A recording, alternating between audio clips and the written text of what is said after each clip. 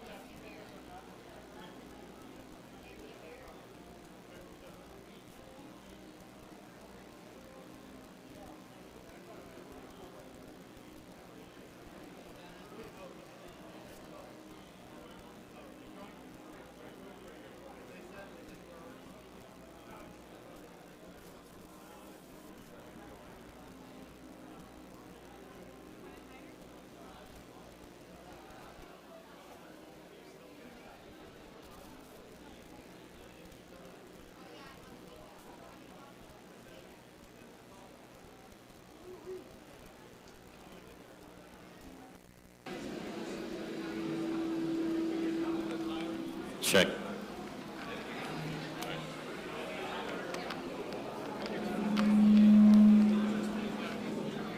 Are you going to be speaking after me? No. Yes. Are you going to give the details? I'm going to give the details of the panel. You want to help on your share? Look through. You want me to go up there and just tell everyone so they can find their seats? It's not.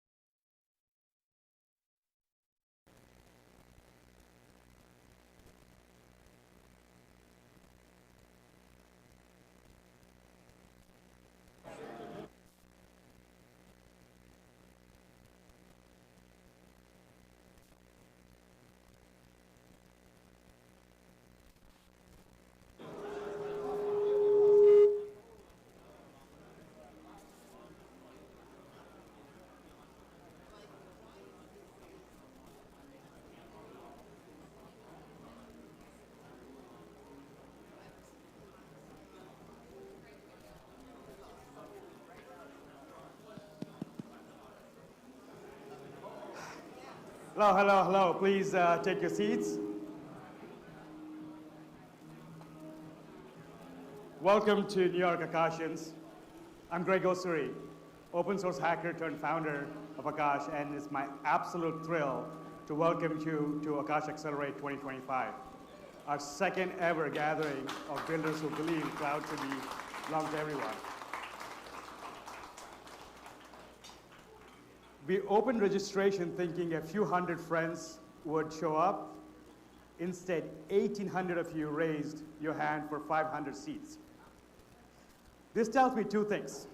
First, the hunger for permissionless infrastructure is real. Second, this room holds the highest density of conviction in the decentralized compute anywhere on Earth. Thank you for fighting for a wristband. We packed your day wall to wall, panels on pushing past centralized models, and a fireside on energy capacity in the era of AI. And a rapid fire showcases from passage to flux, and a heavy DePIN debate, and yes, my 45-minute keynote on why America must decentralize AI.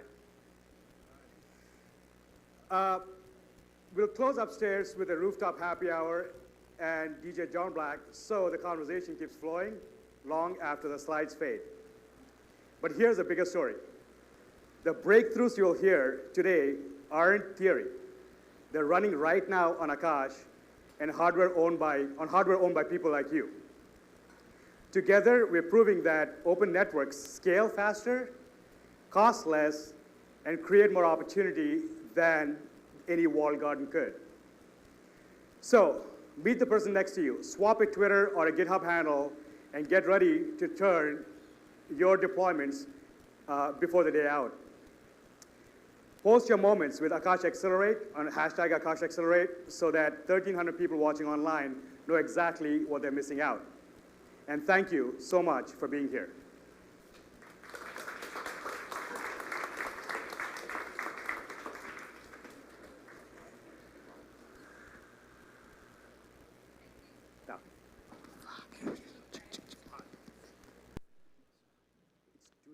Pause for the mic check. Thank you, Greg. We are going to kick off our content this morning with a panel titled Beyond Centralized Models. It's going to be moderated by Chad Fowler, Blue Yard. You can come on up. Please welcome Chad. Right here. Right here. Next, please welcome Casey Caruso from Topology Ventures. Give a round of applause for Jake Brukhman from CoinFund. And last but not least, Benjamin Parr from Yes, No Error.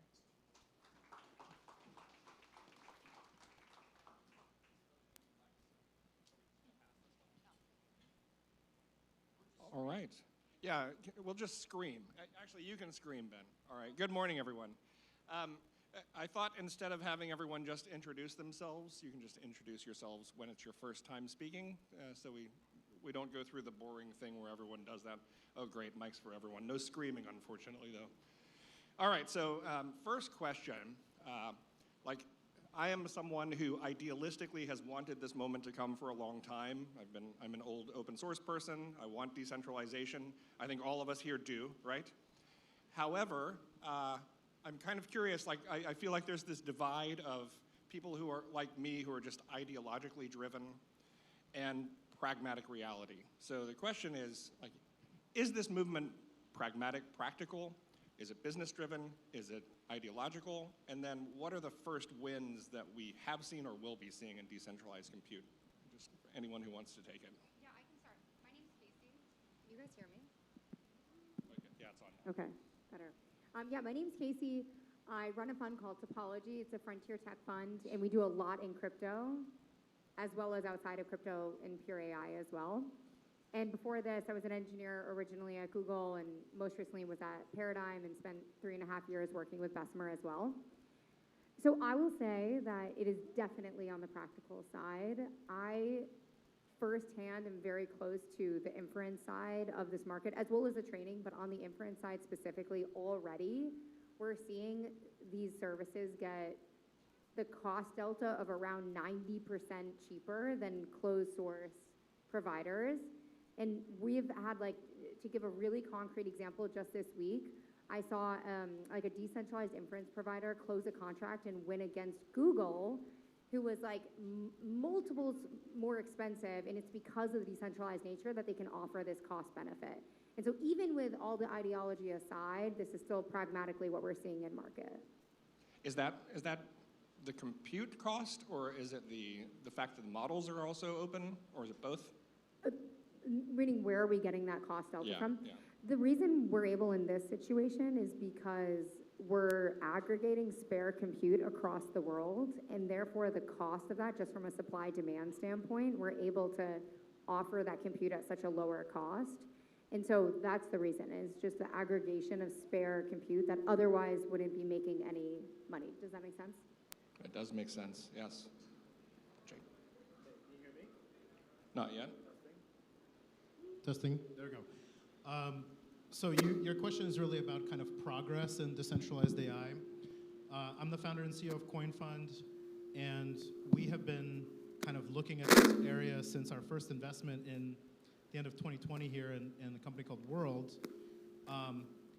But you know, about 2 years ago, it was considered an impossibility that AI training could take place on the internet, on a decentralized network. And the reasoning was fairly robust. It's like you had big tech build enormous, highly optimized data centers with incredible high-end compute and really, really fast interconnects between those GPUs that enabled them to sort of brute force these giant trainings. And when you kind of went to people who were doing this, and you said, hey, how about we take this process and put it onto a decentralized network where instead of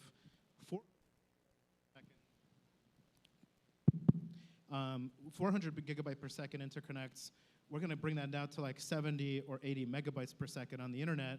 And by the way, this network can be attacked, and everyone will be using commodity gaming GPUs. A lot of people's reaction to that was, that's impossible. That's never going to happen. But as some of my portfolio companies like to remind me, we can solve hard problems. And this is what I really love, is working with teams who like sit down and figure this stuff out. And one of those teams is a company that we backed at pre-seed, which Casey is an investor in, as well as of the seed round, called Pluralis. And what Pluralis launched just a few weeks ago is an incredible milestone paper which says that we can take the amount of data that flows between training nodes and compress it losslessly to about 1% of its size, and then reconstruct it losslessly at the other node. And what that means is we can now use commodity hardware and regular slow internet to pool a bunch of GPUs and start to train models at ever-increasing scale, approaching frontier scale.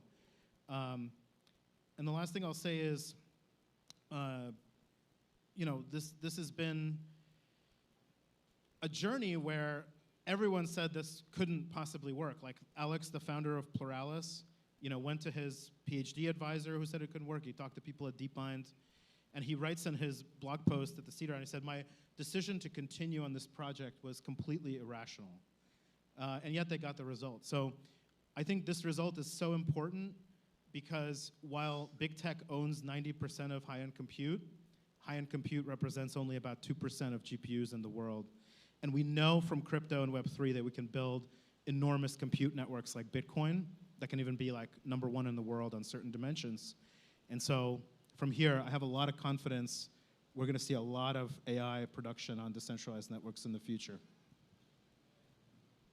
So, hello everyone, I'm Ben Parr. I've been in AI for over a decade. My co-founder and I run 3 AI businesses because we're lunatics. Octane AI, which is a traditional Web 2 AI business, powers AI for thousands of e-commerce businesses. Yes, No Error, which is our most recent thing. It is a Web3 AI agent auditing not just all the world's scientific research papers, but helping audit everything from X posts to other content to find truth and allow people to audit information and verify information, regardless of where it comes from. And then my co-founder and I are also investors. We have an AI fund called Theory Forge Ventures, where we invest across the spectrum in AI. So I've been doing this on both sides of the table, and I'll speak from a slightly broader perspective, which is I feel like this movement started out more ideological and then became more practical over time, and strategic over time. So a couple thoughts came to mind immediately hearing these two talk. One, obviously the most amount of GPUs are owned by a small group of companies.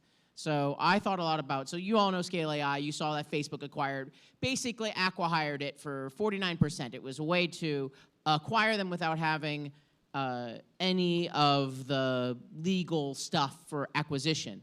And then they lost a whole ton of customers, which was expected by them. But if you're Google, if you're a small company, why would you allow someone else, your competitor, to have all that training data, to be, see all that kind of thing? I sat on the board of a competitor of Scale AI called Sama that did the AI data training for GPT-3. I know that space really well.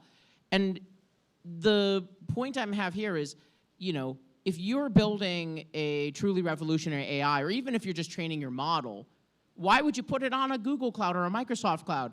You don't think that they're going to go and look at that in some cases, especially if you're starting to grow? Of course they are. And so you need to have a way to access decentralized GPUs. You need to have a way to train your models. And it's become so much cheaper than paying for the radical increase in cost, like the upcharge, I should say, for the few more centralized providers.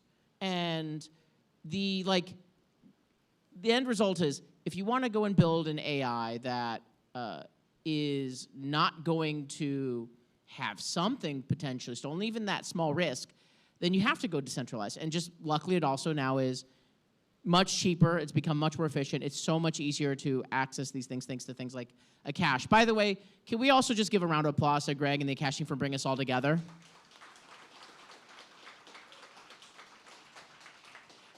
I hear they're going to flood this entire room with just a giant cold bath, so you're going to all get wet later.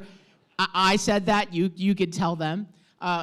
Just overall, I'm not going to go in, overall, it's become a more strategic thing than it used to be just an ideological thing. Because in the past, when it was a little bit, before the boom, and you were trying to train a model, it didn't really matter who you were doing it on, just because the big companies didn't care. Now they really care. Every little bit of data helps them, has an advantage. And so you have to protect your data. And I'll say it lastly, my co-founder and I really believe in certain use cases for AI for being decentralized. My co-founder built this AI agent, yes, no error, auditing all the world's scientific research papers. It goes through scientific research papers every couple of seconds and audits them. But my co-founder and I realized that we were making the decisions of which paper would it be next, or the AI agent was, and we wanted the community to be able to do that. So my co-founder, the genius he is, literally built a feature in it where someone could just tag yes, no error in an X post, and it automatically rank and verify and score that post for truthfulness and for verifiable facts. And we wanted to give the community the ability to make those kinds of decisions, because that's the spirit of the way AI should go over the long term, something that's accessible to everybody, something that's not controlled by a couple companies solely. Yeah, you can clap. Yeah, you may clap.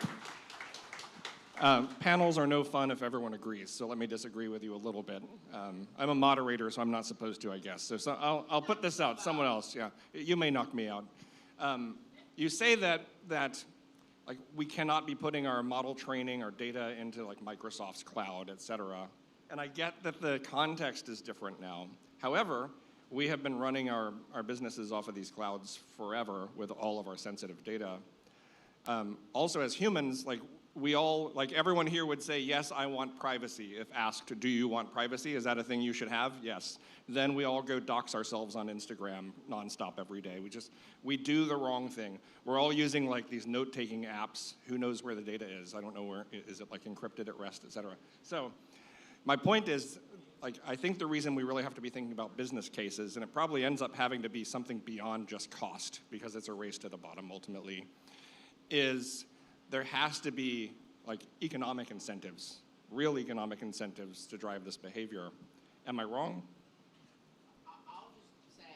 I'll just say that I don't think you're wrong. I'm not a purist by any sense. Like, Okta AI uses AWS to do its AI, but I don't think of Microsoft or Google as competitors to the AI company doing some stuff for e-commerce brands. It really depends on what you're doing in the use case, right? You know what's best for your AI company AI model. And the other truth is, like, if you're just starting out, you know, cost and feature set and those things are going to probably matter more. But as you're scaling up, these kinds of considerations do come into play. So you can't, it's really hard to do everything completely without touching one of those companies, and that's okay. But over time, I think it really just kind of depends on what kind of AI you're building, what kind of model you're seeing, and what kind of competitors you think you're going to have over the course of the next, like, 5 to 10 years. I think it's a legitimate concern. You might have heard recently there was a deal where Meta acquired 49% of Scale AI. And of course, Scale is a business that curates labeled data for AI training. But what happened shortly after is that all of Scale's major customers, like Microsoft and OpenAI, who are competitive with Meta, pulled their contracts. And I think that's a pointer to the fact that they were concerned about the privacy and competitive integrity of their data. So speaking of privacy, how do we solve this problems? Because here we are at a crypto-related conference, and everyone in crypto is confused that because the word crypto exists, then it's all private. It's actually the opposite, right? Everything's public. So, like, how do we solve it? What's solved now? What do you think are the big risks that we haven't figured out? Well, I think the beauty of creating AI on decentralized networks is that we're using decentralized networks for what they do best, which in my opinion is creating public goods. So what's so interesting about these networks that train AI and host AI is that we're poised to live in a world where there's a much higher degree of transparency. Like today, when Meta releases like Llama 4, and they say that this model is open, what they mean is that the weights and biases of that model are open. And Stability AI was a startup, for example, that tried to make a whole business model, or at least try to go to market as someone who was creating open weight models. I would say like that kind of openness didn't go well for monetization. If you're, a lot of people are able to inference a stable diffusion model on their MacBook, so not as many people are willing to pay for the inference of such a model. But what's so interesting about these large-scale networks, especially if they can reach, sort of a frontier scale or performance, is that the weights and biases of those models will be co-owned by many different nodes. And no single entity will own all of the weights. And what that implies is that there's a monetization strategy in such a network. And in essence, you pay the network for inference. But at the same time, that model is extremely more open than what we have today. And that is because in such a setup, you will know what data it is trained on, what hardware it is trained on, what architecture it's using, and so on. And so if you wanted to clone that, the analogy is GitHub. If you wanted to fork that model and gather your own or crowdfund your own resources to do something competitive, you could do that. This is going to be a massive win for open innovation. We know open source, especially in AI, helps this space move much more quickly. And we know that proprietary AI dramatically slows progress down. Yeah, I completely agree with what Jake's saying. And I think that a lot of commercial companies use open source as a distribution or a go-to-market strategy. So things like Vercel and Next, or I don't know if you guys know what like HashiCorp is, but this is a well-known strategy in the developer tools ecosystem. And one thing that this community can do is work together to monetize open source directly. And I don't think we've had a shot at that before. And the technology that we're all talking about and investing behind is going to hopefully enable that. And so that's super exciting for the future of open source being more sustainable and symbiotic with the rest of the ecosystem. And here you're talking about open source as in code and open source as in models, yeah? In the data as well.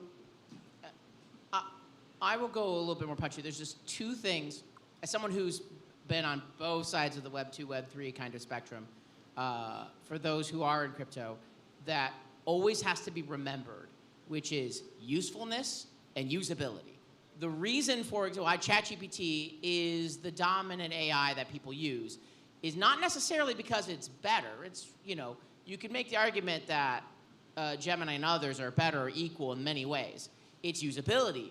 It's so easy to open a chat and talk to it. Most people, frankly, don't know how to figure out how to set up a wallet or open a wallet. Like, people are not as smart or have as much time as you think to figure out your UX and your UI. And a lot of times when I am at Web3 crypto events, the conversations get so deeply technical versus like, what does this do for the end developer or for the end user?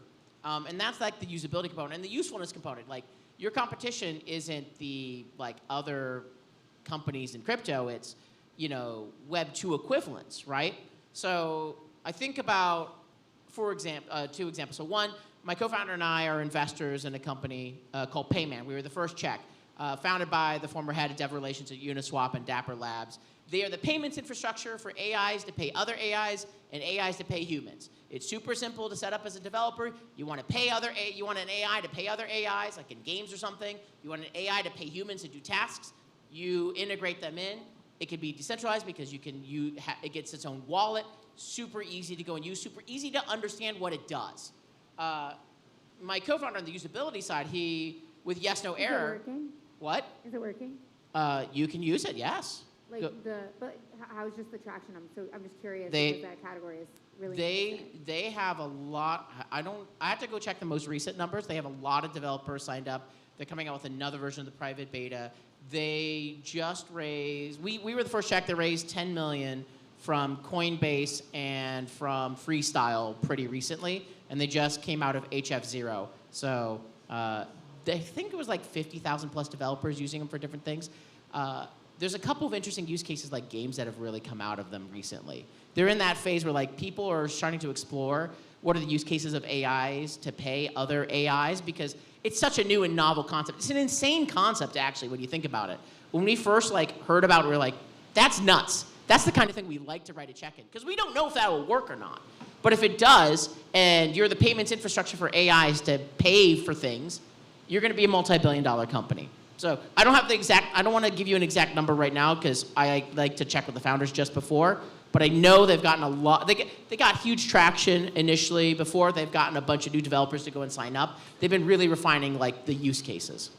I'll add at the end, my co-founder made yes, no error a lot more usable by making it so that anyone could just tag at yes, no error in a Twitter thread to audit someone's Twitter thread and be like, is this truthful? Is this not truthful? He wanted to make it as simple as possible. You should go and try it. I mean, I'm biased, of course. Or you could just upload a file to yesnoerror.com and it'll give you an audit. He just made it as simple as possible to go and do things. Simplicity in terms of usability is the thing that just makes traction happen, regardless if it's Web 2 or Web 3. And I feel like a lot of people forget that sometimes. Certainly here in crypto, yeah. And I know this from the old Linux days. There's also a thing where in the early days you want it to be hard because you're in this secret community. But now we're obviously not there. And an interesting point you were talking about is you're not competing with the other crypto companies here. You're competing with Web 2. That is something I really love about crypto. We come to these things, and I feel like I'm meeting my colleagues because we're all collectively trying to create this public good, as Jake said. So, question for you, if you think of us just being this big blob of decentralized compute and decentralized AI here, trying to compete with the hyperscalers, how can we do that? What's the short-term strategy? We're one big decentralized company. What's the short-term strategy? What's the longer-term strategy? What are our advantages now and in the future? I can give you my view on that, which is, I think where we are right now in decentralized AI is that we're building out like the lowest levels of the tech stack for it. So training, Casey has done a lot of work in inference. Also data, how are these models going to get data at the scale of the bigger companies? But I think the kind of table stakes is, can we gather enough scalability dimensions, like data, compute? I mean, there's actually like 10 others. I have a tweet on this. There's like 12 scaling dimensions that you could use to create like better, more intelligent models. And that's just kind of the table stakes. Like, can we train models and provide them, at the frontier? And I think the longer term strategy, I mean, if you really look at what the big tech companies are doing, like OpenAI, I mean, yes, they're competing on intelligence, but by and large, the delta between the frontier models in terms of intelligence is fairly small. And what they're actually competing on more is capturing the customer. And that is why, you have a desktop app from OpenAI, a mobile app, you have voice, you have this, you have that, you have integrations. And so what that implies is the Web3 AI stack can't just compete on infrastructure forever. It has to go to the consumer layer at some point in the future as well. And I actually think the story for that is very compelling, because if I'm going to be giving away my consumer application data, let's say you're doing, I don't know, a health app where you're gathering kind of your biomarkers and lab tests and workout statistics and so on, do I want to give that data to OpenAI, or do I now have an alternative where I could put it into a more transparent, open model that could benefit other people, or at least be, more transparent with what it's doing with my data? And I like to think that people will start to choose, that. Here's a question for you all. What is the open AI or ChatGPT of decentralized AI? Anyone? We need to have more of that, because, and that was like two people saying it instead of being like, that's still nowhere near like the visibility. My point is, killer use case is always the thing that makes people be like, oh, I should really pay attention. Like, and yes, that's the closest one that we have right now. Like, no matter what, we're talking about the consumer right over here. The killer use case that you can all go and talk about is the thing that's going to like rise the tide and like, rise all boats. And that's probably the thing that we need most right now. And I'm sure someone is building this in here. I wonder which one of you is building that. Okay, there you go. So, killer use case. Raise your hand if you're building it. Yeah. Oh, there's only 3 people. Okay. 6. We can talk to you. More confidence, everyone. Okay, we're all building it. Good point. Yes, thank you. So, what you're saying is we need a killer use case, which has also been true for crypto since we started. You're saying we need consumer applications, which has also been true for crypto since we started. Does that mean we're doomed? Like, what's different now that's going to make the crypto industry be able to pull this off? I'll now stop talking. The difference is that AI has so many really clear positive use cases to be usable in people's lives, and that people know how to use it at its basic level, that you can build for hundreds, if not thousands of use cases for that right now. So regardless of the use case of crypto, money only has, interestingly, there's smaller limited set of use cases where you need to pay for certain things, especially for paid decentralized things. There's unlimited use cases when it comes to artificial intelligence in terms of every single vertical of work and life that you can go and do. People use it for, just go talk to college students and see how much of their lives are run by it. Makes sense. So we have here 4 nerds on the stage, apologies if you don't identify as such, who are also investors sometimes, some of us all the time. What do you want to see built? Like, what are we missing? What are you, pattern matching, waiting for someone to come tell you they're going to build? That's a good question. I'm gonna think, for real. We're going to sit here silently while we all... Well, I mean, Look, I think we have a lot of work to do in decentralized AI training. I think we're doing well. I think we have examples in the market.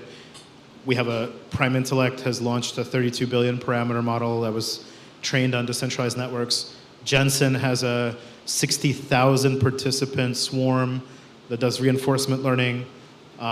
We have traditional AI founders kind of writing in their blogs. They think that decentralized training will go to like 100 billion parameters by the end of the year.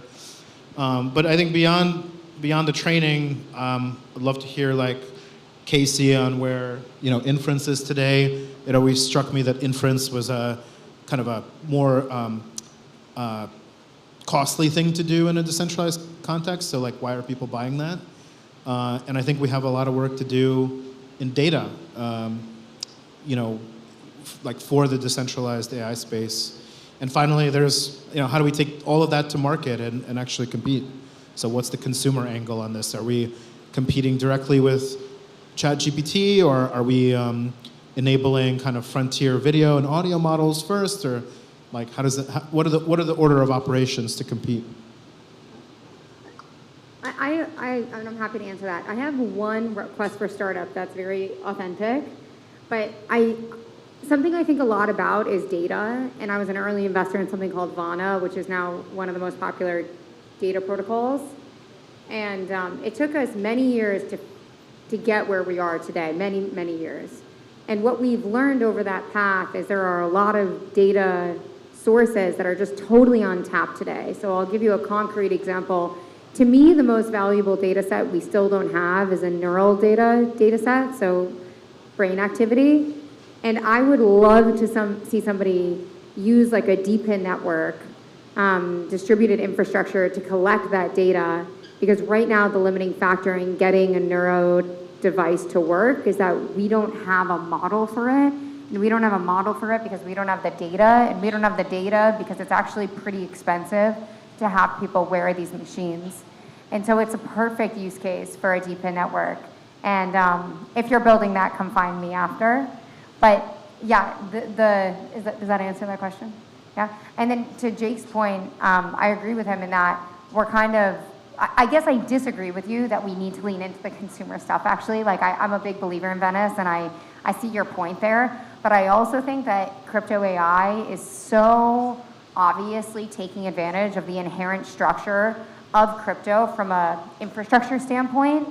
And that's amazing. Like, it's amazing that the distributed nature of these machines unlocks inference, unlocks training. And even if it's not at the forefront of consumer adoption, I think it's already having waves of impact through the ecosystem. So if anyone, I want that company too, Casey. So you call me if someone pitches you that, or pitch me directly, and I'll call Casey too. We're working all on three it. of us. There'll be a whole investment together. It'll be great. No, you can add me too. All four of Thank us. We have checks. People The gave us checks money. are already made out, guys. People gave us money for some reason. In general, is like two things. It's verticalized AI. So I'm a believer in really like verticalized use cases. There are boring things that feel boring in terms of architecture or sewage or whatever it might be, where there's a lot of money to be made if you don't just focus exclusively on the one hottest or two hottest like use cases out in the market. God knows how many sales AI agents I've been pitched over the last year, and I won't write a check into a single one of those. But verticalized AI for you, like very verticalized solutions, you really understand that area, and there's a way that decentralized AI is advantageous. Awesome. The other one would be like we still need more infrastructure plays, and it's not just like GPUs. I think Akash and a few like have figured that one out. I wouldn't go compete with them, but security and better data storage and better data training. There's 100 different things that would make it easier for more developers and more people to build better and smarter and more private AIs that are going to be big companies over the next 5, 10, 15 years. And now is the time to build that layer on top of the GPU layer. So I want to hear about those companies. So last question. Given the inherent potential dangers in where we're going collectively with AI, how does the decentralized world both help and maybe exacerbate the risks ahead of us. I shared a bunch of questions before we started, and then I'm asking a bunch that are not on the list, by the way. my co-founder, Matt PRD, he's great to follow on Twitter and everything else, and had the conversation about what an ideal version of decentralized AI would look like. Like, you could, I think this is going to get into a little bit more ideological. Like, someone's going to, like, in the next couple of years, you're going to have an AGI built, and then you're going to have ASI, the superintelligence, built in the next few years. You don't want to have all of those AGIs and ASIs controlled by 3 companies. You just don't. You want to have the ability for deploying one of those decentralized, where it can be owned by the people, where it's not controlled by a single interest, where it can be influenced by a community. I think that's where decentralized AI may really shine. Matt and I actually love the idea of make a decentralized AI, give it a mission, and let it go off, and no one can stop it. For example, like a truth agent, to be able to verify, which things are true or not, regardless of political party or position or things like that.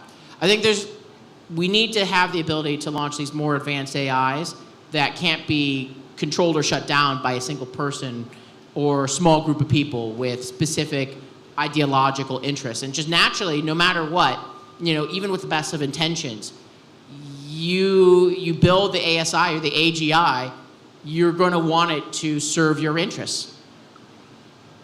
Yeah, that sounds both good and scary, the way you describe it. It's we're entering a scary era. Unstoppable thing out there that no one can control. So when it starts going rogue, then it's sort of worrisome. But the flip side is, like, I'm less scared of the AI itself, like a Terminator-style thing, and much more scared of people with agendas and what they wanted, and they're already doing with AI now. What are they going to do? What are states going to do when they have access to AGI or ASI? That's scarier to me. Humans scare me less than AI sometime. I mean, I guess a few thoughts on that. There's probably other examples in crypto of things that have come out there and were like beyond state control. I don't know, Tornado Cash or something, which now seem to be very under state control. I think we need to temper a little bit our expectations of AI progress. I mean, 12 months ago, the story was that more compute equals more intelligence. That's like, now consensus is that that's not the case, and we need more post-training to reach the next level of intelligence. And we're clearly seeing diminishing returns and like kind of a logarithmic graph in pre-training. But my general hypothesis is, like, if these things are going to be more transparent, they're more likely to be safe.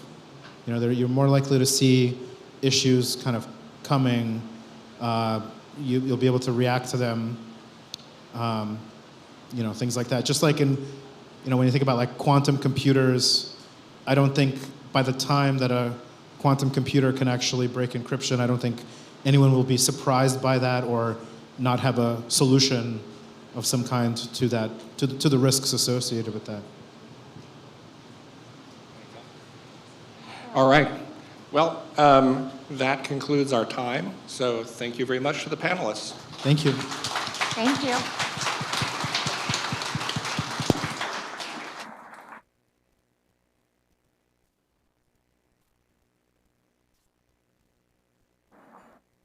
Hello, testing. Thank you so much, panelists. I know it's a little warm up here. We are having, the downstairs is quite cool, and there is the live stream, so you're able to cool off. We have about 5-minute break before we're gonna have a guest presentation by Daylight Energy.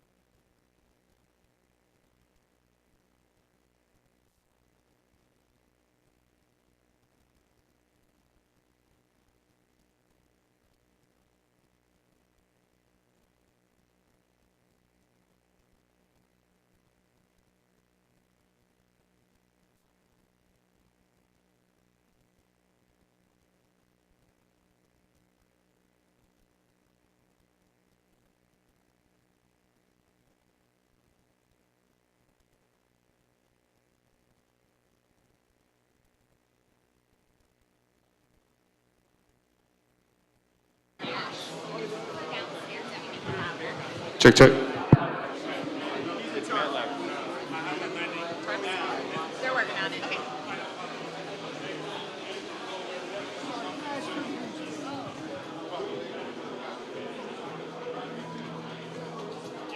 All right, let me just. Welcome back, everyone. Please find your seats. Grab a cold drink if you need. It's my pleasure to introduce Jason Badeaux from Daylight Energy. Please give him a round of applause. Where's this? He's supposed to give it to me. Clicker.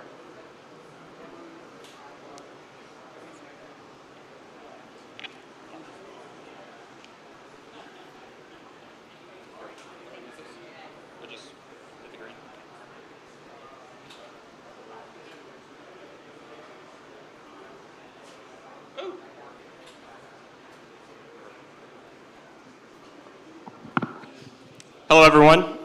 I'm Jason. I'm the co-founder and CEO of Daylight, where we're building a new type of electric utility. And it's my pleasure. Greg invited me here today to say a few words just about energy. And I like to communicate through data, so I have some really cool slides to present about where we are in energy, how we got here, and where we need to go. So this is one of my favorite charts in the world. This plots GDP per capita against energy use per capita. One thing that is very clear when you start to study a chart like this is that energy use and economic success are inherently intertwined, right? Energy is the base foundational industry that powers every other industry. And so economic success and energy consumption are inherently intertwined and can't be separated.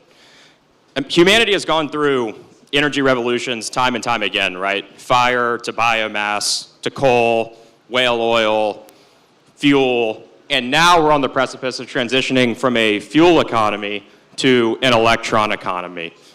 This poses a lot of opportunities, but also a lot of challenges that we have to face. And so with the growth of course, AI and compute, we're here at a Akash conference, of course, but also things that people maybe don't appreciate. For instance, the robo-taxi launch this weekend in Austin. When robo-taxis grow all over the cities all across the US, that's an entirely new pattern of electricity consumption. Deglobalization and reshoring of industrial capacity is a huge boom in energy and electricity consumption. And all of these are creating problems for the grid, and we need to find ways to scale access to electrons as fast as humanly possible. And so for the first time in decades, electricity demand is booming because of these industries. But most people don't appreciate it. For the last 20 years, electricity demand growth has been flat in the United States. Energy efficiency gains have outpaced any energy demand growth in the electricity sector. So we have an entire generation of utility executives, grid operators, people that are running the grid that have never faced energy load growth ever in their careers. So we're going from a period of 0% annual energy growth to 4.7% annual energy growth. $21 trillion of CapEx that need to be delivered by 2050 to meet this demand. And this chart really highlights the problem. So this chart is a forecast from FERC, which is the energy regulatory body in the US, of peak electricity demand in the United States in 2029. The 2022 forecast, the 2023 forecast, and the 2024 forecast. Now, peak demand is really important to get right, because one of the weird things about electricity is that we can't build for averages, we have to build for peaks. The 1 hour of the 1 day a year that electricity demand peaks is what we have to build for, because if we can't meet that, the entire grid shuts down.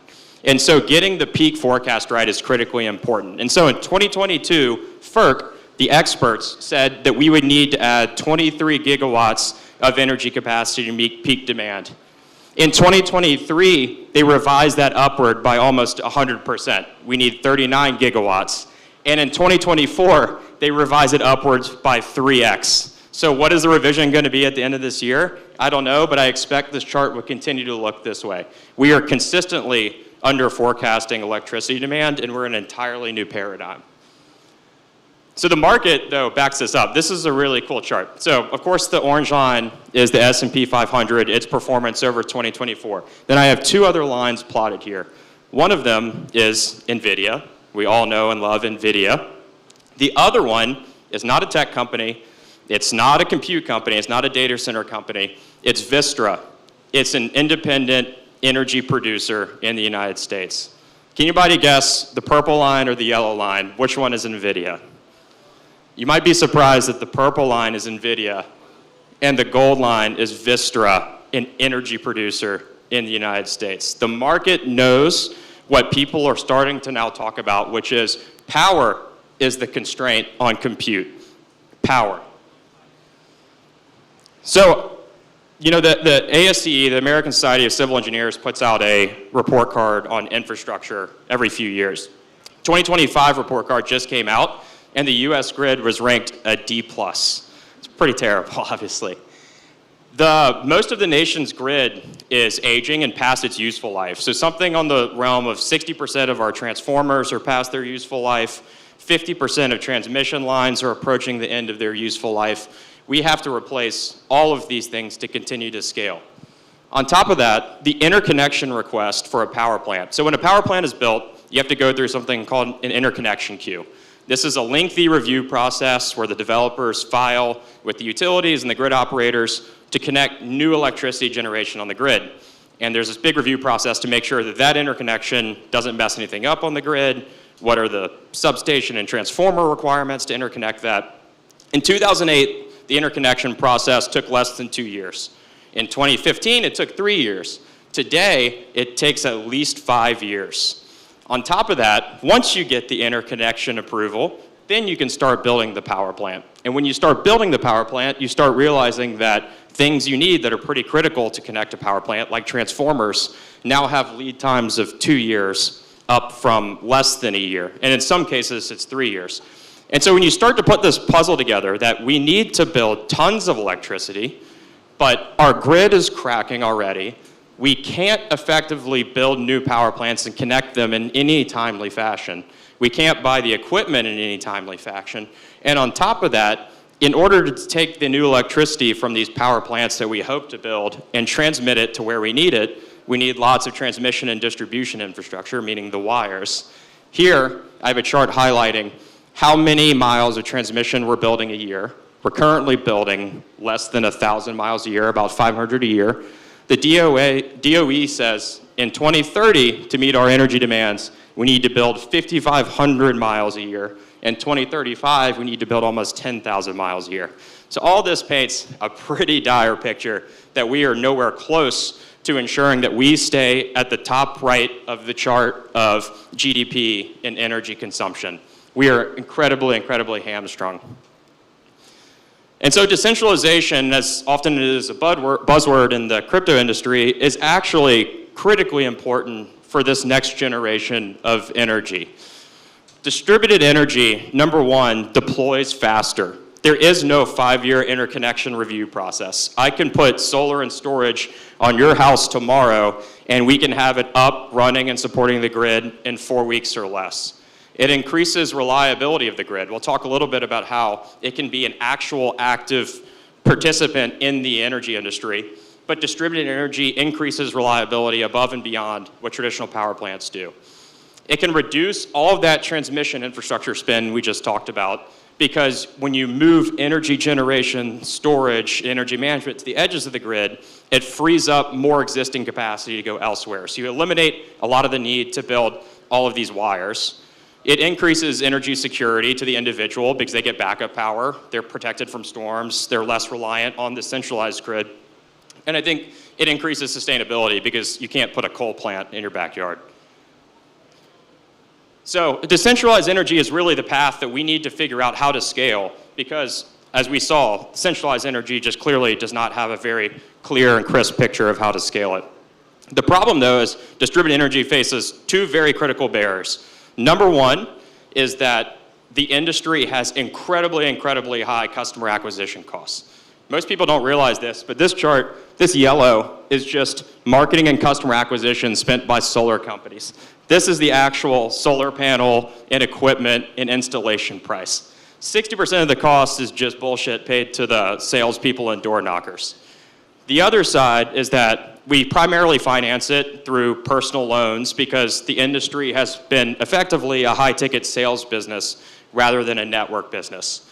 So the interesting thing, right, is like I think we're all aware that there's an industry that exists today that's pretty good at solving customer acquisition costs, and it's pretty good at building new financial products, and that's crypto. And so Daylight sits at the intersection of distributed energy and crypto to build a better system. So on a small scale, right, if I put solar and storage in my home, I get access to cheaper power than the utility sells me because I don't have to pay for all the transmission and distribution of infrastructure. It just generates it and I consume it. I also get more backup power, so I have more energy security. But what's interesting is that there's a lot of benefit to the grid as a whole that don't exist whenever it's just sold traditionally. Meaning, if we actually take distributed energy and we network it together and we put all these batteries onto one platform where they can be pooled, they can be aggregated, and they can be dispatched together as an orchestra of small power devices coordinated through software, we can actually bid that power directly into power markets, and we can participate just like one of those power plants that takes 7 or 8 years to build, but in a matter of weeks. And so that's what we do at Daylight. We bake economic incentives directly into the process to deploy new distributed energy. So similar to many DePIN networks, we'll be launching incentives that are rewarded for verified new energy installations to hopefully, number one, bring down customer acquisition costs and reward people for making upgrades that actively benefit them and benefit the grid. And in order to claim those incentives, those distributed energy installations must be anchored to our decentralized protocol where they are pooled, they're aggregated, they're verified, and they can actively be dispatched by power traders to support the energy grid. And because you can do that, these assets are now revenue generating. They're not just cost saving to the individual, but they're revenue generating.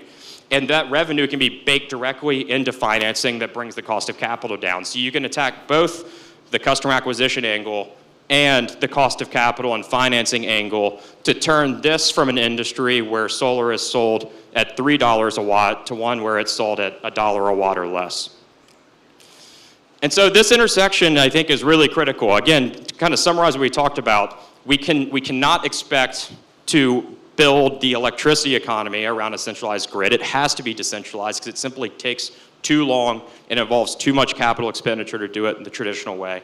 And so decentralized energy is the path that we get there. And we also know through Greg's leadership and Akash's leadership that decentralized compute is the fastest and best and cheapest way to scale compute. And so I think we're at the very, very early days of one of the most exciting intersections in the world, which is decentralized energy and decentralized compute.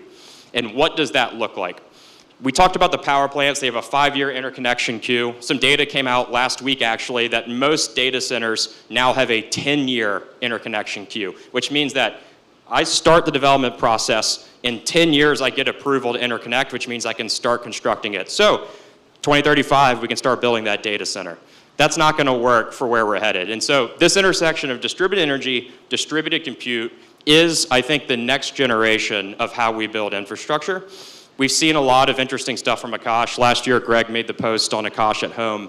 And I think there's a really interesting intersection as we continue to grow of can homeowners, can individuals, can business owners host their own compute, host their own power, share the excess capacity, and build much more resilient and faster scaling networks to ensure that we can continue to progress humanity and the United States stays in that upper right quadrant on that chart I showed of GDP per capita and energy consumption per capita. So thank you for your time. Again, I'm Jason from Daylight. I'll be around if you have any questions. Thank you.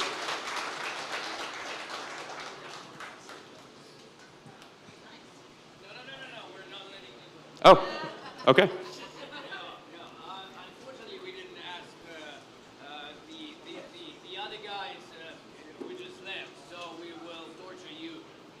Bring on the torture. If I may, in the post, thank you so much. It's not on. I don't know if it's working. No. Here. I will yell. Okay. Hi. A very, very specific question. Well, first of all, a cool presentation. The GDP and you know, earning per capita is a cool thing. It's a very, very good distribution model. I could see I would be thinking about the same thing myself. But in the post-AGI thing, I've just spoken to the guys who presented. I mean, I'm a little bit thrilled in a, maybe not in a good way, of what's going to be happening in the post-AGI thing. And I think you're right. The energy distribution system that we have now is completely obsolete.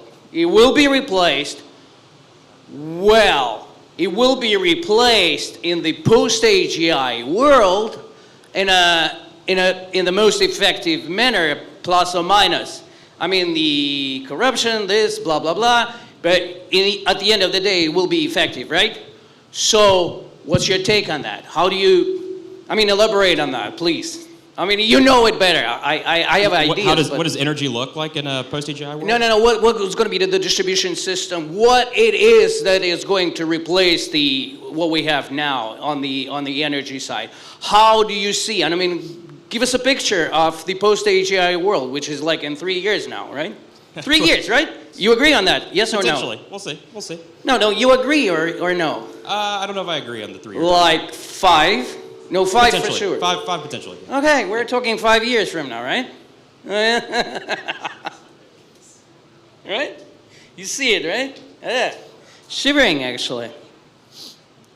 It's an interesting question. I think a lot of industries are obviously going to be reshaped. Energy is probably one that looks different. The grid looks much more decentralized, like we've talked about, because there is simply no way to scale the amount of electricity needed for the AGI levels of compute that we need without decentralizing it. So I think the energy system will look much more like a collection of microgrids. It'll look much more decentralized and distributed.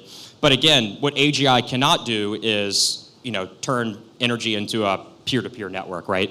Energy relies on wires, it relies on poles, it relies on generators, it relies on PV panels. And so how we generate and store and transmit infrastructure energy, I think, will look more decentralized, but will continue to exist. The question is, how much more energy do we need? I think that's the biggest question that everyone is trying to answer. And that chart that I showed with the peak demand growth being revised up by 100% and 300% is the most compelling but also scary chart about where we're headed. That's been revised up every year. It will probably be revised up again this year. And in a world where AGI becomes faster than most people are predicting, I think it'll be revised up significantly further than anyone thinks. So I don't have an insight into what the world looks like post-AGI, but I know that it will require a lot of energy, and that energy will have to be decentralized to serve it.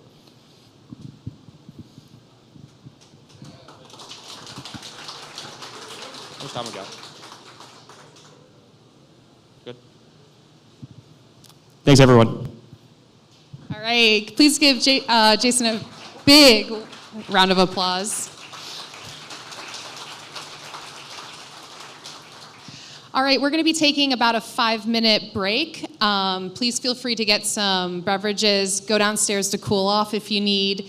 And we're going to be back in about 5 minutes for a fireside chat with Greg Osuri and Javier from SoftBank.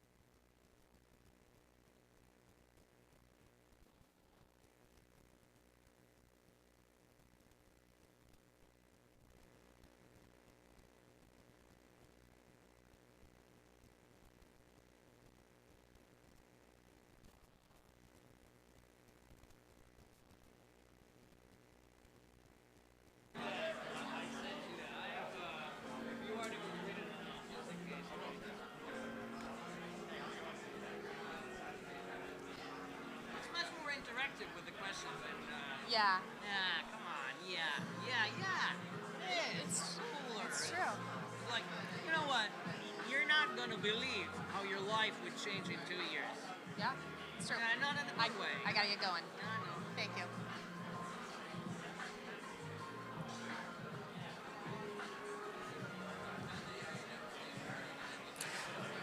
All right, welcome back, everyone. If you can please find your seats, we're going to begin in just a moment.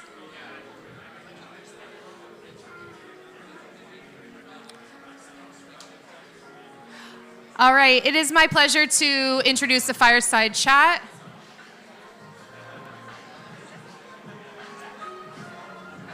We're going to turn the music down, I think.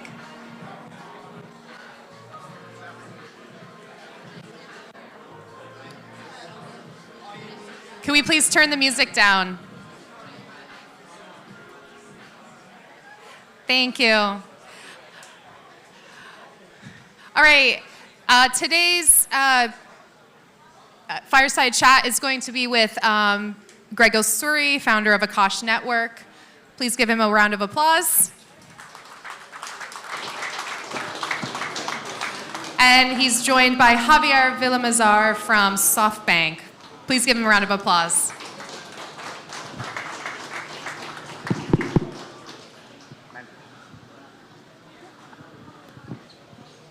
Hello, good to be back. Hope you're keeping it cool. I have the pleasure of interviewing Javier here. Javier is with SoftBank. He is an operating partner, but more importantly, Javier is deeply involved in the Stargate program. For those of you that don't know what Stargate is, it is the program announced by President Trump recently as the SoftBank investment into building AI data centers right here in the US, and a commitment of $500 billion. That's $500 billion. And so Javier is deeply involved in the project, and super excited to have him share our insights. So welcome, Javier. Thank you. Thank you for having me here. As you mentioned, we're big believers that AI infrastructure is critical infrastructure in today's world. And we want to be part of building this infrastructure going forward. We think that AI infrastructure is kind of the railroads of the 21st century. And it's going to be these railroads that is going to power a lot of economy sectors in the next few years. So I'll get straight to it. You announced the $1 trillion Arizona, Illinois AI robotics hub.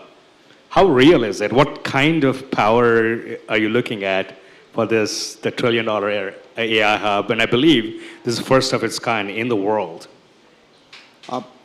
We at SoftBank have been investors and big believers in robotics for many, many years. Again, we have an extensive portfolio of robotic solutions that have been deployed in multiple applications. And we think that AI is going to create a new revolution in robotics. We're going to have, intelligent robots that are going to be useful in manufacturing, in production, in multiple areas of the industry. So there's obviously a big bet on building robotic capacity to power this infrastructure. Think about, you mentioned before Stargate, you're mentioning, billions of dollars in AI data centers. You have multiple bottlenecks when you build data centers. You have power, you have cooling, you have interconnectivity, right? But if you start thinking in a more basic and pragmatic way, you have a bottleneck on the actual assembly and build up of the physical infrastructure, right? So if we're gonna innovate in terms of the way that these racks these configurations of the GPUs are going to be built. If we're talking about liquid cooling, immersion cooling, and advanced technologies that might be still in research, you need a different way of manufacturing these data centers. Right? Things where robotics will be the main enabler. So if you think about it from the SoftBank point of view, these are just components of the whole vision of powering today AI and AGI in the future. Amazing. You also have an incredible clean energy portfolio. I mean, I believe the 1.2 gigawatt energy deal that you have in Texas. What are some of the lessons you learned from developing this like multi-site purchase power purchase agreements, and what are your general thoughts on renewables through solar versus small modular reactors that can produce like 24-hour continuous power? And as I know, solar is great for residential, but when you're doing utility scale, I mean, 1.2 gigawatts, you're looking at essentially a nuclear reactor, and let's say it's a massive capacity. So what are some of your lessons? Walk us through. So again, SoftBank also a major investor in energy for many, many years. Probably one of the most unknown areas of our investment portfolio. We have learned how to develop, how to finance these deployments in different places in the world, in Japan, in India, in the US. We believe that solar and in general renewables are not the solution for the energy bottleneck, but are a component of it, right? We believe in a hybrid energy infrastructure where you're gonna have things that are optimized for training, where you have these spiky consumption, where you need to have constant the energy levels for certain times. But on the other side, you have inference, where the inference consumption curve is flat, where you probably need other ways of power that. So we believe there is a space for everything. I think what you need is access to all these solutions. We don't believe in vertical integration 100%. It's not that we build the energy so we can build the data centers. I think you have to optimize the data center location based on the availability of the kind of energy that you need. You need it for inference, you need it for training, then you locate your sites where you have access to it. On the other part of the question, we think that when you're looking for energy solutions, nuclear is probably underrated, right? I think a lot of people is rediscovering nuclear. Nuclear has had a little bit of a gray cloud on top of that, but at the end is incredibly efficient, is cheaper, and there is so much work, so much research on the nuclear side that maybe not today, maybe not in 2 years, but maybe in 4 or 6 years, we're gonna have solutions that are gonna completely transform that side of the equation. Amazing. So you have seen some companies already there, right? Like you have seen even OpenAI or some investing in these new nuclear solutions because it's going to be a definite component going forward.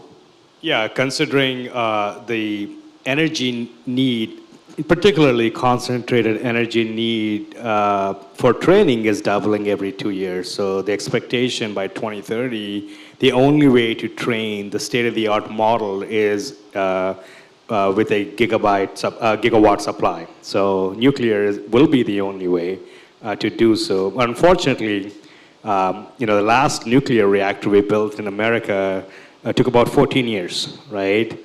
And and the interconnect requests now average anywhere from 10 years a year for new data center builds. I mean, Jason earlier gave a slight insight into how hard it is to build new data centers. So from a policy standpoint, what are some of the things that the SoftBank is focusing on to reduce the interconnect queues, perhaps? Or what are some creative solutions that you're looking at to solve these like heavy regulatory burden that we have? Again, how the entire industry is looking for almost like a public-private partnership, right? Identifying these bottlenecks and identifying where the local, state, and federal government can help is important, and then working together with the government, considering, again, this is critical infrastructure, right? We're not building something for the sake of it. We're not building something because websites will be faster or more efficient. We're talking about really the engine of an industry that is going to transform the economy. So we're looking at the help of the government on interconnect, on the regulatory permits in order to build some of these sites. There are manufacturers, there are implementers of energy solutions in Korea, in Japan, in other places that could probably, shorten those development times to maybe 3-5 years.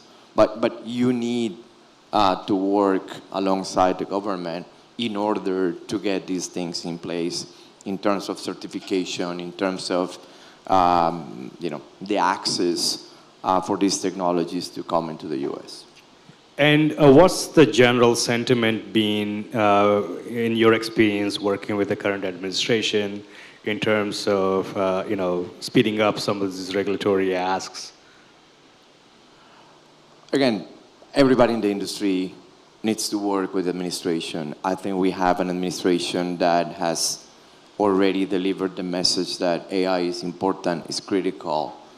And I think, I don't want to get political here, but every message that we have heard from the administration is they want to remove all the barriers that will be a roadblock for the deployment of AI infrastructure. So we work, and we have made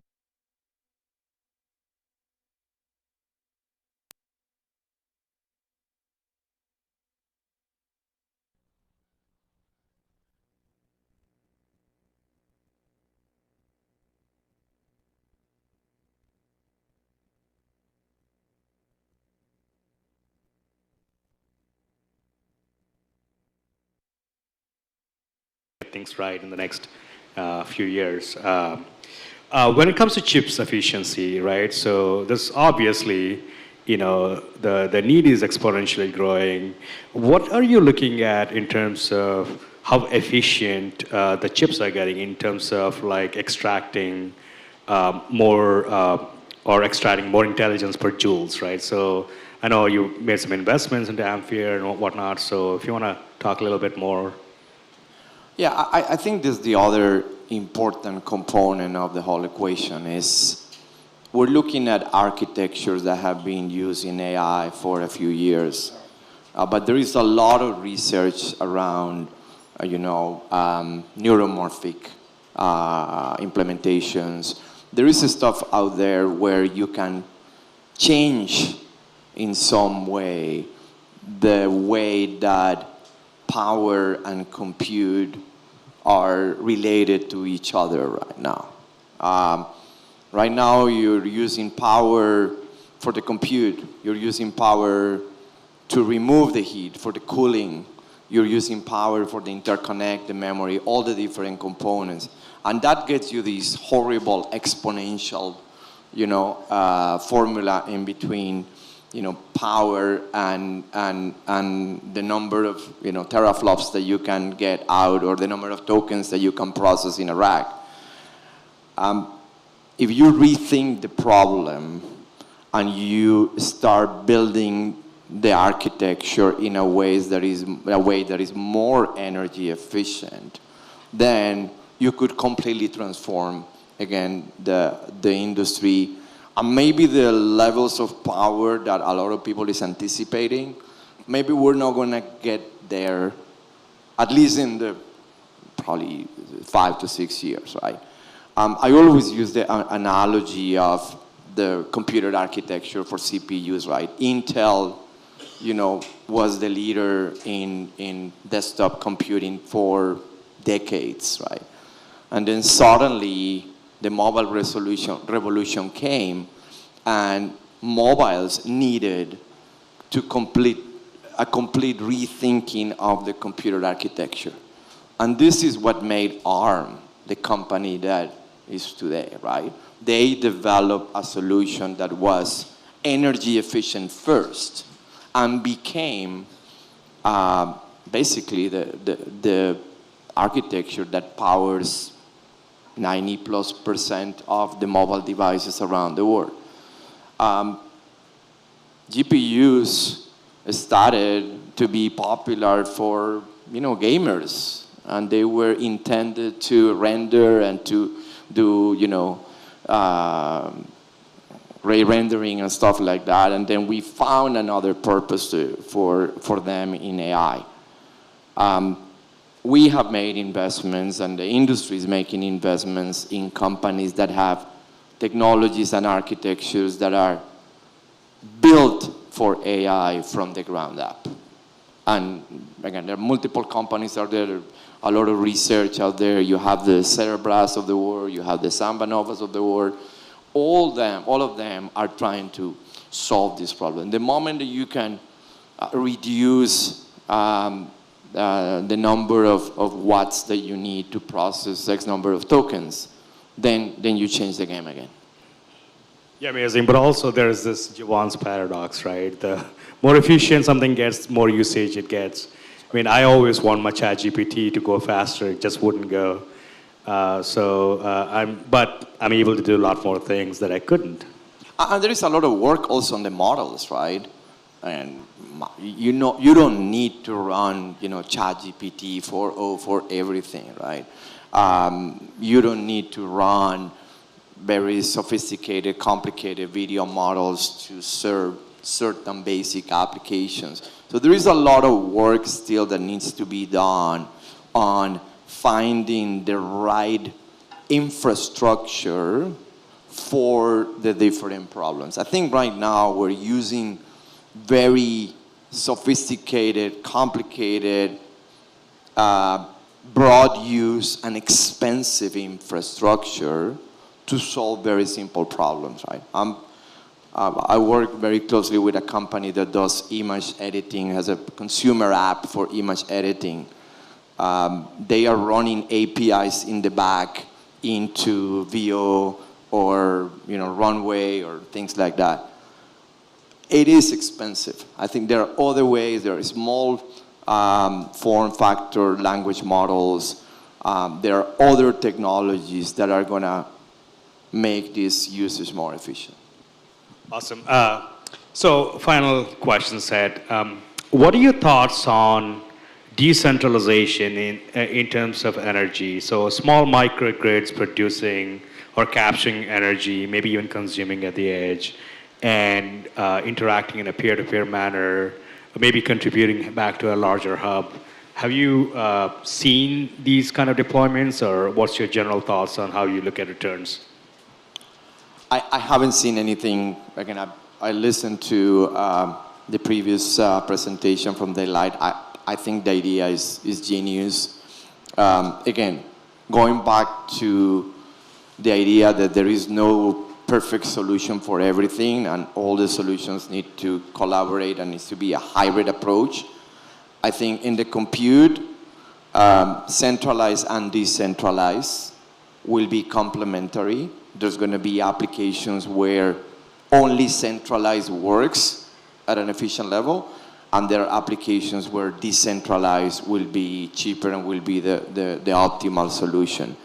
I think we're big believers in decentralized physical infrastructure in general, not only for AI, but for compute and telecom and all these different things that are out there.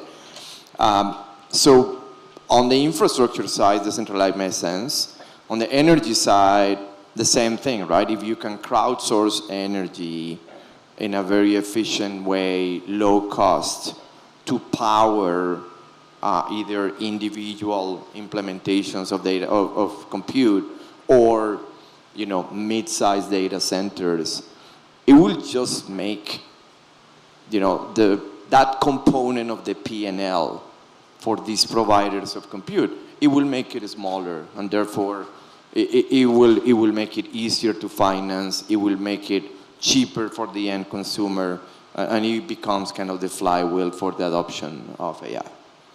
Awesome. So now we're going to switch to rapid fire. 3 quick questions. One bet you would make today about AI-driven energy demand in 2030? I think I have read 30% of the total 30%. US. That's 30%. That's what I have seen. I think we're going to be there. Anything in between 20 and 30% of the total energy.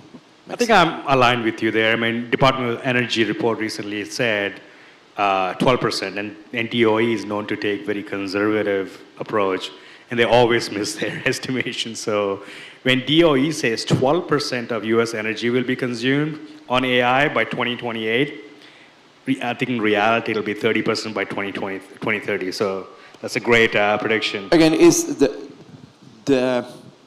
the way that innovation is moving in this space is something that we have never seen.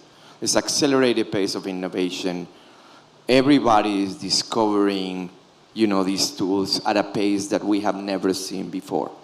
I always tell the story. It took my mom 10 years to write her first email since the first time that I opened a Gmail account for her, right? It took her 3 months to start talking to ChatGPT in a daily basis, right? My mom lives by herself. She talks to ChatGPT as kind of like a significant other that is always at home. That level of adoption, and we know how much compute that requires, right? That level of adoption immediately gets reflected on the energy consumption in the short term because we don't have any other solutions that are better than. It's incredible, yeah. What's the most underrated technology lever for slashing joules per interface?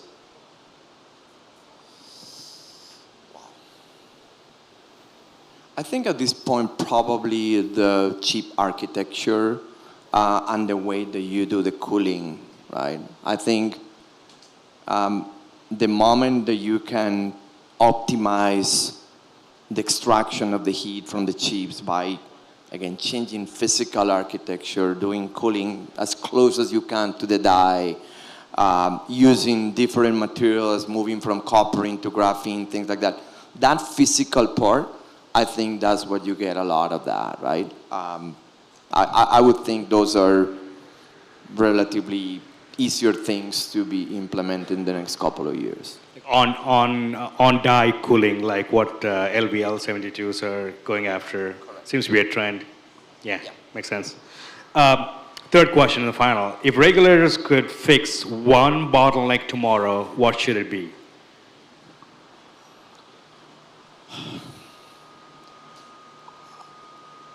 Again, I think we talk about it in the energy side, just allowing technologies like nuclear, small modular reactors, and nuclear developments to be deployed in a relatively fast period of time. I think that's going to be key. Again, other stuff is very basic. Again, you're building these massive data centers. You need simple permits. Like you're talking about construction permits. Those things, depending on the jurisdiction, could take a day, a week, a month, or a year. So kind of all these components of that machine on the permitting side, on the enablement side, particularly when the purpose is powering this critical infrastructure, If everybody in the government side thinks that they are contributing to this infrastructure and they act accordingly, I think it will really compress the time of deployment. Thank you so much. So we have a few questions from audience. We got a minute left. If anyone, I see a hand there.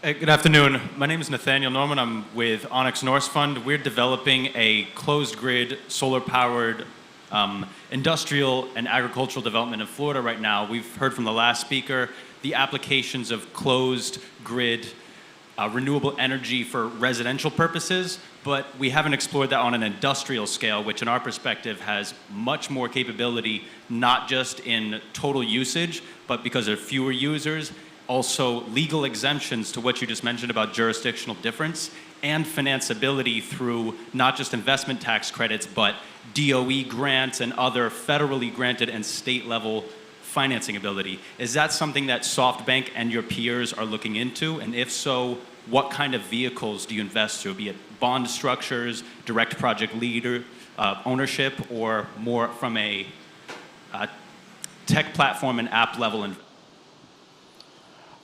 I fully agree with you. I think a solution like that will be ideal. Again, not considering the technical limitations of solar and the battery capacity that you need and the actual, levels of consumption that we're talking about.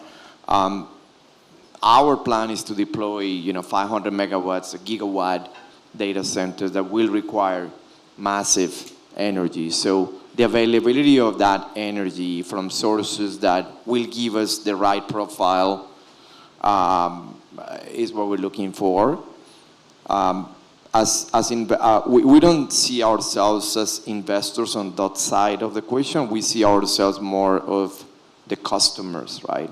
And I think, in energy financing, having a customer that gives you an offtake agreement that, is going to be there for 10, 20 years, it just becomes an important part of, getting these projects financed. Yeah, and that becomes a foundation to get cheap finance. I mean, these days, there's so much money sitting out there. If you have a customer or a PPA for 20 years, you shouldn't have trouble getting a check from most banks. Next question.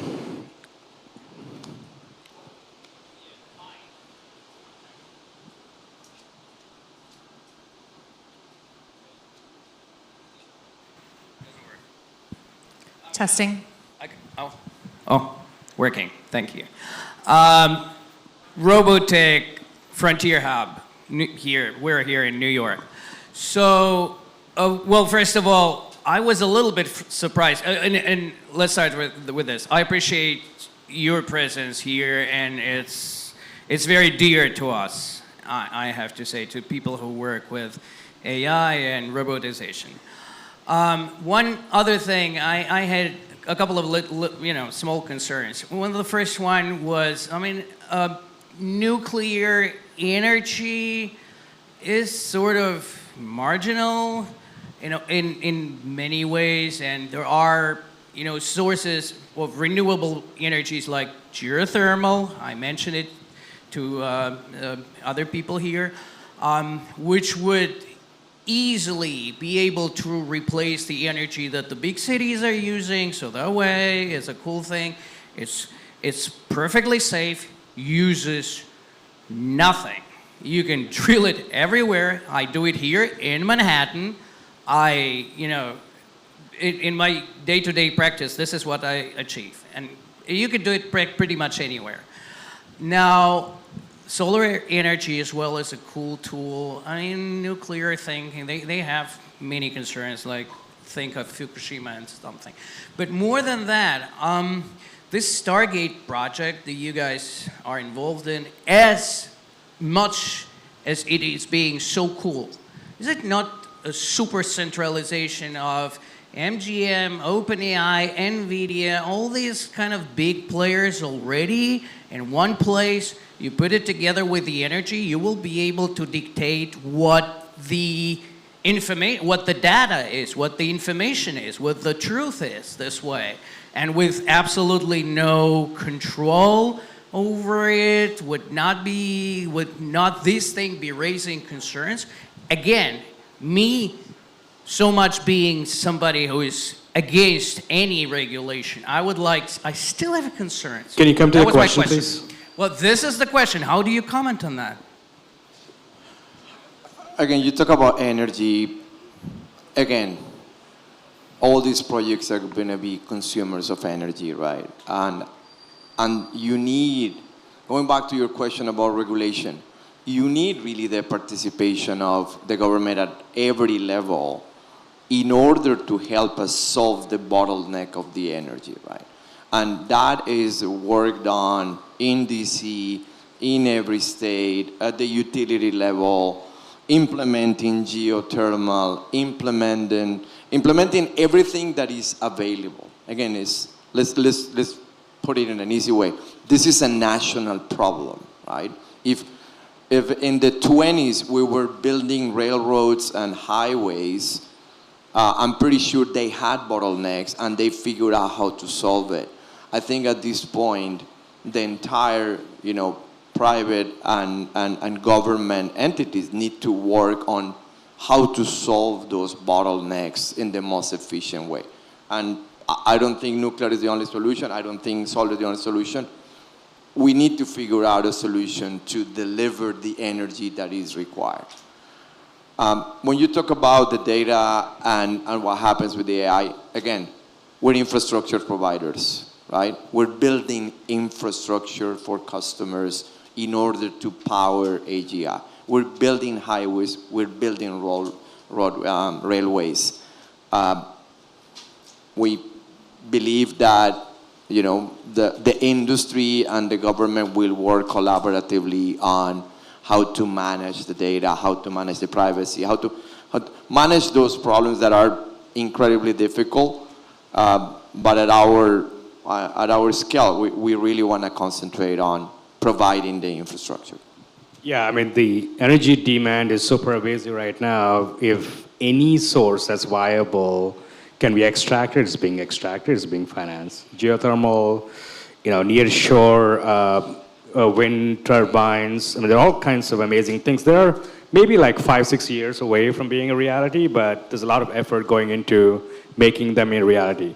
And second problem is, capturing energy is one thing, but transmitting the energy is very hard. So a lot of times you need to have enough sort of concentration of energy that you can extract in order to make it either feasible to build a data center close to the source or make a case to transmit that. So a lot of times you may see a source, but it may not be big enough to power a data center or make it usable. So that could be a reason why that power is not being used. But trust me, I mean, it's right now with decentralization of energy and compute along with it, a lot of these untapped sources like geothermal or any of the sources that are maybe have small production capability will be used a lot more. And that's the vision that we're going after when it comes to decentralized compute and energy. All right, I would like to thank Javier here for his generously spending his time here, and thank you so much for the questions. Thank you, Greg. Thank you, Javier. You can leave those right there. Don't go far. We are going to be having a couple of showcases. There are going to be 3 total, each about 10 minutes long, starting in about 5 minutes. Thank you.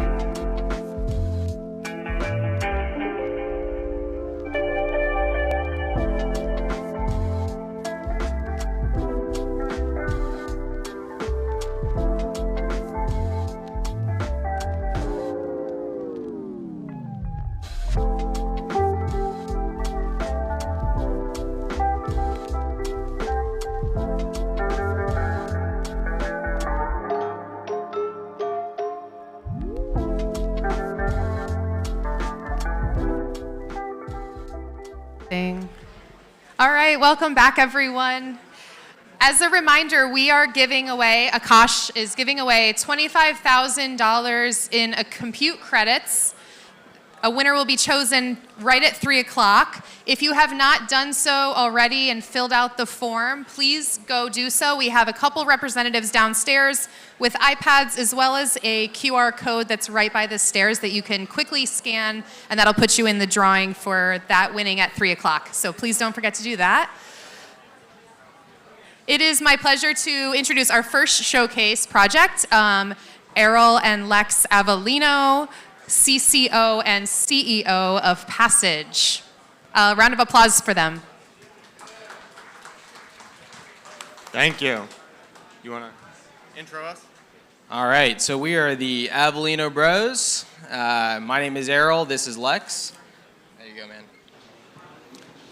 I like sharing too. Yep. All right. So we're Italian, so they only gave us 10 minutes, and buckle up. Yeah, we're really going to try to rush through this. So we're Passage, and we're basically solving virtual events. We work with the experiential marketing world, which is a $128 billion industry, and we're solving a 10x issue for them because they don't have the margins to be able to really grow and scale. So they also gave me this clicker, so I have to multitask. Yeah. Let's see if it works. There we go. So Passage is a virtual experience, but we are a virtual interactive layer on top of physical experiences. So this is engagement at scale. We're doing events all over the world. It's accessible anywhere, so this is the best of Unreal Engine 5 and high-end interactive computing, but through your phone. So one click, any device, mobile, desktop. You can get in instantly, so we're taking a highly complex graphical and interactive process and making it available very quickly to the 99% of mobile users and browser-based experiences. It's plug and play, so we get to connect to a lot of other really cool infrastructure. This is not a closed ecosystem or a walled garden. This is open, interactive layer that we get to plug into a lot of really cool things. And speaking of open, we're plugged directly into Akash, which is why they invited us here. We've been fans of Akash from the beginning, mostly because we saw right away that they could solve one of the most difficult challenges, which is the cost of GPU. Using Akash, we're able to reduce our cost by 70%, which is pretty amazing. Pretty amazing, right? Yeah? Absolutely. Yeah. So our background, we came into virtual experiences from real-world experiences. Spicy. We came into virtual experiences from real-world experiences, and doing events with Warner Brothers, Dallas Cowboys, a bunch of large businesses in the experiential event market, doing launches for films, $10 million experiences, which are high budget and low margin experiences. We took that model of working with these teams and helped them to integrate a virtual layer, which is Passage, and brought through 250,000 users at close to 1% of the cost across these experiences. For Capitol Records, Amazon, Scooter Braun, and American Girl were our first 4 kind of test case pre-alpha. And it was 1% of the cost, but 2 to 10 times the margin on those experiences. So it's an area that has a lot of optimization that's doing high budget but low margin. Yeah, just to point in on that, the average cost per user for these events is like $100 to $300 per person. But the agency who we're solving this problem for, they're only able to take home, roughly 5% of that. So with what we're doing, we're able to give them 50% margins, which is pretty much unheard of in this industry. So we're going to give you a little... Can we click this video? Oh, no. Go ahead, just talk. Yeah, so we're going to take you guys into what a Passage experience looks like, and then at the end, we'll actually invite you guys to hop into a live Passage experience right now. So one of the things that you're seeing right here, and then if we could get the play, that'd be awesome. One of the things you're seeing right here is this is an Unreal Engine build being delivered directly to the browser. So this takes no processing power, for the user on their hardware. This is accessible on mobile, this is accessible on any device, and it loads instantly. And then one of the things that we've done is a lot of these experiences, they are B2B or B2C, and a lot of times, especially in the B2B world, which is where a lot of the high ticket events come from, you have an aversion to some of the tropes in the gaming world. So we have video layers where people are literally able to see face to face the people that they're interacting with, and then this can literally be any game world. So right now what you see here is a experience that we were building out for one of our agency clients, and it's a world that meets all of their brand needs, but there's been plenty of people in the experiential space that have wanted different types of experiences, like full games, present in this space. Yeah. We might not be able to get the play button, unless I have the ability to do it, but I don't think I do. No. Let's keep moving. Yeah, we'll just keep moving. It's going to be a mystery, and you just still have to jump in. But it was really cool. Basically, you just select any world you want from within the browser, schedule it like a calendar link. The event is live and active, and this creates crazy ease of use for the agencies that are using this. And then they're literally able to bring in any experience, like I was saying. And we're launching these on Akash GPUs right now. So this is a complete Unreal Engine environment that's running on Akash, being streamed to the end user. So right now, in closed beta, we have 80 teams who are paying for the platform, who have access to Akash Compute to launch these worlds. We've done over 850 events through the closed beta, with over 5,000 hours of usage, which is like something like 2,500 GPU hours for the platform. And we haven't launched publicly, so it's still in a closed beta. And we've been able to launch some really unique experiences with everyone from Web3 communities, like the Neo Tokyo community, to large educational institutions like MIT, who are using this to extend their real-world experiences and connect to users all across the world. So for MIT's 2025 hackathon, we were able to launch a virtual version of the MIT campus on Passage, accessible to users all over the world. So where we're kind of going with this at this point is we're building out our agency partnerships. We have thousands of agencies that run through our system every single week. And we're loading up some pretty amazing events. I mean, we've shown some of the past work that we've done. We've worked with Capitol Records, Amazon, American Girl, and these same agency partners have been with us on this journey for the last few years, and have really helped us build out what this experience is. So the future of Passage is really trying to revolutionize the way that they're solving key event problems, and giving them the tool sets that they need to basically take what they're doing really, really well in the physical space. I mean, coming to a physical event like this should not be replaced. To be able to have this kind of experience, this is the human interaction that people need, and also that we're trying to deliver in a gamified way that allows this experience to get expanded beyond just who can show up today, right? And be sweaty with us. And be sweaty with us. I mean, that's probably the core memory from today. So right now, we also have the seed round going, where we're just looking to continue to build out the infrastructure and continue to grow the team. Yeah, and onboard large enterprise clients into the platform.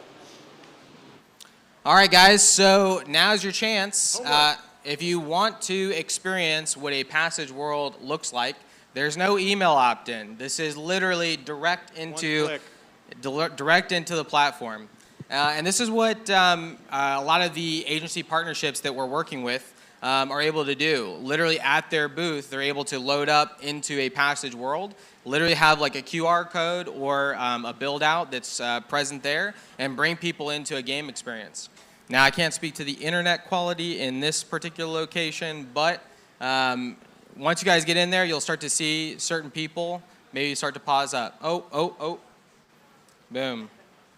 Yeah, line of sight. That might be important for QR codes. All right, and then Lex is also going to pop in there, and he's already in. Here, show the audience on your giant screen there. Boom. Okay, cool. So part of the experience as well is that you might have to wait in line, which is also part of the event experience. So save that link, jump in anytime. I think it's going to be open for the next hour or so. Play around. If you're waiting in the queue, you're going to get access to it as soon as somebody else jumps out. And these are the experiences running on Akash. Yep, and this one in particular, we're running right now on Akash. Yep. Awesome. And then I have been told that I'm not allowed to go off script. And Amanda knows me very well, so things will get crazy. Awesome. All right, guys, we really appreciate you. Really appreciate the Akash team, Amanda, for inviting us. This is amazing. We love doing these workshops every single year. We hope to continue to grow Passage with the Akash team. And really thank you all for being here today. Hit us up if you have questions, for sure.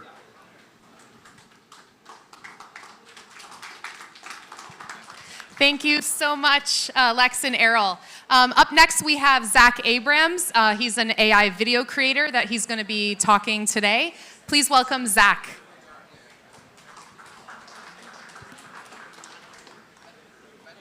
Can I grab that clicker from you? The clicker from... Hey, everybody. Good afternoon. Are we on? Thanks so much for Greg and the whole Akash team for having me. Some of the time I'm a journalist at the crypto news site, The Block, which I highly recommend you all should check out. But for the last 2 years, I've really been diving deep into the open source AI ecosystem when it comes to image and video creation. And I want to talk a bit about my work today, but I also want to explain why it is that I think the open source ecosystem really unlocks the full creative potential of these tools in a way that the general front ends don't. So first, I want to take you through the story of how I created this visual to start off with, a top-down shot of a park with the path spelling out open source. Now, I gave this a try on some of the closed source tools that are available. So in the top left, we have Google's Imagen 4, which is their latest video model that was, or image model that was released last month. And here on the right, we have OpenAI's images with their characteristic warm tint. Has anybody ever noticed that all the images are slowly turning yellow over time? I don't know what that's about. And I gave these images a prompt that was something similar to what you saw, a top-down view of a park with paths spelling out open source, adding in people walking around, benches, fountains. And they did an okay job, but to me, these don't really look like parks that you would actually find in the real world. The paths don't connect to each other, or even if they do, you don't see benches or fountains. The buildings can look a bit warped on the side. And the problem with these models in general is that you can give them a prompt. Sometimes you can give them an image to base off on. But really, they're just high-quality slot machines. You hit a button, the image gets created, and that's kind of the end of the process. You can tweak the prompt slightly, get a slightly different image. But these tools are so powerful that if you learn how to unlock granular control over them, you can go so much further. So the image I used, or the model I used to create this image here is called High Dream. And I started off by giving it a simple prompt. Well, this is the program called Comfy UI, and this does look intimidating at first, but I want to take you through this process. So if you just give, I'm forgetting the order of my slides. At a very basic level, the way these image and video generation models work is that they're trained on a series of images that noise is slowly added to. And over the course of training, they learn how to reverse that process, turning the randomized noise guided by a text prompt into a high-quality image. And all of that happens through a number of steps through something called the UNet. Now, when you use something like Imagen or OpenAI's image model, you're just going straight from the random noise to the final image. But the question is, can we tweak this process? And the answer is we can. So in this Comfy UI workflow, which I'll talk about soon, I started off with a prompt that was similar to the ones with the closed source models. And again, this is what it ended up with, but it wasn't that satisfying to me. It still doesn't look like a realistic park. But the question is, what if we start the image generation towards this, and then about halfway through the process, we tweak the parameters and we tweak the prompt to give it something more natural? So in this workflow, we start off over here with this first sampler that runs for about 40 out of 100 steps, about 40% of the generation. But then after that, we give it a different prompt, just telling it, given the stage we're at now, given the noise you have now, create a high-quality photograph taken from straight overhead with an urban park. Its flat walking paths are interconnected and contain fountains, benches, and other common accommodations. And I'm using a couple tricks here to inject even more latent noise, giving it a bit more freedom, and using some samplers that do multiple calculations for each step to give it more accuracy. And so in the end, we go from something simple like this to what I think is a much more natural, realistic generation here. And then using a different model, which is called Sky Reels, we can take that image as a start frame and animate it into a video with cars running around and some people walking around. And this was something that just took me a couple hours of tweaking. And what's incredible is that these high-powered models are good enough these days to run on consumer hardware, or, as I do often, they can run from the comfort of your MacBook Pro on an Akash chip. And this process, tweaking the denoising process throughout the generation process, can be used in a lot of different ways. Like, for example, this image on the top left, if you give it a style prompt like Van Gogh's Starry Night, you might be able to tell, you can tweak the parameters in different ways to get an oil painting look, a much more painterly look, trying to preserve the details. And to me, this is a much more interesting artistic process than just modifying a text prompt and pulling that slot machine lever over and over. This is just one of so many ways that you can control the image generation process using open source tools and techniques that's more complex and more involved than the closed source models. And by tweaking the parameters, you're in complete control. So this is another really cool application, is regional prompting, where you can draw masks on the original image and have a different prompt. Like on the bottom left and top right, you can have a dark Gothic castle. And on the top left and top right, you can have a more animated, colorful scene. And the image model will apply these different regional conditionings into a final result. There's also something called control nets, which is a popular technique where you give it some information. You can give it a depth map, you can give it an outline, and it'll create an image that corresponds to those inputs. It's just another way you can control this video generation process. It's a bit more strict, but again, using some of those techniques, you can open it up to more freedom. And IP adapter is another way that's common to give an image as a prompt or a style prompt, sometimes combining it with a control net to get a final image. So the question is, how do we use all of these tools together? And the answer is in Comfy, or Comfy UI, which is my program of choice. It's one of many, but in my opinion, and the opinion of the developers, it's the most powerful open source node-based application for generative AI. And Comfy UI as a service is pretty simple. It's a blank canvas where you can add any nodes you want. And at this point, there are thousands, even I think tens of thousands of custom nodes from different developers. And look, the workflows can get crazy and they can get really crazy.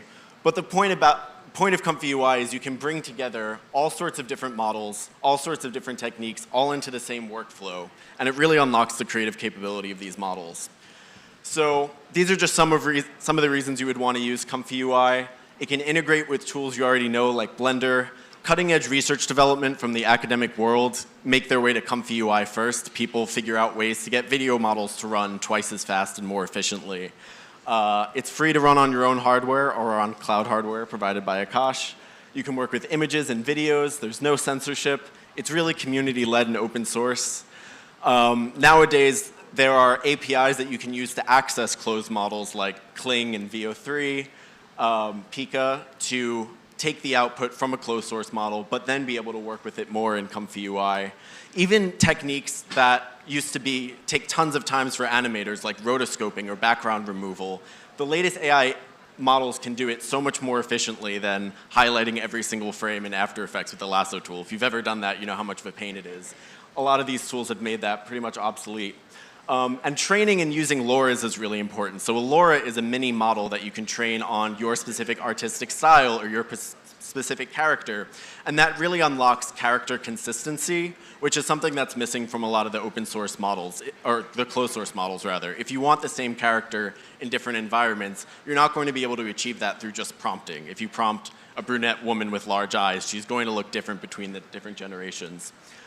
And there's truly so much you can do with Comfy UI. Here's another example of a project I did using a video model. So what I wanted to do was transform this dragon climbing onto Daenerys Targaryen's shoulder into something different. So the first thing I did was use a model from Meta called SAM2, which stands for Segment Anything. And all you need to do, you can see on the left there, is take the first frame of your video and you draw green circles around what you want to mask around. So green circles on that dragon and red circles around everything else, just simple points. And then just from that first frame, the model propagates through and draws a mask around the dragon throughout the animation. So what do you do once you have a mask like this? You can use a model like Vase, which is built on an open source video model called WAN, which comes out of China, which right now is the most powerful foundation video model we have. And Vase is a model trained on top of WAN that allows you to do a lot of cool things, but one thing you can do is in-paint into a video with a reference. So I took that input video here, and I gave it a picture of a cat and a prompt just saying, a cat crawling on her shoulder. And now we have this video, where just in one pass, it's replaced the dragon with a cat in a completely seamless, completely realistic way. Again, just with a little bit of effort. And this is something that is possible through something like Pika, but the quality I've found is much lower, and the customizability and the controllability is much lower. I've used these techniques in Comfy UI in a variety of different ways. Here's an example that you might have seen online. It got some pickup, but replacing a character in a scene. This goes far beyond simple face swaps because you can see it's consistent even when he turns around, and his hairstyle and his head shape is different, but the background stays consistent. His suit's a different color, but the movement is natural. And this is something that's possible through video models because you're processing lots of frames at once, so it can keep the context. Here are a couple other examples. You can do stylization, like turning a live action video into animated video. You can turn a dog into a ball of yarn.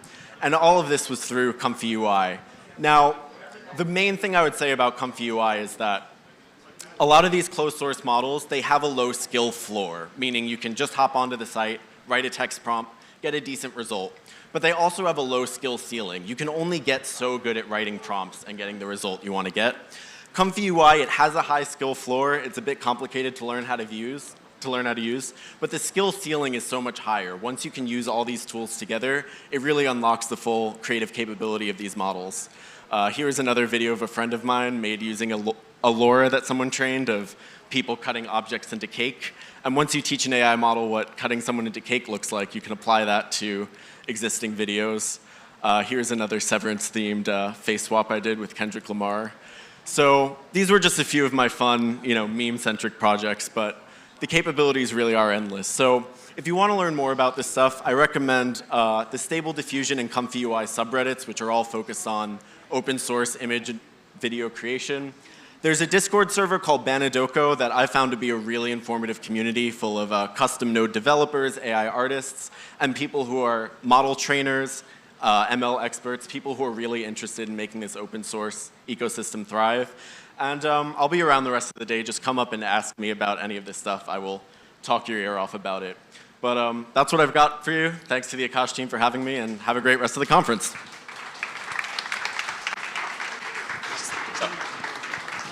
Thank you so much, Zach. Please join me in welcoming Nirmal Krishnan from Chakra AI. Nope, that one. Sorry. Clicker up here. I will get it. Hey everyone. Ooh, loud. I'm Nirmal. I'm one of the co-founders at Chakra Labs, and we're building the open data protocol for AI and more. We'll start this presentation off with a little motivation of our business. So this is taken from Anthropic's press report last year. Models are only as good as the context provided to them. And if you're an AI developer over the last 20 years, this is a pretty obvious statement: garbage in equals garbage out. And when we think about context, what we really mean, just unbundling that word for a second, is context is data and tooling to interact with data. And so to build productive agents across all three landscapes of sort of building agents here, you need access to high quality differentiated data to ultimately sort of cross the chasm and have great real-time outputs for users. And so if we think about data in the case of inference time, what's really important is the recency of that data. If we think about the post-training process, what's really, really important is high quality of data. And if we think about the pre-training process, you need massive, massive size for this to ultimately be meaningful for building great agents.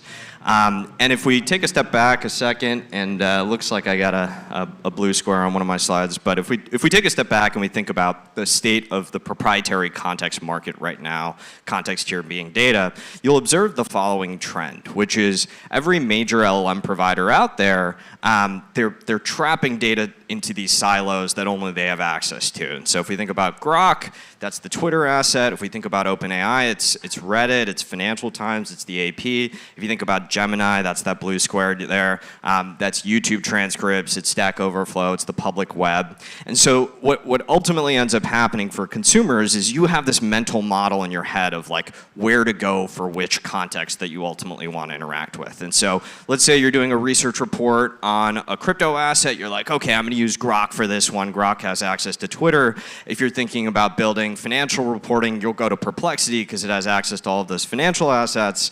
And if you're thinking about, okay, I need to do some social sentiment stuff, you'll go to ChatGPT. And it ultimately ends up with this kind of strange consumer experience where you're juggling 5 different assistants without actually having one unified access point for all of this data. And we think there's a humorous irony to this chart, and the humorous irony is you as the consumer are the ones that are generating the vast majority of these data assets. There's this really interesting law in the US, it's called Section 230, and what Section 230 does is if I'm Reddit, I am protected from the content that's being posted on my platform.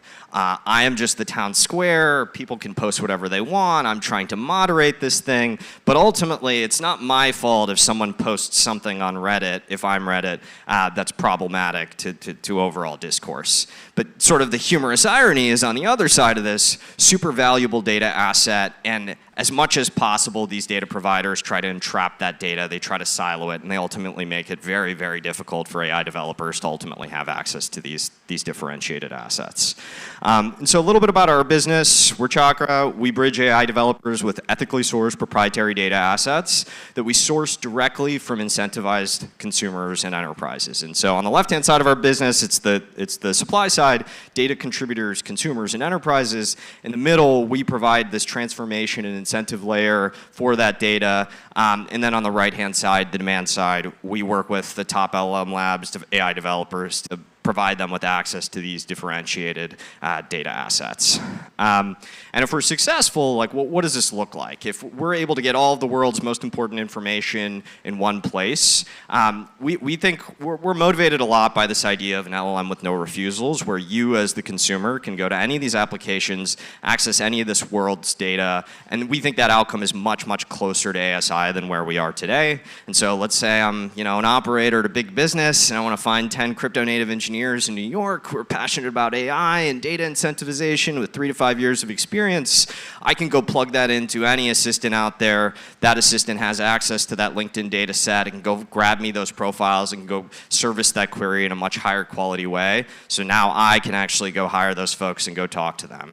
We think this is a really meaningful outcome if we're successful, and we're really excited about the future this enables. And to accomplish this task, we kind of need 3 things. We need a steady supply of valuable data. And we've codified what value means across the post-training, pre-training, and inference process already. We need valuable data. We need a transformation layer to actually interact with that data, to transform it, to use SQL against it. And then we need incentives for consumers and enterprises to actually contribute this data on an ongoing basis. Keep it in high quality, keep it up to date, keep it recent. In terms of what we've done so far, we kind of built exactly this, which is the first thing we did was build this next-gen data warehouse. We'll talk about it in just a second. It has best-in-class cost, performance, and ergonomics. We built the open data marketplace. This is a place to actually buy, sell, exchange data assets. And then we're building these subnets, these little consumer activations that we'll talk about in a second, to actually provide our marketplace and our warehouse with these differentiated assets. So in terms of our data warehouse, that was the first thing we built. We went live within a month of our incorporation here. It's the data transformation layer. If you've heard Snowflake as a business before, it's 80% of Snowflake at 20% of the cost. It uses bare metal services for compute and storage like Akash, like Akave, and like Impossible Cloud. We've been really excited about the growth trajectory of this business, but this business is only as interesting as the differentiated data assets that we have on product. And so that's where we go next. We're building out our subnet ecosystem. We want every data asset to be on on platform here. What is a subnet? Codifying that. That's a little data collection business that's built on top of our core protocol. You can spin it up in 5 minutes or less if you already have a differentiated data asset. And you, as the subnet owner, you provide us with valuable data, and you receive incentives based on the value of that data, based on the usage and revenues that you're actually driving to our overall product landscape. Now, how's this gone so far? Well, we launched our first subnet last month. It's called Scout, and it primarily focuses on textual data. These are corpuses that are, we talked about in the previous slide, and what's been cool about Scout is the basic framework is consumers download our product, they share with us browsing data that they have rich controls over. So we have access policies, we have privacy controls, there's a whitelist, et cetera. And ultimately, we're able to build differentiated data assets in textual domains using this data that we collected. And so Scout went live last month. We got to 300K downloads, 100K active users, 180 countries represented. But I think the really, really meaningful thing here is we were able to build the largest collection of Twitter and LinkedIn data assets on market today that don't violate robots.txt. Obviously, it's really, really important to us that we're compliant with regulations and laws, and so it's been really cool to build this asset in a compliant way where it's 25 times the nearest competitor in the Web 2 world's total data size, and we have now 300 plus data consumers on the demand side using this data every day. Thank you. Now this slide looks a little goofy. Unfortunately, I think there's a PowerPoint conversion thing, but we're launching our next subnet next month. This is called Pango, and this is one where we're moving from the inference landscape now to post-training and pre-training. We've been working with some top LLM labs, and what they're really, really focused on is getting models that are much better at using the computer. So building slide decks, building sheets, building Figma task boards. This is where sort of the enterprise AI motion is going. And the problem that they're really struggling with is it's really hard to procure this data in a Web 2, Web 3 world. Doesn't matter. No one has this data asset, and the largest corpus of computer use data, according to Hugging Face, is 10 hours long. And so Pango is kind of our next subnet business. It's our next little data collection business built on top of our core protocol. We're paying consumers here in USDC to go record their computer use. We're making sure these sessions are organic. We're leveraging our existing Scout user base. And ultimately, our goal here is to build an order of magnitude or 2 orders of magnitude bigger computer use data than any of the existing providers in sort of the open source landscape have. And so kind of looking forward here, what does our business look like? We work directly with the demand side here, AI labs, to figure out what are their data use cases. Are you focused on robotics these days? Healthcare data, GPS tracking, other social data assets. And we take those data points and we move them to the supply side. We figure out how to activate consumers and enterprises using incentives to actually go build these data corpuses. And so what does the future look like if we're successful here? I love that meme of the 2050 city, with flying cars. I truly do believe that if all of this data is organized in one place, has simple access points, is priced at a reasonable rate, we'll live in a much better future where consumers don't have to juggle all these different LLMs to actually get the outputs they need, but also that enterprise AI developers are actually successful in building high quality systems that leverage data at scale. And that's it for me. Thank you, everybody.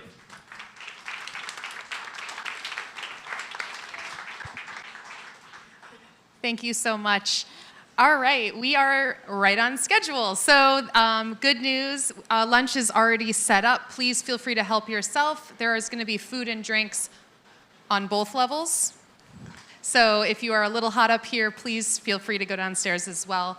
Also, just to remind you, if you are interested in the $25,000 of Akash Compute credits, please scan the QR code or find someone from our team to help you out, and you can scan that.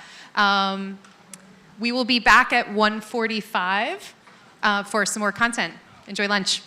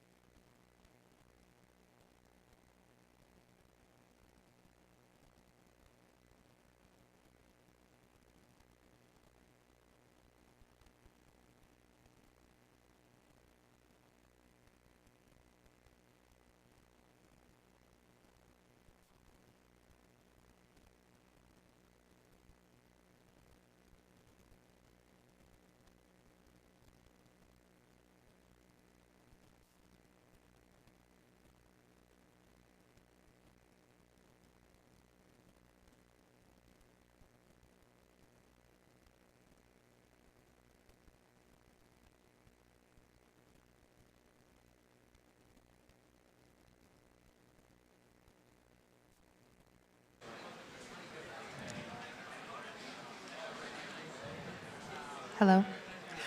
Good afternoon, everyone. If you can please find your seats, those of you who are downstairs eating lunch right now, if you wouldn't mind coming on up. And we also, a little announcement, all of our merch just arrived, just in time for you to all take it. So we're going to be having merch upstairs as well as downstairs, so please feel free to grab some merch on your way out this evening. We're going to start in just about 5 minutes, so find your seats.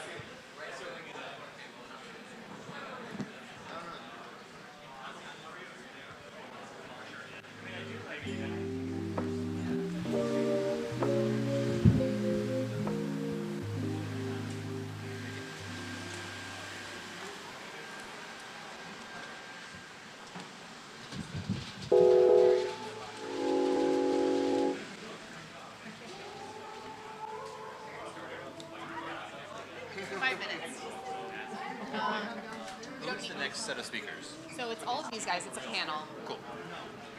Hey guys. He's our moderator. Yes, I feel like there's gonna be like a bunch. Hey guys, I'm just gonna give a quick heads up of how to use a microphone. You guys probably already know, but just so you do know better.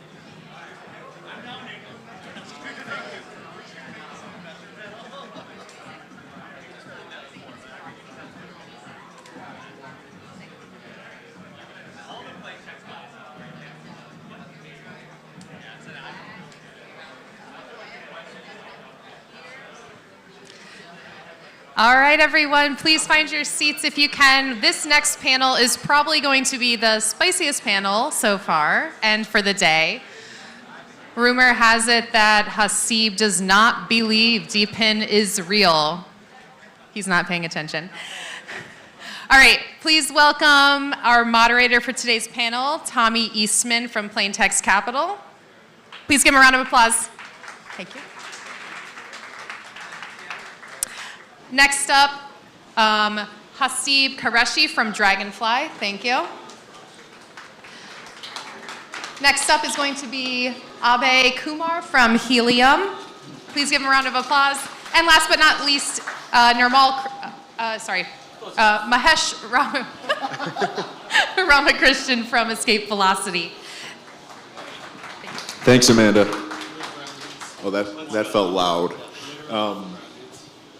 Yeah, it should be a good panel. Excited to have these guys on, hear their different perspectives. Let's kick it off with a round of intros. Haseeb. So I am, whoa. Sorry about that, guys. So I'm Haseeb, managing partner of Dragonfly. We're a global crypto investment firm. And we invest all across the stack from seed to Series B, Series C. Checks anywhere from $2 million to $30 million on the high side. Hey everyone, I'm Abhay. I'm at Helium. I run the protocol, which basically means I do stuff on the engineering and protocol design and economic side of things. I guess I'm the only non-investor in this panel, so that's fun. You guys can just grill me, I guess. That's what we're here for. Hey guys, it's great to meet you. My name is Mahesh. I run an early stage venture firm called Escape Velocity, investing first check, really early stage. One of our core theses is DePIN, so have been super excited about watching the space grow over time and excited to debate the question today, I guess. Awesome, thanks guys. I guess basically to start with the first question, DePIN is, I think, a really interesting sector of crypto, physically backed commodities, right?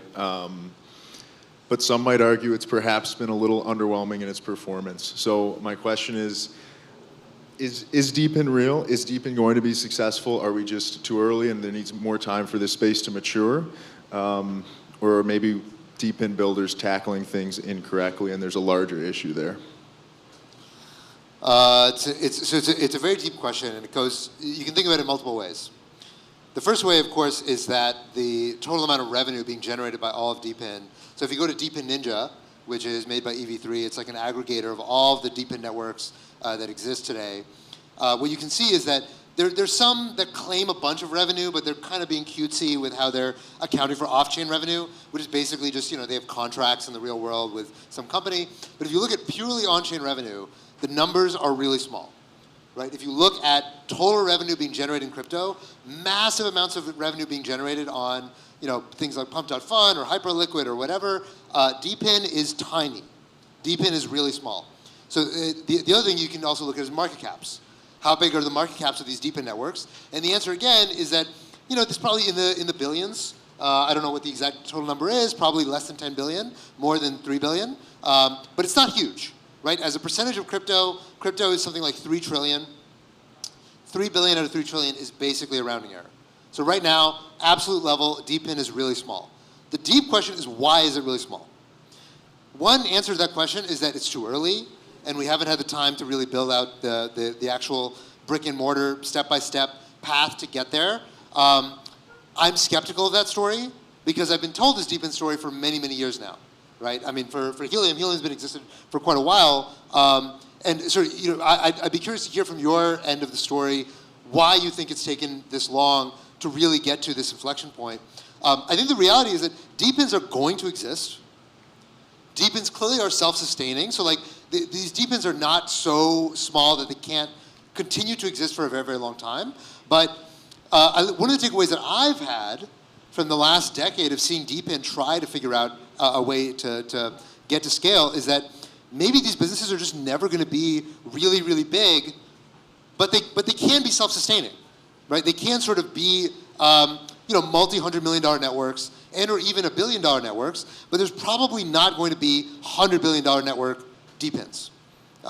The capital efficiency, the difficulty of actually like generating the hardware or building the hardware and getting it distributed across the world. A lot of these things, like, it's just very physically constrained to get these DePIN networks to grow really quickly. Whereas the software networks, they're very, very cheap.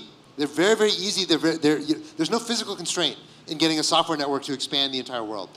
To me, I think that's part of the lesson, but I'm curious what you think. I don't think we're that far off of each other, to be honest. I always am troubled, I guess, when I see, the DePIN label slapped on a piece of hardware with a token. I'm not necessarily convinced that on its own means that you're going to be successful. Like, oh, cool, like here's a new way of like sort of aggregating capital, deploying it towards a particular problem, and then, then what though? Like where are the users? I think I would say the last several months of Helium have shown me what you can actually do with a DePIN. What do we do on the subscriber side? We made it just completely remove crypto from it. That is what activated a significant number of subscribers to sign up for the Helium network, right? That's what drove it. What do we do on the supplier side? We allowed you to bring your own device. You don't need to install a Helium hotspot. You can bring your Ubiquity, your Ruckus, whatever you already have in your venues. We aligned the actual coverage to the places where there was actual need. And those are the things that it took some time to figure that out. So yeah, is it too early? Probably, but I hope other DePINs kind of see the things that we've done and the sort of adjustments that we've made over the last several months and years. And really, number one, focus on the one thing that's actually driving that real flywheel that you have at the core, and actually believe in the flywheel. You can't just have the supply side. You can't just have the demand side. I think those are the things that I am convinced that DePIN can be real for probably a subset of things where this kind of deployment model is 10x or 100x better, right? It is true, it is an absolute fact that AT&T is not going to go to every single coffee shop down the street and get them to install a piece of hardware for them in the United States. And this might be different in a place like India, where a company like Jio hands you a Wi-Fi hotspot to put into your concrete building apartment because your cell phone service sucks. They just hand it to you for free. So it really is market driven. And so it really, understanding the context of what you're building, why it's 10x or 100x better, that is how you can make DePIN real and how this new distribution model actually enables new networks. Are there sacred cows that you feel like the marginal DePIN founder needs to just go and kill in order to become like Helium? I think we went decentralized way too early on the governance side of the business. I think decentralizing the deployment is crucial. That's the whole point of this damn thing. Otherwise, why bother, right? We're not going to install radios ourselves. We need this community to be aligned with the needs of the network. So that obviously should be decentralized. But we went very, very early on governance, on-chain, and that slowed us down in a couple of places. And I think we could have moved probably a little faster there. So. How did you think through the separation between, the network and the protocol? Because, this is something that I think about with a lot of DePIN companies. I think Haseeb makes a lot of good points. The space is really small. A lot of the companies, candidly, are going to end up mom and pop style shops where you get to 25 to 50 million market cap. It's a good regional business, it's a good local business, but it might not be a great national business. In a lot of these cases, it's just a question of if you're building an open protocol network or you have to build a closed company associated with that protocol network. And I'd actually argue one of the things Helium struggled with for a while was trying to understand, how you sort of think through what the network is and revenue that accrues on chain versus, what accrues at the protocol level. And whether you consider that real as a crypto investor, and that drives some of the phenomenon that Haseeb is talking about, where you just have these crazy reporting games that people play because you kind of claim whatever you want on the closed source side. I think one thing I'd love to ask you is how did you guys think through the difference between the closed source network and the open source network, and then within that where alignment lies? Because I think a question a lot of DePIN founders are talking about right now is how do we invest in these tokens if we don't know kind of what's behind them? You did say you want to get grilled, so I mean, we're grilling you right now. Well, you asked him a question, and he put a picture of like a frog shaking another frog's hand through his like pants. And I was like, I don't want to go that direction, so I figured maybe keep it learning. I mean, I think, like to try to unpack the question that you asked, which is, how do we get more transparency, right? Where is the alignment between, token holder and equity holder? Like, these are all questions that a lot of crypto companies are thinking about. I think, Morpho most recently, like, came out with something actually fairly new and always novel, at least for our industry. And I think that, like, the way that I think about this is that networks generate some kind of economic value, and there are multiple companies that are able to build and succeed because of that economic value that's being created. And so it is important for us to figure out, and I don't think we've solved this problem for what it's worth, we haven't, to figure out how to aggregate that total revenue that's being generated by this new deployment model, right? Helium, and I'll simplify it for a moment and just say, Helium is a way to deploy wireless networks at scale that has never been done before. What is the aggregate of all of the revenue that's being generated because of a network like that, because of that deployment model, right? And that's something that we're starting to do. We put this on world.helium.com a couple of weeks ago, started a couple of fights on the internet, is what it is. Kind of the point. You're good at that. What's that? You're good at that. I'm very good at that. But like, this is what we should be doing. We should not be counting like, here is the exact data credit burn that happened today for this moment, but rather like, here's the total revenue that is in this ecosystem. Let's actually measure that. Like the thing that crypto markets lack, and I know other people are trying to figure this out too, is like true transparency. It would be great to have like a 10Q like system for all of the network. Right? Some way, some checkpoint to, allow a token investor to understand like fundamentally what's happening. And I think that this is something that I'd like to try to figure out, and like it's active conversation right now to try to figure this out. But aligning token holders with equity holders is a part of a larger story around, I think, ultimately transparency. Speaking of token holders, I think DePIN's like an interesting conundrum, right? In that they've become really good at incentivizing supply of this commodity via tokens, but that sort of becomes a double-edged sword, right? As if demand isn't showing up and these tokens are still being inflated fast, I think it raises a lot of questions around the value accrual. For each of you guys, what are your biggest concerns around the current tokenomics of DePINs, and maybe what's a project that you've seen do a good job or a better job than the others in the DePIN space as far as kind of building their tokenomic structure? I don't know that I can think of a great example in DePIN that has really nailed the token economics behind this. In a sense, like the entire theory of DePIN is a supply side theory, right? Like DePIN actually has nothing to do with demand. The whole idea of DePIN is that if we have a decentralized network where we give people ownership in the supply side, if we give tokens to the supply side, then we can bootstrap supply, and that's useful in some domain, right? This entire theory is predicated on the idea that demand will show up if enough supply is there. And over again, what we've seen is DePINs getting created in areas where they did not have a good theory of demand. They didn't have a good theory of where demand would come from. And of course, in crypto, because it's crypto, a lot of the demand is inorganic because they're looking for an airdrop too. And so you end up getting, one of the things that's fundamental to any startup, whether you're a network or a fucking SaaS company, every startup needs feedback. Feedback is the oxygen that startups live for. And if they do not get feedback, or if that feedback gets distorted, so they cannot rely on that feedback because there's farming, there's weird incentives, there's whatever manipulation going on, then startups die. 100% of the time, startups die.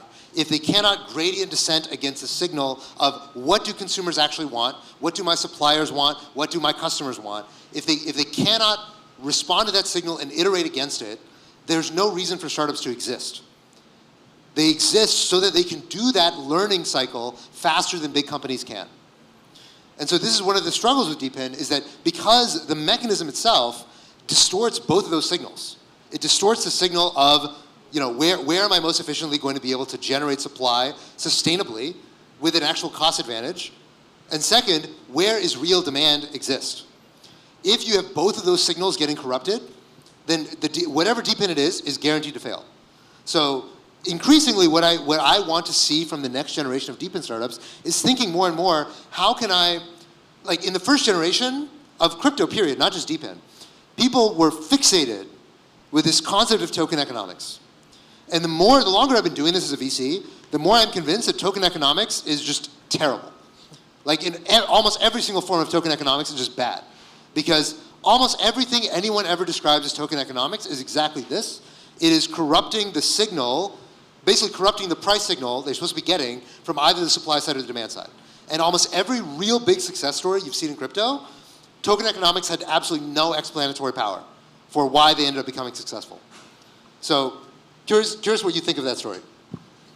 Go here first. All right, curious what Sure. do you think of that story? Happy to start. I think at a high level, a lot of the DePIN projects of the 2020 and 2021 era had a very simple model that followed what they'd seen over and over in crypto, which is start a network, distribute a token, use that incentive in order to get some form of user and monetize that user in some capacity. I think a lot of them misjudged the sales cycle and the complexity associated with a physical hardware business, because there is governments that you have to deal with in a lot of cases. There is complexity associated with the feedback loops Haseeb was talking about. I disagree a little bit. I think that you do get some degree of feedback loops directly from your customers. One of the things that DePIN projects allow you to do, especially today, and you see projects like HiveMapper and Helium really taking advantage of this, is understanding which customers are performing and which aren't. So, easy example, AT&T actually can't tell you on a regional basis how much data is running through their towers. They do deals on a macro basis, on a state-by-state basis, whereby they're getting data on a weekly end-of-week basis in order to understand who's using data, where that data is being used, and why it's valuable. Helium can literally give you that on a second-by-second basis, and therefore give you a far more consistent map of how usage actually ends up accruing across a network. So there are very specific things that I think DePIN is very good at. One being an interaction with a user and a feedback cycle with a user that can be very well tuned to sort of create a resource. What they've struggled with is trying to take that resource pool that they've created on the supply side and monetize it on the demand side. And so what I'd say is I think the most powerful mechanism that DePIN has is its ability to turn the supply side that they've built into demand really quickly. Where have we seen that? Really experiments on the mapping side, experiments on the robotics side, but even they are, sub $10 million of revenue. I think one of the other important things that he mentioned is, this idea of token-based incentivization. At a fundamental level, if you have a business in its earliest days, its equity is actually worth a lot, and you don't want to be giving its equity away at scale without understanding where it's going to go. I think what a lot of these DePIN projects struggled with is they just wanted to look like everyone else in the space in order to raise capital. And one of the superpowers, I think, of DePIN as a space is it doesn't have to look like the rest of crypto. There were really interesting token-based mechanisms you can use in order to create things that look like real life. In real life, in traditional industries, you finance infrastructure using government debt or a combination of big business capital and big private equity capital. The ability to use financing instruments like securitization, the ability to use financing instruments whereby you're paying yield streams to certain people but not others, is a unique crypto superpower at the end of the day, and something that I think DePIN will allow networks to push within their networks to begin with in order to actually drive value from the users that they're dealing with. Are there examples of folks who've been able to actually use debt to finance yeah, things? Daylight has raised $85 million of a credit facility to build out solar panel deployments in Texas, Louisiana, and Alabama. Pretty much they're incentivizing the build-outs of solar farms in a number of regions, using those as a hub model to then incentivize regional folks nearby to put up individual solar panels, and then they're incentivizing people for their solar capacity. So they know exactly how much excess capacity they can have at any given time. They can sell it to the grid on a daily basis, so they can use it to sort of fill gaps that come from the grid in the meantime. Mahesh, since you mentioned data, I'll share a quick thesis I have on DePIN and data. I just think with the premium that AI is putting on data, I think DePIN is well positioned to incentivize this, unique hardware and really edge node and leverage edge computing to capture data at the edge, organic data that brings value to AI. Do you guys think there's legs to that? Is DePIN uniquely positioned to capture kind of edge data and serve the AI industry? So you've probably spent a lot more time looking at these startups than I do. I don't think any of them have really gotten to scale. One of the problems so I've seen a few pitches that are companies trying to do robotics data that they crowdsource from, people either egocentric data, meaning like someone wears like a GoPro and is like, makes eggs or just, folding laundry or whatever. And there's a lot of things that robots want to do. They want to be able to cook, they want to be able to fold laundry, do household tasks. And there's a shortage of this kind of data. And so there's a few startups now that I've talked to that are tackling the same kind of issues, which is, can we crowdsource from normal people being able to generate this kind of data? One of the big problems with DePINs generally, which I think is underappreciated until you actually get into the space, is DePINs have a lot of problem with fraud. And the more valuable a DePIN becomes, the more this cat and mouse game or this arms race really gets more and more, really more and more severe. And so if you think about something like robotics, one of the things that I increasingly believe that a lot of these AI data generation plays are going to fall over if they really actually start working. Right now they're not working, but if they are working, it's actually really difficult to tell if somebody is generating data, is that data real? Or is that data being synthetically generated? One of the things we know about AI models is that if you train an AI model on its own output, it experiences what we call collapse. Collapse is basically when the errors multiply and it goes further and further out of distribution until it starts generating just complete nonsense, right? So literally you can do this yourself. If you feed the outputs of ChatGPT into itself over and over and over again, eventually it will start saying gibberish. Now it's harder to do that with ChatGPT because it's a very, very good product, but you take a smaller model and you just do this, just keep feeding its own output into itself, and eventually it'll just start saying gibberish. So this happens with every kind of model. And it certainly happens with robotics models or video data models. And so it's a lot cheaper. Like if let's say you have something that's generating video data. If I use your model to generate, if you're using a model to check whether this data is legitimate, I can use that model to generate data that your model will think is legitimate. And the only way you'll be able to tell is if you're a human checking that thing and see, oh, this looks like this looks like AI generated nonsense. But the AI can't tell. Right? It's sort of like, can you use an AI to tell whether another AI is hallucinating? By definition, no. Otherwise, it wouldn't hallucinate, right? Hallucinations wouldn't exist if the AI models could tell themselves that they're hallucinating. So the equivalent of this exists for every category of AI. And that's why anti-fraud is really hard. That's why people pay a lot of money to scale AI to generate clean data. Because they know that scale is clean, and they pay a lot of money to scale relative to like some random operator in some emerging economy, because they know scale has a very high standard of excellence, that this is clean data. Companies pay a lot of premium for this, and DePINs have a very hard problem self-policing this kind of thing if the prize money is there to generate fake data to pass some AI check. I think it's an intrinsic problem with a lot of these. I think that's definitely the case, and it sort of speaks to that point that you guys made earlier around like the tokenomics models aren't necessarily new. Folks are sort of iterating on this standard, and we're one of these, right? A max supply, a halvening, like there's a lot more incentive at the earlier stages of networks, and you assume that because fiat price of those tokens are lower at the earlier stage that it probably works itself out, but it doesn't always. It's not always the case, right? And so yeah, like with this particular AI problem that you're mentioning, like we've had this issue with Mechanical Turk forever, right? The reason why let's say you have a Mechanical Turk job that you sort of deploy, you also do another Turk job to be its red team. Right? And this is like very standard that you want to have multiple models. In this case, they're just humans sort of dealing with this. So we'll have this issue with Scale AI at some point as well, I think, which is why the alternative to Scale will also succeed, most likely.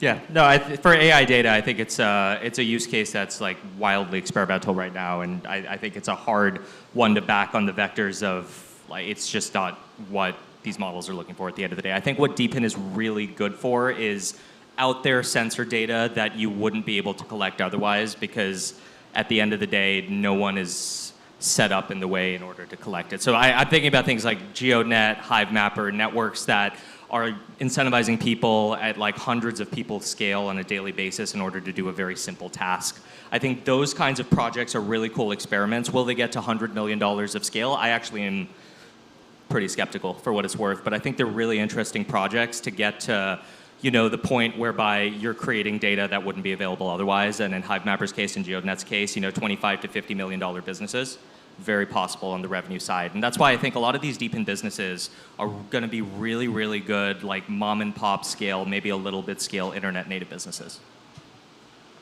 Awesome. I guess we got time for one more question to put you guys on the spot a little bit. What might be something that could be incentivized with a DePIN network that you haven't seen yet that would be a good idea? Haseeb might say nothing, ever, but I'll give you guys a shot. Nothing ever? Damn, that's cold. I'm not that bearish on DePIN. Look, I really want DePIN to work. Like, to be clear, I think any form of crypto coordination to build new things or to create valuable services is fucking awesome. And I'd love to see it happen. But intellectually, I've been watching the space for like a decade. And I'm like, my job as an investor at the end of the day, and this is the thing I tell everybody at Dragonfly, our job is to change our minds as quickly as possible. So when we see the world changing, when we see one of our theses being disproven, like, let go of it as fast as you can and try to adapt your mindset and your understanding to the new thing. I'm waiting for that day, but I don't know. I mean, you guys might have a better vantage point. I don't spend that much time with emerging, sort of pre-seed or seed stage founders as much as you do, Mahesh. What do you see? I think the really interesting thing we see in DePIN right now is like an equity plus stablecoin incentive in order to get usage in a lot of different areas. So, I mean, the GeoNet model, they have $3 million of revenue almost. I think there's like 9 networks that are in the earlier stages of using the GeoNet type model to create sky mapping networks, to create all sorts of out there networks that incentivize observation-based data. So I think one of the things that we're really excited about is there's a number of companies out there that just incentivize this really long-tail data. And the experimental value of that in the early days is maybe a little bit unclear, but you know, our hope is as robotics use cases end up proliferating and some of these ideas end up going a bit further, that they end up having to, you know, integrate a fair degree more of world-based data. I probably spend even less time with new founders than you guys That's do. good to hear. That's good to hear. That's I good. spend most of my time building wireless networks, I guess. I mean, I think the thing that I've said this in the past, the thing that I'm hoping to see more is on the manufacturing side. Like, the hardware we build matters a lot. I also spent past life in biological sciences research and like the sort of ability to iterate very quickly on genomic data, small molecule data. Like, I think we actually now have the compute to be able to do some of the experiments that like I was really hoping to do 20 years ago, 15 years ago. But we don't actually have the production of this. And it would be freaking awesome. Like, if I was a researcher today, it would like to, you know, in the past, like I would like put together a design for like a gene sequence, and I'd wait 24 to 48 hours for the FedEx file to show up. That appearing not just for genomic data, which is fairly easy if you can scale PCR, but like small molecule creation, just very specialized reagents that you might need. Being able to do that in near real time in the areas around where these research facilities are, and being able to do this, having a research facility anywhere, I think would unlock biological sciences research by quite a bit, and I'd love to see a DePIN around that. And I've seen some early versions of this here and there, but nothing really there yet. Awesome. Thank you, guys. Thanks for coming on. Hope that was exciting for everyone. Thanks, everybody. Thanks, everyone. Pass it back to Amanda.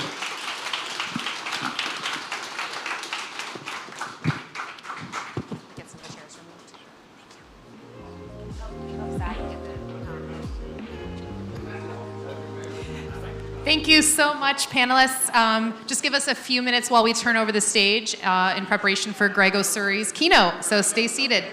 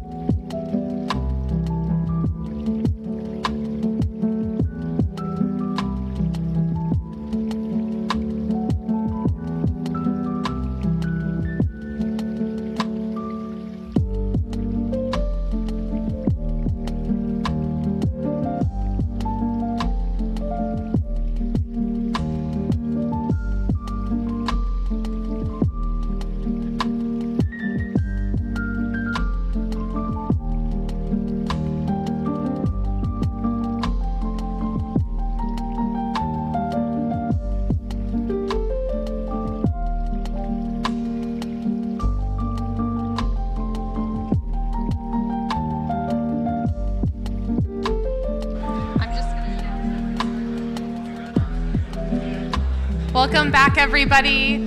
Please find your seats. We're going to begin in just a minute or two. Looks like we need to restock the merchandise, which is amazing.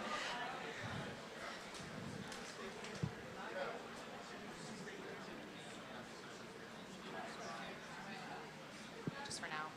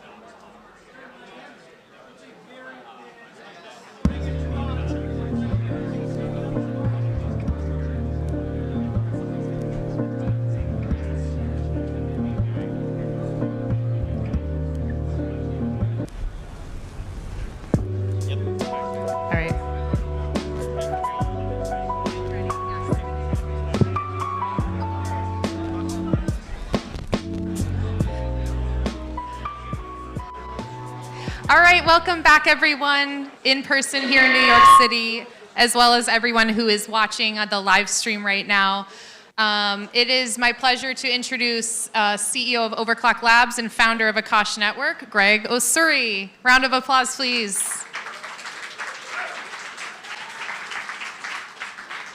Thank you, Amanda. Mic check. Check. Am I on? Check. Check. Wow, that was a great panel. Spicy. I'm glad I'm not part of that.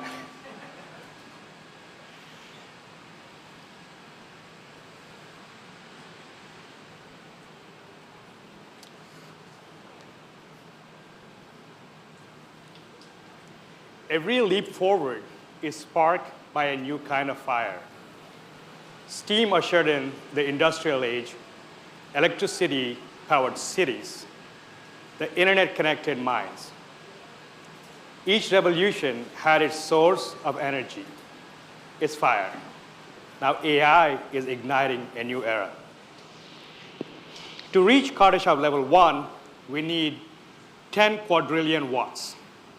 That's about 500 times our current global energy use. That scale of ambition we are stepping into. We're not just building better, smarter software.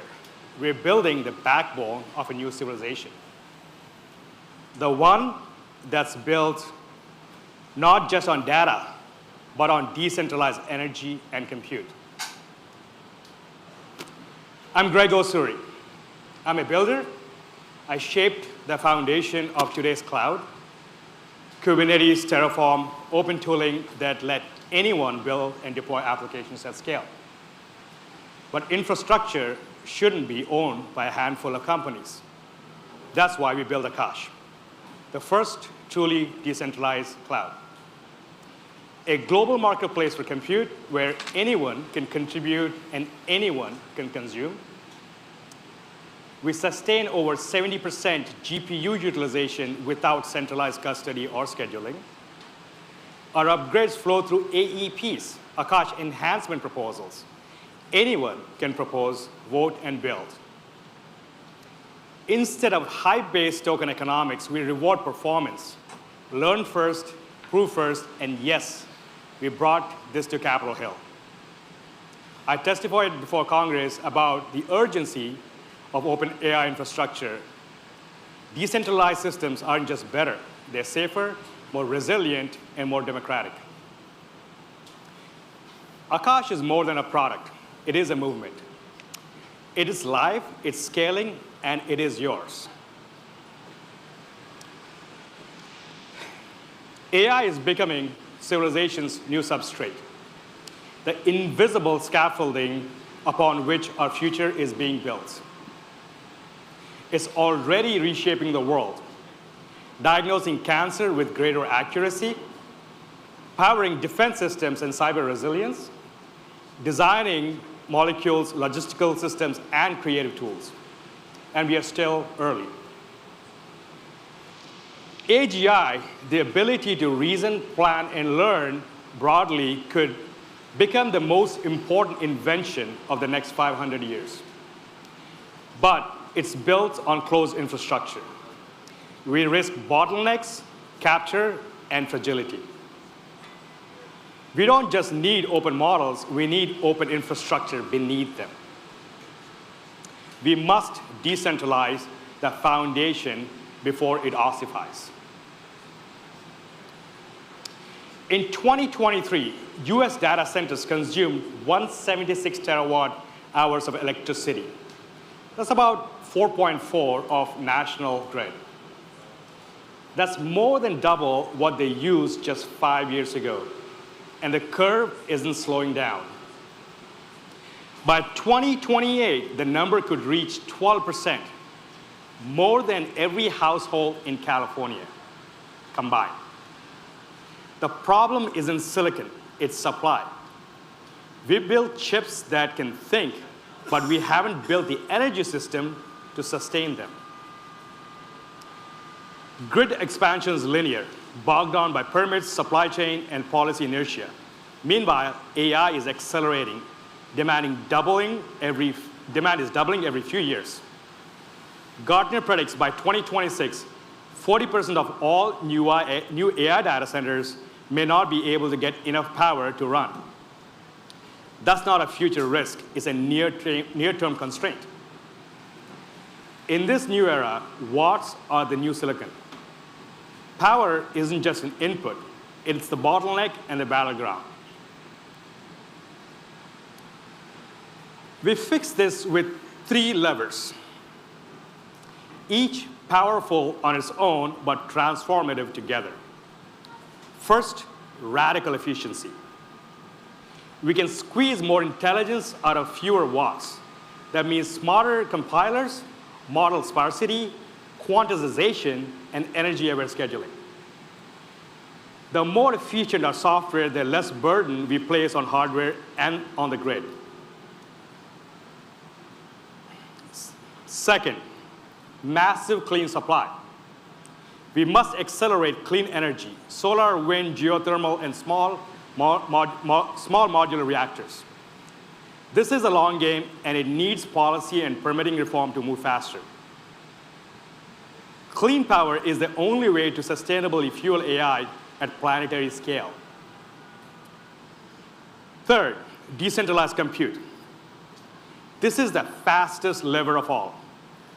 What if we didn't have to wait for a new data center to be built What if we tap into existing underutilized infrastructure in homes, universities, telco closets, and regional colos?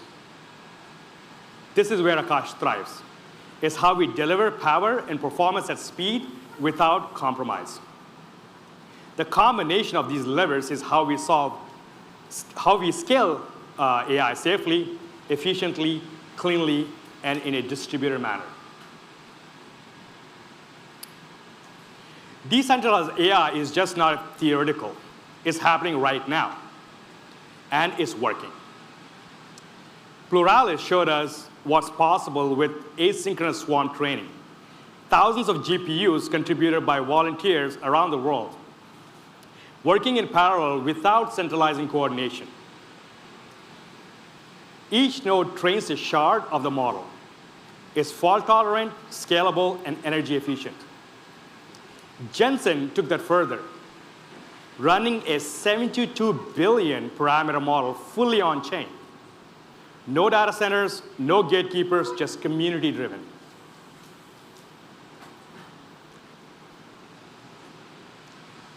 Bagel added the critical trust layer with ZK LoRa.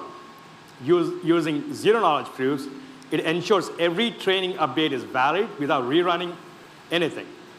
It's cryptographic audit for model updates. News pushed scale even further. A 405 billion parameter model trained in the wild, fully open source, fully decentralized. This isn't the future, it's the present. Together, these breakthroughs prove only one thing. We can train powerful models without centralized servers. We can verify correctness without trust. And we can scale intelligence without monopolies.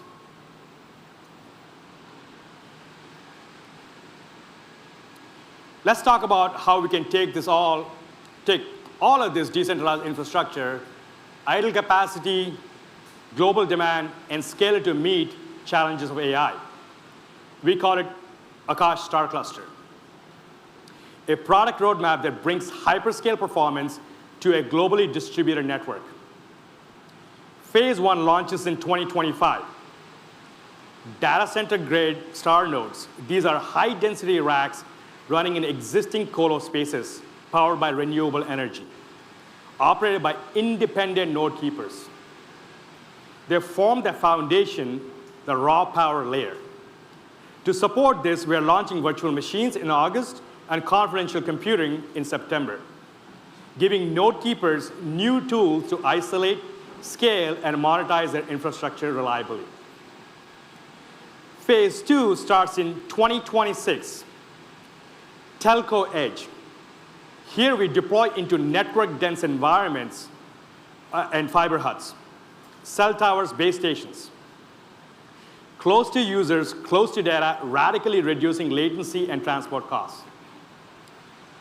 Phase 3, beginning in 2027, homes, schools, and local community sites. The long tail of underutilized infrastructure becomes active. A solar-powered server in rural school can train part of a global model. And that's the dream. Now for the math. 1 GB200 NVL722 rack draws around 120 kilowatts and contains 72 of the world's most advanced AI chips. To build 1 gigawatt AI cloud, we need around 8,300 of these racks. But here's the key. They don't have to live in one facility. They can live everywhere, distributed across regions, climates, and use cases. This is a hyperscale rebuilt from the ground up to be permissionless, flexible, and resilient. The cloud of the future isn't a place. It's a planet-wide mesh of compute, and Star Cluster is how we build it. Hardware is just potential until software makes it usable. That's why we built Akash ML, a distributed AI runtime designed to unlock real performance from globally scattered resources. It's GPU native, It's container first and it's lightning fast. Akash ML abstracts away the pain of heterogeneity. Developers can deploy models across nodes worldwide without worrying about quirks of every machine. We support inference today, fine-tuning tomorrow, and fully training soon after. Whether you're running a star node in Austin or a microgrid in Nairobi, the experience is seamless. We provide usage-based pricing, hardware transparency, and plug-and-play integration with open model hubs. Akash ML turns idle hardware into production-grade AI infrastructure designed to scale without compromise. For AI engineers, Akash ML solves two of the most critical or most hardest challenges. First, transparency in model lifecycle management. Our open model lifecycle gives users compute, visibility, and agency. Unlike other platforms that may remove unprofitable models without warning. Akash ML surfaces real-time costs. If a model becomes expensive to maintain, users can choose to either attract more usage or shift to self-hosting. We empower communities to keep models alive. 2, consistent performance. Each model instance is rate limited and access gated to ensure smooth, reliable performance. No noisy neighbor risk, no unpredictable latency. We're not just building infrastructure, we're restoring control to the people who create and rely on these models. Now, how do we fund and govern a cloud with no single entry controls? With star bonds, a new model of fractional on-chain ownership for compute infrastructure. And here's how it works. Anyone can reserve a star bond. A node keeper provisions and operates the star node. AI workloads run, revenue is earned, payouts flow back to holders. It's transparent, permissionless, aligned from day one. But it's not just about access, it's about the upside and trust. Star bonds are designed to reward early participants. Up to 6.4 times return on investment, or ROI, in high demand scenarios. Only 25% principal at risk in low demand cases. The internal rate of return increases with early tier discounts from 36.7% to 44.8%. The early and deeper you commit, the greater your upside. And this isn't speculative crypto. These are productive digital assets tied to real-world AI infrastructure, powering actual AI workloads. Star bonds offer something rare in tech: alignment between usage, ownership, and returns. This is capital formation for the age of permissionless AI. It's how we build infrastructure that scales with trust by making everyone an owner. Star bonds let us finance the future and a share in its growth. Discounts are available to anyone with over 100 AKT staked. The deeper and longer the stake, the greater the discount tier. First issuance, Star Cluster Alpha, will release about 75,000 bonds, each with a par value of $1,000.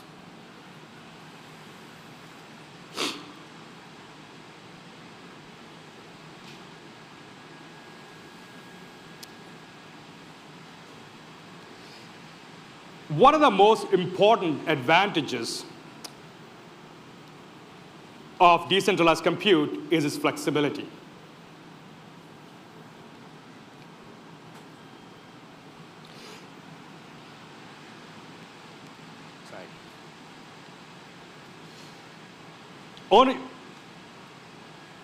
Not just in ownership or geography, but how it integrates with the grid.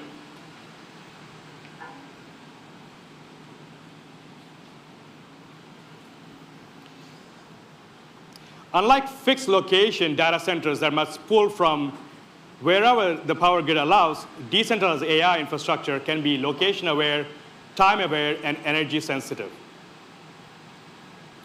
Workloads can migrate to where the power is greenest, cheapest, and most available. When it's sunny in Arizona, we train there. When wind peaks in Kansas, we infer there.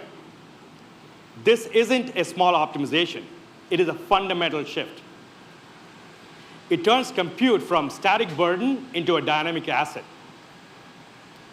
Instead of straining the grid, it balances it. This is the beginning of a new symbiosis between AI and clean energy. Centralized AI infrastructure creates single points of failure, physical, geopolitical, and economic. These hyperscale campuses are massive, fixed, and increasingly vulnerable. A single power failure, or a regulatory freeze, or geopolitical disruption could ripple through everything we built on top. In contrast, decentralized AI infrastructure is fault-tolerant by design. No single point of failure, no centralized choke point. Distributed nodes means resiliency, censorship resistance, and sovereign infrastructure that can be shut down with a keystroke or a policy memo. We're not just talking about uptime. We're talking about national strategy. In a world where compute is power, open systems aren't luxury. They are the line of defense. This is how we preserve freedom in the age of digital acceleration, by decentralizing the power that drives it. We build the tech. We prove it works. Now we need to unlock policy to match our pace. To unlock the full potential of decentralized AI infrastructure, here are 5 urgent actions. Number 1, fast-track permits. Distributed AI data centers shouldn't wait years for zoning approval. Give them the same consideration we give renewables. Interconnect reform. Allow decentralized compute to plug directly into local grids and microgrids. Make it easy to match clean energy with compute. Number 3, tax credits. Treat decentralized infrastructure like solar or batteries. If it's grid aligned and AI ready, it should be incentivized. Number 4, accelerate SMRs. Our smart modular reactors can prove clean, stable power for AI workloads. We need to move from pilot to production. Number 5, clarify DeFi legality. Don't let outdated securities laws freeze innovation. Decentralized physical infrastructure networks like DePINs deserve legal clarity. These aren't radical asks. These are pragmatic tools to accelerate a future that's already arriving. With the right policy tailwinds, we can make America the global leader in sovereign open AI infrastructure. We made the case. Now it's time to build. This isn't a closed garden. It is an open invitation. If you're a builder, deploy a model on Akash. Start shipping open intelligence. Help decentralize the base layer of AI stack. If you're an operator, spin up a star node. Earn revenue while advancing compute layer of a freer digital economy. If you're an investor, reserve your star bond. Be among the first to co-own the new layer of infrastructure. We're building infrastructure that matters, resilient, composable, and global. Infrastructure is destiny, but only if it's in the right hands of everyone. Let's build a cloud no one can shut down. Let's build the intelligence layer of a free civilization. Scan the QR. Stake your role. Join the star cluster.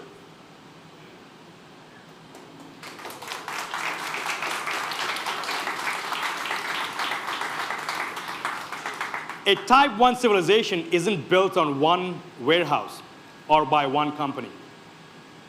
It's born across 1,000 rooftops, a million racks, and billions of watts, all working in harmony. We now have the tools, the compute, the capital, and the will.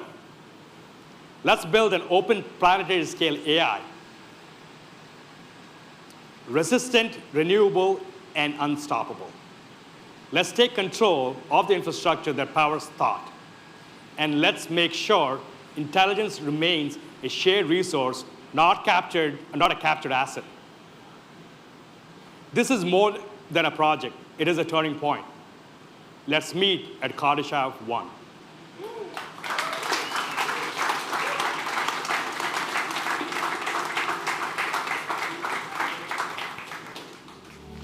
Questions, sorry. Questions, we got time. All right, let's go.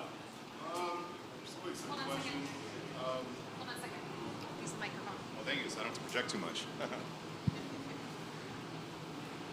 Hi, so I just started getting into this AI thing a little recently. I checked the website out from the QR code for builders. It has a list of models, DeepSeek, Quen, and all that. Is it possible for someone who's building apps to have their own custom model hosted on the Akash Absolutely. network? Absolutely? Oh, yeah, it's excellent. custom first. So you can host your own model if you have the money. For example, and the reason why we want to provide much easier is to first get you to market as quick as possible, but also not everyone can afford like a $50,000 deployment for a DeepSeek. Right. Yeah. So it gives you that shared ownership and makes it easy for you to go to market. All right, so you said it's possible as long as you can afford it, you said, basically. Yeah, you can pay for the GPUs. All right, thank you. You can host anything you want, yeah. All right, thanks.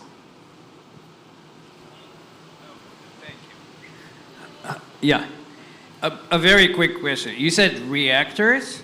So you want, did I not hear you well? The reactors? Nuclear reactors? I did mention that, yeah. Yeah. What about it? No, I mean, you meant nuclear reactors. Correct. So the idea is to create a network of mini nuclear reactors. And when allow... it's possible. I mean, we're not building nuclear reactors, but we'd love to see a policy regulation getting easier for small modular reactors. These are small. No, but I just know how this country manages a bunch of other policies. I'm not sure. That's fine, yeah. We'll. Yeah, thank you. Thank you.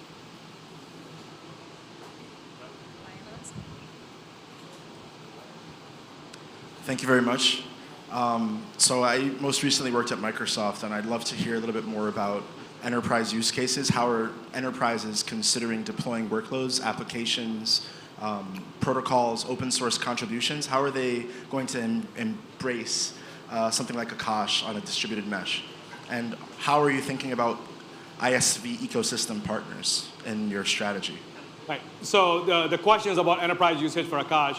So the Star Cluster Program Alpha, we have multiple phases, but the Alpha is designed to deploy about 25 GB LBL72 clusters. And these are very powerful machines. These are usually not available for most people. NVIDIA was kind enough to give us these machines, or at least promise us these machines. We haven't gotten them yet. Well, lots of promises. Anyway, but the point is, Akash will be one of the few places that will have these machines if anyone wants to use them. For context, these are 4 times more faster for inference than H200s. These are 3 times more efficient in terms of energy usage. They're just better performance, bang for your buck, right? You can't get them on traditional clouds because NVIDIA doesn't want to sell to traditional clouds, working at Microsoft. So Akash is one of those niche places that you can get access to, like this kind of extremely powerful chips. More importantly, a lot of places don't have energy now. So, you heard Jason from Daylight talk about how long it takes to put a new data center, a hyperscale data center. Right now, it's about 10 years. You got to wait before you can get an interconnection request approved. Of course, we are fighting for interconnect reform. But so it's right now enterprises are in a very big trickle where you can't really build out massive data centers to get you to install these like massive boxes, and you have to eventually go distributed. And when you go distributed, how are you going to facilitate hardware procurement, management, or the entire life cycle of these nodes? And that's where Akash comes into play. So there's obviously value that we provide that's unique enough for the network, and we believe that's a catalyst for anyone to wrap into enterprise product. Now, of course, when you go enterprise, you have other aspects of engagement that's not necessarily product. That means relationship management, the whole shebang of it, and that's an opportunity for. I mean, we don't have a huge enterprise focus because our demand has been primarily from fast-moving startups because that's what they tend to be more experimental. But I believe there's an opportunity there to really create an enterprise sort of bridge between Akash and the big enterprises. He's working on a bridge. Other questions?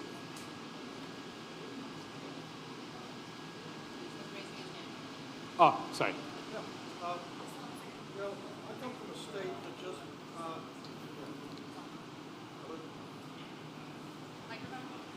there you go. Hello? Yeah. I come from a state that just enacted an energy policy trying to reduce permitting requirements. The focus obviously is transition from coal generation to gas. Obviously, tremendous amounts there. Also looking at it from the standpoint that the state has specific AI needs and building its own data center, and recognizing that obviously the state has sovereignty over identity and number of functions along those lines. Have you given any thought to how that integrates into the fully decentralized cloud? Because inevitably, there are going to be pockets of these centralized functions that, I mean, they're not going to give up their hegemony, as the state, just for the promise of a decentralized, future. I mean, there's still stakeholders in all this. So, how does that migrate, from the standpoint of, digital assets, and using really the concept of digital capital as the mechanism for that part of the digital infrastructure? So the question is, he comes from a state that just enacted energy policy. In fact, there's a national movement to deregulate energy. Really began with the current administration's executive order on making energy a national security, right? So what's that? Not deregulation. Well, so the intention of the executive order is to direct agencies to deregulate as much as possible and allow for more source of energy, right? I mean, if you think about it, if you look at the math, by 2028, 12% of U.S. electricity will be used for AI. That's from a government report, from DOE report. And the reality is about 30%. You know what I mean? So every state now has an opportunity to become an energy powerhouse. And I think if you're not innovating in your policy, you're going to be left behind. And Texas has moved very fast when it comes to deregulating energy. South Carolina, right, is also moving. A lot of southern states are moving very fast.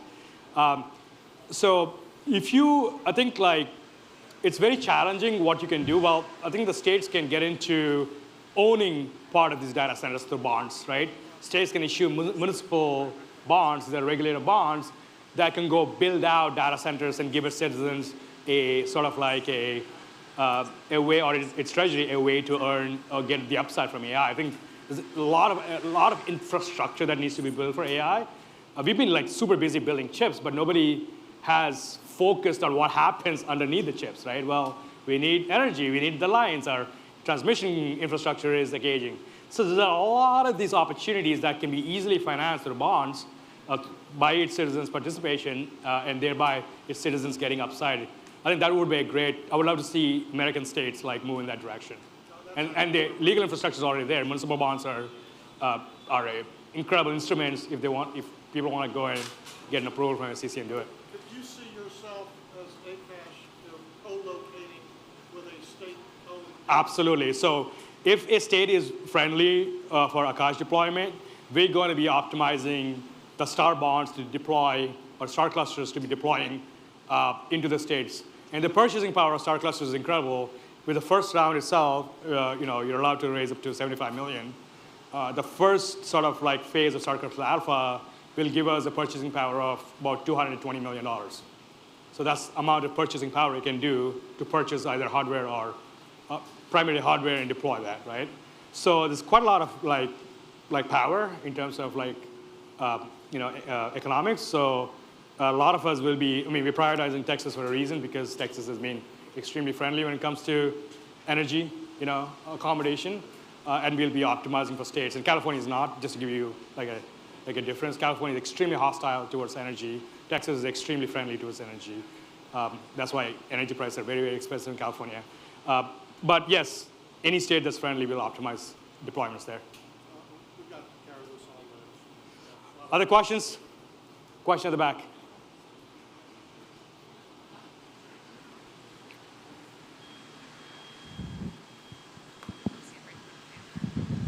Hey, Greg. I would like to thank you on the behalf of everyone, first of all, for having us here. It's been a great event so far. And my question to you is, does Akash plan on expanding their network besides GPU inference, so like CPU and memory? Well, Akash is a CPU and memory network. We do. Oh yeah, Akash is primarily a CPU. And it began as a CPU-only cloud. GPUs came way later. And people now forget Akash has very good CPUs. And in fact, our CPU utilization is only like 27%. Our GPU utilization goes to like 60 to 70%. And it's incredibly cheap. And also, most people don't realize Akash is one of the biggest IP address marketplaces. You can actually get IP addresses on Akash. It's like a hidden feature. So it's a full capable cloud that whatever you can do on Amazon, you can do on Akash. So absolutely. One more question maybe, or are we good? We good? No, we're good. Okay. All right, thank you please all. give Greg a round of applause. Thank you, Greg. All right, now the time that you've been waiting for. If you have registered to win the $25,000 in compute credits, for the people listening downstairs, if you have registered to win the compute credits, please come up to the main stage. We are going to be announcing a winner in 2 minutes.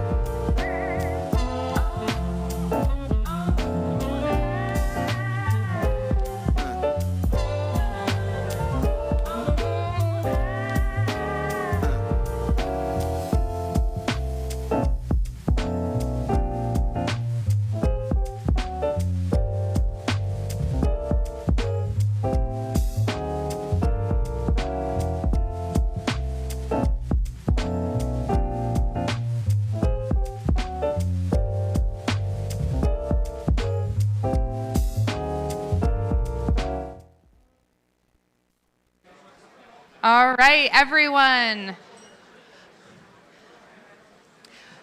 The winner for the $25,000 in Akash Compute credits goes to Katiravel Kumara. Come on up.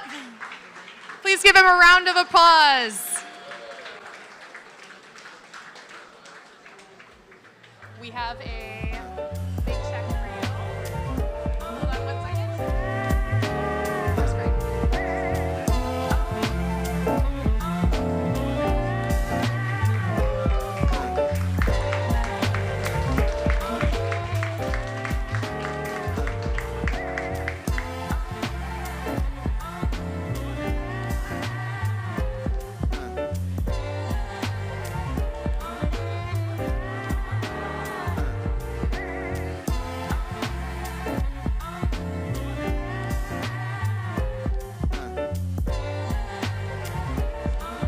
Thank you.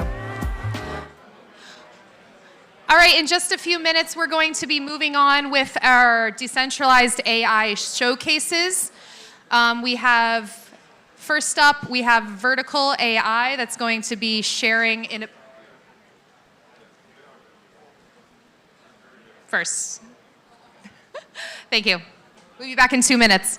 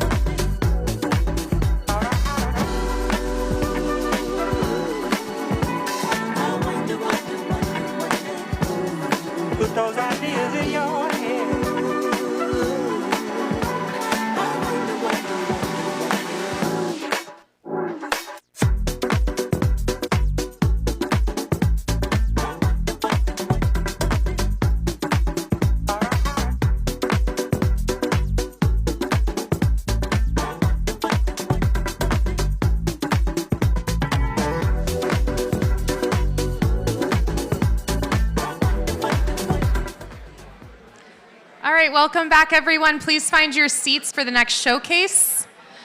I'd like to introduce Manouk from Vertical Studios to the stage to share today. Thank you. Please give him a round of applause.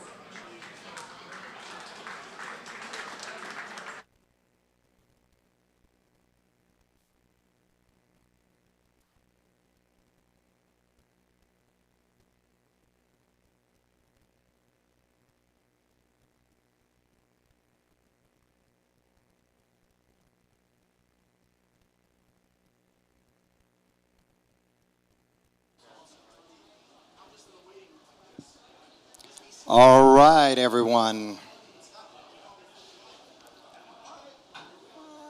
Okay, welcome everyone. My name is Manouk Termaaten. I'm the founder and CEO of Vertical AI, and together with my team, we are building the first no-code platform for AI model customization that runs on decentralized networks for compute.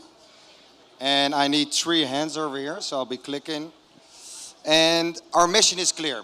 We want to empower everyone, from the creative individuals to the entrepreneurs, to be able to easily use, customize, and monetize specialized AI models without the need to know how to code or understand the technicalities behind it.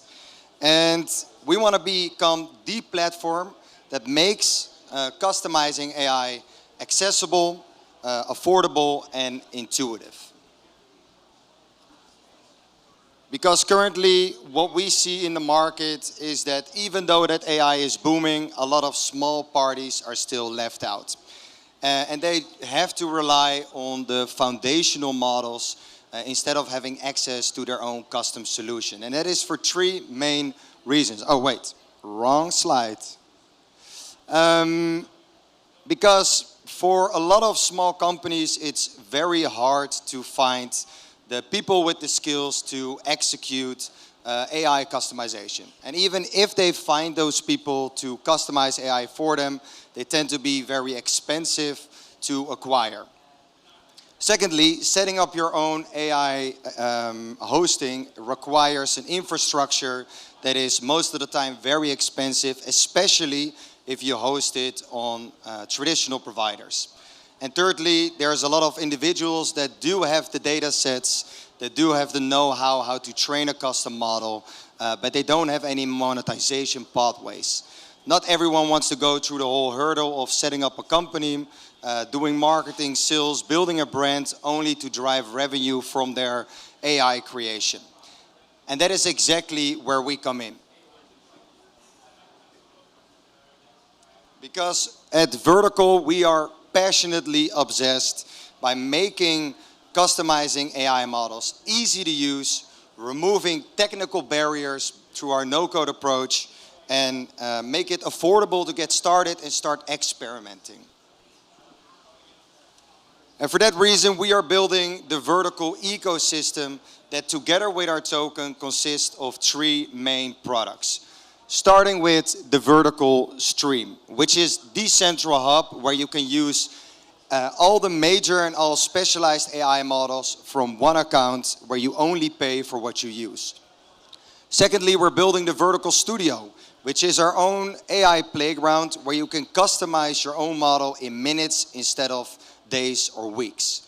And thirdly, we're building the Vertical Cloud, which is our own proprietary orchestration software that enables auto-scaling and load balancing capabilities while leveraging GPUs from decentralized networks like Akash.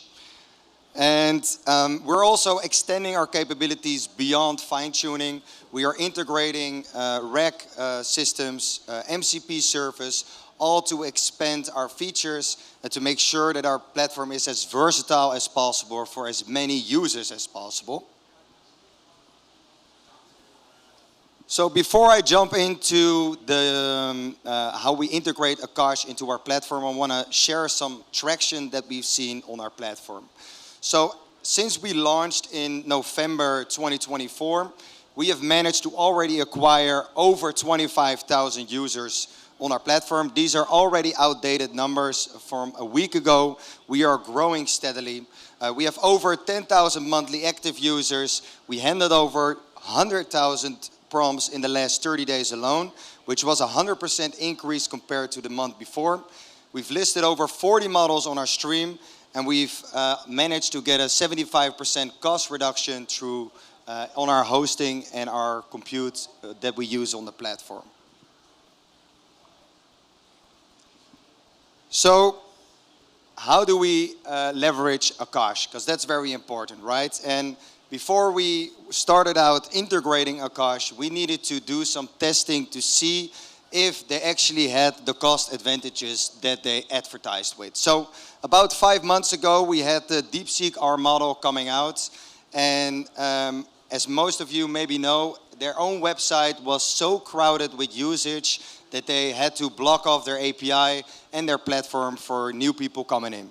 So we were forced to host this model ourselves to make sure that the users on our platform had access to this new, very impressive model.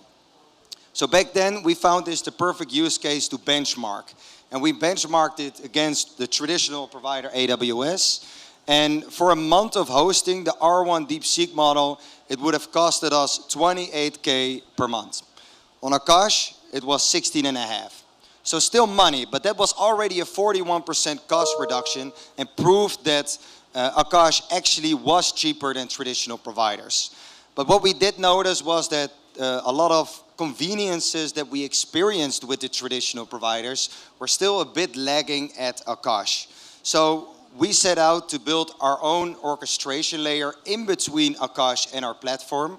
Like I said before, that enables auto-scaling and load balancing capabilities while running on GPUs from the Akash network. About 2 months ago, we did a second benchmark. And this was during our beta testing of our studio and our cloud. Here we rented 7 machines from the Akash network that were running for 14 days, and we had the equivalent compute also running on AWS. After 14 days, I received a bill from AWS for 7.5K, and in those same days, we only spent 1.7K in our combination of Akash and vertical cloud together. That's a 75% cost reduction compared to traditional providers, which is just phenomenal. So what I've done over here is I've abstracted a little bit how our vertical cloud is working and how we are able to get even more cost reduction by integrating this orchestration layer over the Akash network. And basically what we want to do here is with this layer, we want to provide the same conveniences that you experience with traditional providers, but with the advantage of cost efficiency of decentralized compute. So this diagram shows the vertical cloud engine and how we utilize GPUs from Akash in a more efficient and dynamic way. On the left, you see the job management endpoint that triggers fine-tuning jobs on demand through our own custom-built job scheduling engine. And that only spins up machines when we need it and shuts them down right after. On the right, you see our inference pathway that handles inference requests through just a single endpoint that load balances across a pool of machines running on Akash mainly. We do have AWS instances running as well, but that's just to increase the availability of compute. And the real innovation over here is happening in our job scheduling engine. Because this is actually the automated engine that, this is the engine that automates Web3 deployments. And secondly, the innovation here is happening in our AWS Akash connector. This one actually allows us to have AWS manage load balancing that works seamlessly across decentralized compute by utilizing LoRa adapters. And this way we can actually use one machine to serve many customers by switching between these LoRa adapters.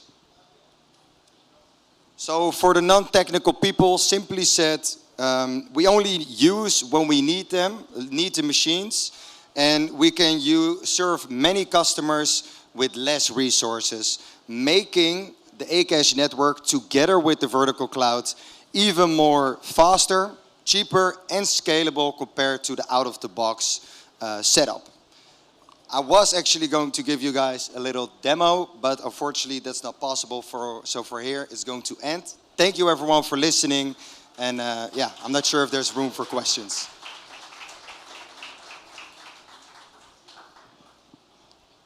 Yeah, he has a question.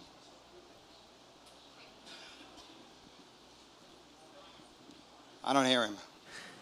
Just a quick question about the LoRa technology that you were talking about. If you could just explain, are you changing the models that users are being directed to through the LoRa, or how does that exactly work within the architecture you were talking about? Yeah, so basically we can host a single model, so a base model on a machine, and we just switch between the different LoRa adapters that all use the same model actually as any other user. So that's basically where we orchestrate between. We don't have many models for many users. We can have one model for many users, but many LoRa context containers. So the moment that someone else wants to run inference on that same base model with their LoRa adapter, we have the virtual VLLM, you call that. It can easily switch between those different LoRa adapters and still serve many customers or users with one base model. Thank you. All right. Thank you so much. Please give a round of applause to Manouk. Appreciate it. If you have any questions, please go find him in the back. Up next, we have Brayden Levangie of Levangie Laboratories. Please welcome him to the stage.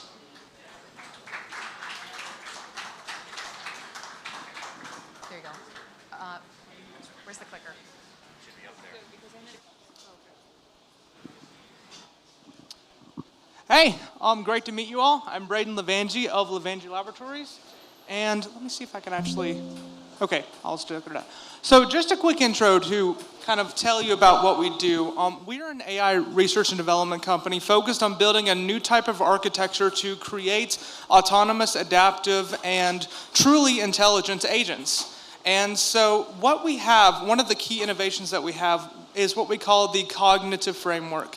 It's a new type of way that we've taken pre-existing patterns from research and some of our own innovations to solve fundamental problems that people have when they're building truly autonomous systems. And so I figured the best way to show you the power of our technology is actually to show you something that you're all familiar with, an agent that can automate virtually anything on the Akash cloud system.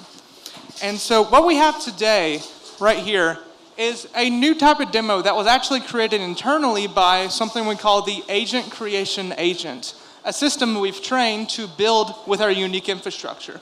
And so what we have is an end-to-end application. I figured, why not do something like Akash Chat, where we're always waiting for the latest and greatest open source models to be released on the platform.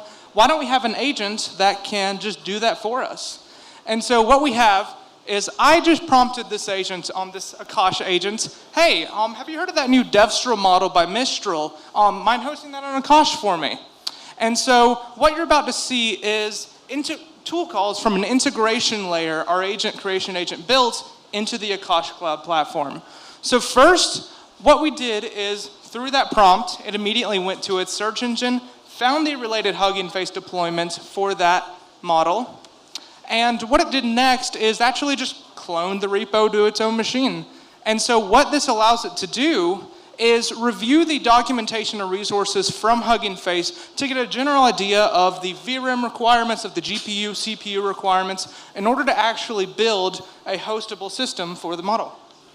So what we see next is the SDL, which is the main deployment layer that you have when you're actually trying to push an image to the Akash platform. The system had built out one based on its knowledge of the ecosystem, was able to then validate it against an internal tool it created to actually validate the schematics of the related SDL. And then, honestly, one of the things that we probably all need to do is check to see what the rates and availability are for GPUs that we're trying to host in the first place. I was able to double check, it's A100, and we can actually see here too, was able to successfully deploy that on the Akash platform and give us that related notification. We can see here that I just pulled some of the logs to show you, and let's actually see it in action, where through an OpenAI compatible hosting layer, we can able to just plug in the Akash URL and have the model produce the result from hosting that new DevStral model on the Akash platform. Now, the real power isn't just this specific workflow, but also how it adapts to anything and everything that you want to do on the Akash platform, either by taking existing projects, Dockerizing them, and building a new SDL based on the Dockerization, to answer questions and help you research to find how powerful the Akash resources are compared to platforms like AWS, and pretty much anything else that you can imagine. Now, the real crux of what we've built at Levangie Laboratories is a framework that can allow you to build specialized and customized agents like this with no intervention whatsoever, as we can simply now speak agents into existence. And with this platform, with what we call the cognitive architecture, every agent that we build with our solution is capable of adapting, growing its own capabilities and tool sets, and autonomously improving itself to stay latest and up to date for any integration. We're taking this worldwide to companies who need agentic automation or integration to their infrastructure, or people that want to use agents to drive research and development for their needs in enterprises. As what we've built is the first universal platform to completely automate agentic intelligence and solve fundamental problems that occur when you're actually trying to build something that can truly live, learn, and grow independent from the user. Thank you.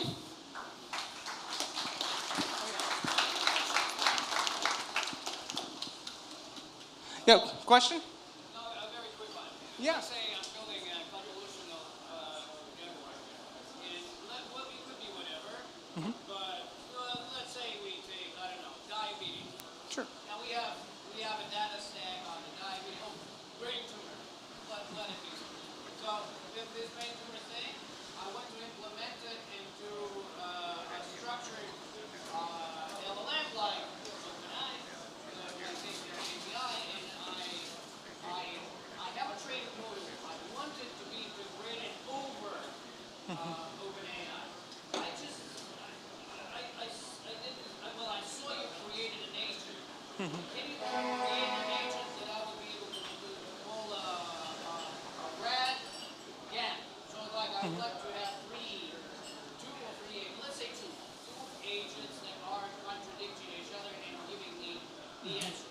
So I want them to use the proprietary knowledge rather than OpenAI's thing. I want the OpenAI just to be able to work. Yeah, absolutely. So great question. So anyone who didn't hear, this gentleman was speaking about brain tumor research and a database, a corpus of brain tumor information, and trying to build an agent or an AI system that can work over that information on top of an existing model. Amazing. So I actually had a related conversation around a week or so ago about people wanting to build an agent for accelerating biotechnology research. So the magical part of what the cognitive system is capable of doing is doing, honestly, exactly that. Now we've seen agents in the field be able to create some great first shot demos or kind of work off of nothing and build something. But the largest gap that we've seen is creating autonomous systems that can build upon pre-existing infrastructure. And that's exactly what we've solved here.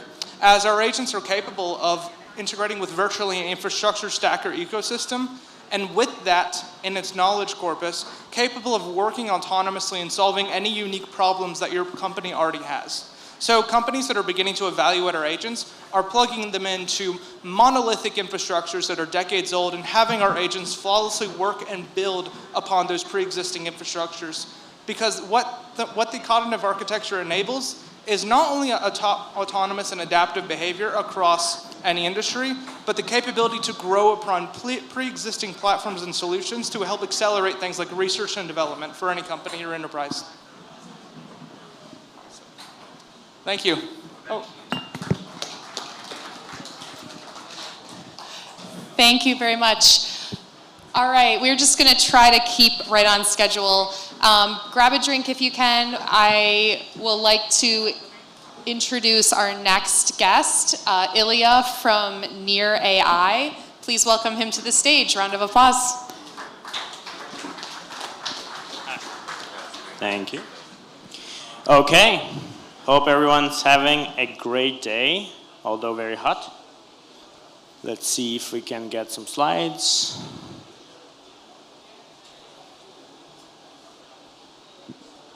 Oh. Okay, cool. Yeah, so for folks who are not familiar with me, my name is Ilya. I'm co-founder of Near. Before diving into a crypto rabbit hole, I was actually an AI researcher. I worked on natural language understanding, machine translation, question answering. And I was part of the team who developed Transformer, which is an architecture that is used right now across all of the machine learning, advanced machine learning. Now, in 2017, I left Google because I wanted to apply this technology to what now we call vibe coding. Effectively enable anyone to be able to program, to develop software, to talk to a computer. Now, back then, it didn't work yet. We didn't have the scale, we didn't have the data. And so we were trying to do a lot more data labeling. We actually engaged students around the world to create training data for us. And we ended up having this challenge on how do you actually pay them, right? People in China, people in Eastern Europe, Southeast Asia, they don't have bank accounts, monetary restrictions, etc. And that's how we got into blockchain, realized there's a need for something scalable and really usable, and started building Near. Now, AGI is almost here. And the point of this is whoever controls it, whoever provides the access, whoever defines how it's able to be used or not, is in control of everything that it provides.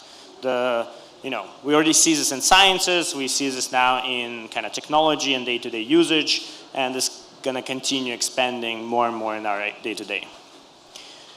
There's a paradigm shift that's happening as part of this, which is, over past 20 years, we've gotten used to, navigating to websites to get something done, using applications on our phone. But it's starting to shift, right? It's starting to move away from, oh, I need an app for this, I need an app for that, to I just have my AI with maybe agents who are actually doing things for me. Now, the interesting thing is the kind of final form of this is where instead of asking for information, the AI is going and actually doing the work for you and executing the actions, right? So this is kind of agents taking actions, which we're all excited for. But what it means is that the user experience is going to change. You're not going to have anymore a bunch of apps on your phone. You're not going to have a browser with websites. You're actually just going to have AI that's going to go do all these things in the back end. And instead, it's going to generate the user experience on the fly for you in this specific moment. And in process, it's actually going to eliminate a lot of middlemen and kind of processing that happens right now. Now, there is a challenge with this, and there's a bunch of challenges with this. One of them is monetization, right? If I'm a developer right now, I want to build a new model. I have two routes. One is I build a new model. I now need to get a bunch of compute and build a whole kind of infrastructure to serve it so I can actually monetize it. Or I open source it and don't make any money. As closed source, now you're taking responsibility for everyone's data because you're serving it, you need infrastructure.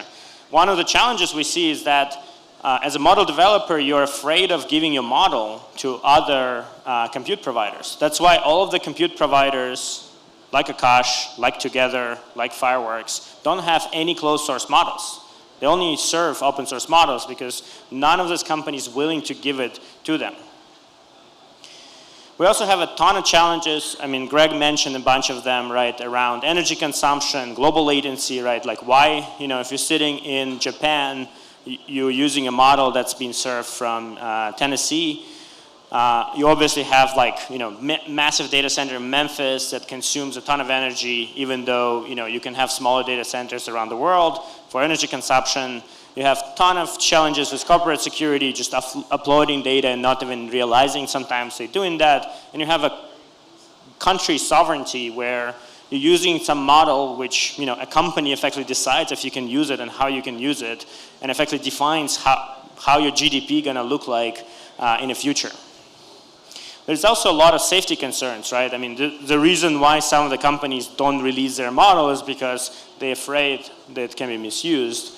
Although at the same time, we have open source models and people are using them in all kinds of different ways. But the other flip side is if you're sitting inside one of these frontier companies, you actually have an access to the unaligned model, unsafe model. So we have actually an interesting misaligned state where if you want to misuse these models, you actually just need to get a job at one of these companies because that's the best way to get access to an unaligned model. So instead of the current state, what we propose is a user-owned AI. It's really AI that optimizes for user well-being and economic success, not the profit of these individual corporations that are working on these models, right? So it's a different paradigm, different model, different system to allow this. Now, to ensure that, we need a number of things to kind of work together. And kind of the properties we want to deliver is, first of all interactions from your perspective should be confidential and permissionless, right? Like I should be able to access, if I know I can access this model, I want to access it, it shouldn't change tomorrow, and my data should not leak to I don't even know who. We want it to be accessible to everyone, right? It should not be guarded kind of in different ways to different people, right? It shouldn't be that when I go to Korea and like it says I cannot access, this model. When I go to Hong Kong, I cannot access that model. You want to ensure the user ownership, right? Again, right now, these models, like the meta optimization is either way maximizing revenue for the company. And so we want to kind of be the flip side of this where we're maximizing ownership. We want to have know how these models are trained, right? There's this concept of sleeper agents where you effectively can introduce some information into training data of a model in such a way that at a later stage it will activate some malicious behavior, right? This is especially true for coding models where you can effectively, turn which library it imports on a specific condition and introduce, vulnerability into software. And so we want to know what goes in, we want verification of what goes in, we want to be able to understand the bias that model has. So in general, we want to have this kind of in a new paradigm that right now nothing offers. And so the other problem is that this new paradigm on itself will not gain users, right? We in crypto, been saying, hey, crypto is great, values of self-sovereignty, and maybe, we got like, whatever, maximum couple million of users who actually like truly have their own self-sovereign keys, right? Most people use centralized exchanges to transact. So we need a state-of-the-art model that actually represents these values so people are using it. And so we want to have verifiability of data and model training that goes into this for the process of getting the best model. One of the challenges here is if you have the best model that is effectively open source, everybody else can use it and so and improve on top of it as faster. And so you're always going to be lagging behind. So there's kind of an interesting challenge that if you fully open source, you cannot be state of the art, right? You always will be lagging behind somebody building right away on top of you. We also need continuous research and improvements, right? So we need a process. Like the important part here, like the thing that OpenAI has is less about the specific weights, floating points that they have, but actually the process they have to produce it continuously and improve the model and research that goes into it. And so we introduced this idea at NVIDIA GTC. It's called Decentralized Confidential Machine Learning, right? So this is where we have a new primitive that allows to have all interactions with the model to be fully confidential and permissionless, right? There's nobody who can actually stop you from doing that. The results are verifiable. This model was run on your data, and only this model. There's nothing else was executed. We can have data centers across the world who actually serve in this model. We can monetize now models, so I can build a model and make money off it, offering it through this network. I can train model in such a way that everything that goes in is known, but the outcome is effectively encrypted and available only if you monetize it. And it offers a way effectively to provide safety over these models in whatever way the designers desire that applies equally to everyone. Like effectively you saying, hey, this model can be used for everything except bombs, chemical weapons, etc. And this applies the same way for everyone who uses it, not just for external users and creators can do whatever they want. So how does this work? Well, it relies on few key primitives. So first one is trusted execution environments. Its ability to run hardware, specifically Intel CPUs and NVIDIA GPUs, in such a mode that even the owner of the hardware is not able to access what's happening inside. So this gives you both confidentiality and verifiability. It works with GPU, NVIDIA Hopper, and Blackwell. There's other hardware providers that also adding support for it. And you can actually run arbitrary computation, right? You can run agents, you can run, access data, data processing, training, etc., because it runs on Intel TDX, kind of Intel Xeon processors as well. And so on top of this, we kind of build the whole cloud, where you effectively have nodes that can join network, turn on this mode on their compute, and then register that they're able to provide this on-chain. And now you can have models that are encrypted, that only decryptable inside confidential environment, and served to the user, right? So this is how you get effectively ability to monetize models, where you can have the model encrypted. So like I just trained something new, I encrypt it, upload it. Now only inside secure enclave it can be used, and you can apply whatever requirements, payments, monetization kind of restrictions that you want on top of it. So there's a lot of pieces that go into it. There's a whole paper that introduces how this works. Now, on top of this, if we want a state-of-the-art model, that's not enough. This is kind of your inference network and compute network. But you still need the whole AI laboratory, right, that actually produces these models, right? You need the whole kind of flywheel process that produces these models continuously. And so if you look up into one of these labs, inside they have a number of teams, right? And each team is effectively like pipelining, getting more data, passing it to pre-training. Pre-training passes new models to like RL, kind of reasoning RL, fine-tuning, and then back to inference. And so you kind of have a continuous flow of this where new data refines, gets model to improve. So on data side, the important part is data acquisition, right? You want both new training data from internet, as well as if users are willing to provide it from the users, where you can actually clean a lot of PII out of it. You as a user know exactly the procedure that's going to be done on top of your data, so if you're willing to have this trade-off. You have kind of data cleaning and improvement, right? Most of data is shit, so you need to kind of remove all of this noise out of it. And you have also synthetic data, right? A lot more of current training is actually moving now to synthetic data generation.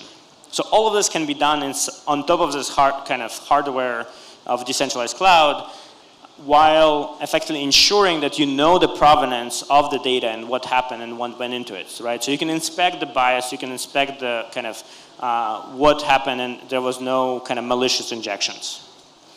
On pre-training, we want algorithmic improvements, right? We want to continue improving the models, how they trained as well. You want curriculum learning, you want prioritizing batches, etc. And we want to have a decentralized and distributed training, right? So we can actually leverage the computers around the world. And so decentralized training itself is an extremely complex problem, right? I think Nus is presenting afterwards a lot about it. But the cool thing is if you run it on this decentralized confidential machine learning cloud, you actually get a lot of really cool properties, right? You don't need to solve for malicious actors trying to poison your model at the training time, while you're solving for the monetization, right? Right now, if you're training the model in a distributed, decentralized way, everybody usually has a model, like everybody who participated in it, right? So you can't actually monetize it. It's effectively open source. And so you don't have this flywheel of money coming back in to train the new model. So you need this monetization where you can produce a model, and then the weights are encrypted, right? The inputs are known. It's open source, but the parameters are encrypted and now can be used and be monetized. And so you can actually raise money and and repay back from this monetization. You also want all the fine-tuning post-training, right? There's a ton of innovation that's happening on the side, and especially if you're tackling specific sub-problems, you take the foundational model and actually start to expand it into different areas.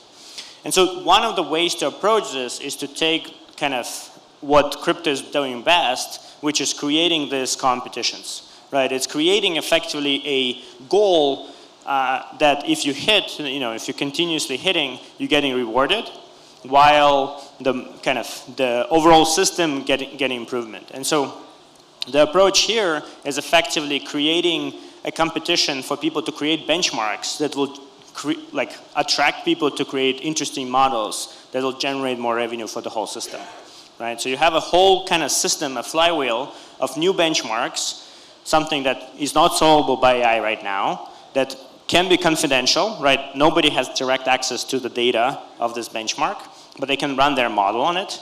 And so the better models that arrive, they get rewarded for, beating the benchmark, while the benchmark itself receives reward proportional to how valuable these models are, right? So you're creating kind of a two-step game using crypto economics to effectively generate this flywheel of better models and better benchmarks. And this is actually what's happening inside, again, OpenAI, Google, and other labs.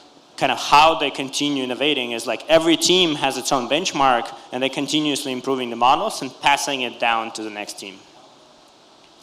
And obviously, you still have a market for inference that as you create these models, now people can use them across the world. They can use them on their own hardware. They can use it through kind of shared resources while still maintaining this confidentiality.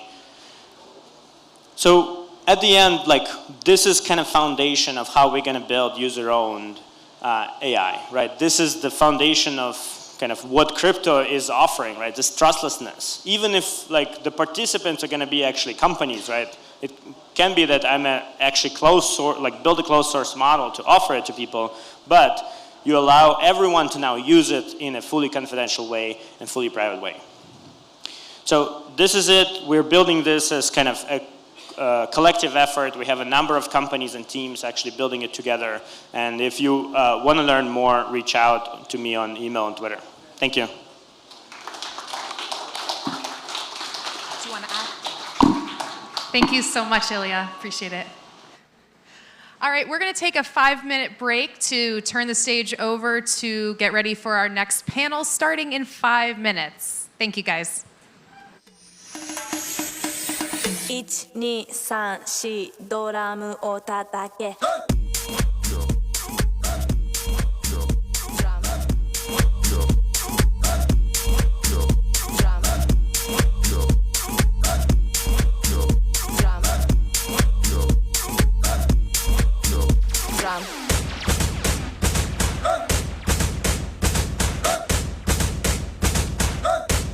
I wanna feel the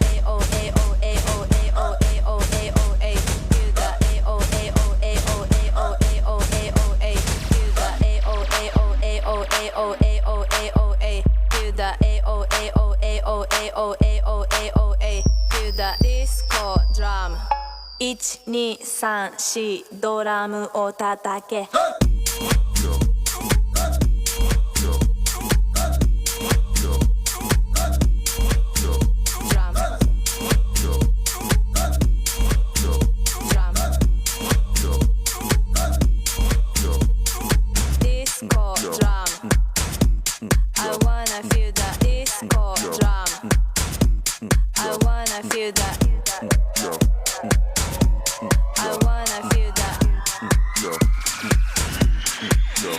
drum.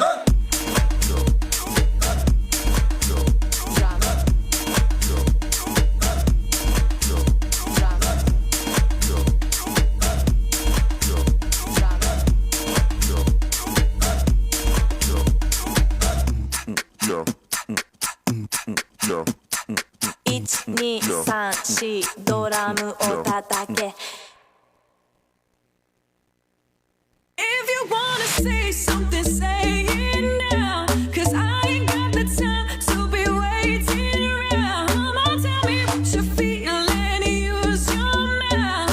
If you wanna say something, say it now. If you wanna say something, say it now. 'Cause I ain't got the time to be waiting around. Come on, tell me what you feel and use your mouth. If you wanna say something, say it now.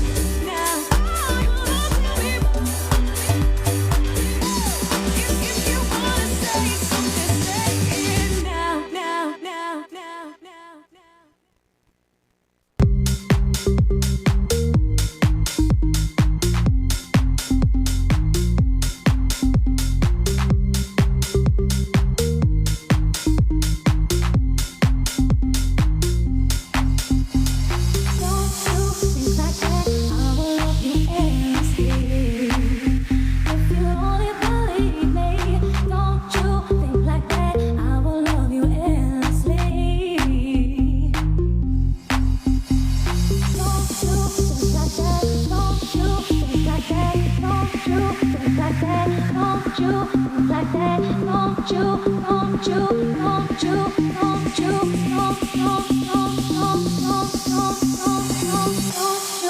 like that, I will love you endlessly. If you only believe me, don't you think like that, I will love you endlessly. If you only believe me, don't you think like that, I will love you endlessly.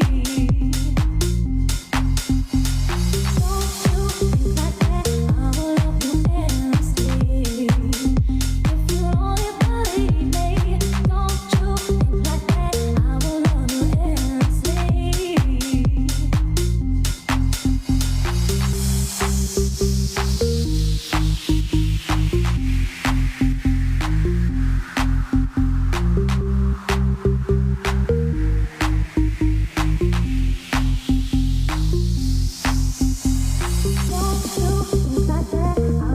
you endlessly. If you only believe me, don't you think like that, I will love you endlessly. All right, welcome back, everyone. If you can find your seats, please. We have an exciting panel today titled Investing in Intelligence. Please welcome to the stage Chang Wang from Akash Network as our moderator. Please give him a round of applause. Thank you, kind sir. Next up, please welcome Maya Vujnovic from the O Group. Give her a round of applause. Next up, please welcome Connor Moore from Permian Labs. And please welcome Mark Palmer from the Benchmark Company.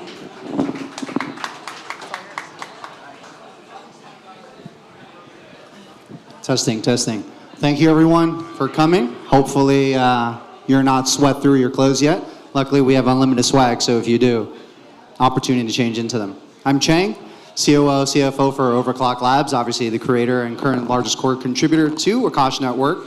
And one of the things I would like to say and set the record straight before we start with our illustrious panel minus Christian, shame on him for not being able to come because for the live stream, is that a lot of people say, when did we, Akash Network, pivot to GPU, pivot to AI? Set the record straight, we never pivoted. This is part of our core thesis in our white paper stated in 2018 since the beginning of time. And this is simply a realization come true, and we're glad it plotted out this way. So shout out to Greg and the team for bringing us here.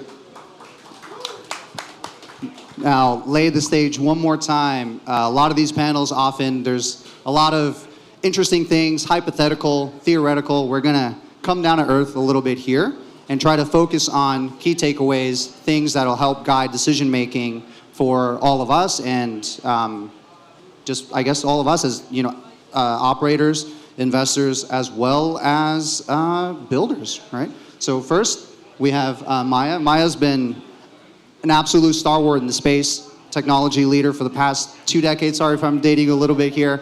And I'd have to say a lot of the emergent tech and position of blockchain specifically wouldn't be where it is today without Maya.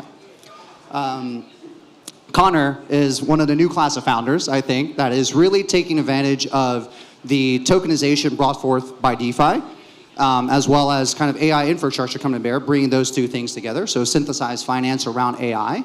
I'm bastardizing a little bit, please correct me. And Mark here, senior equity research analyst, and he bridges the gap between those who want to know information and apply rigor towards that information and surface it in a way that is consumable, right?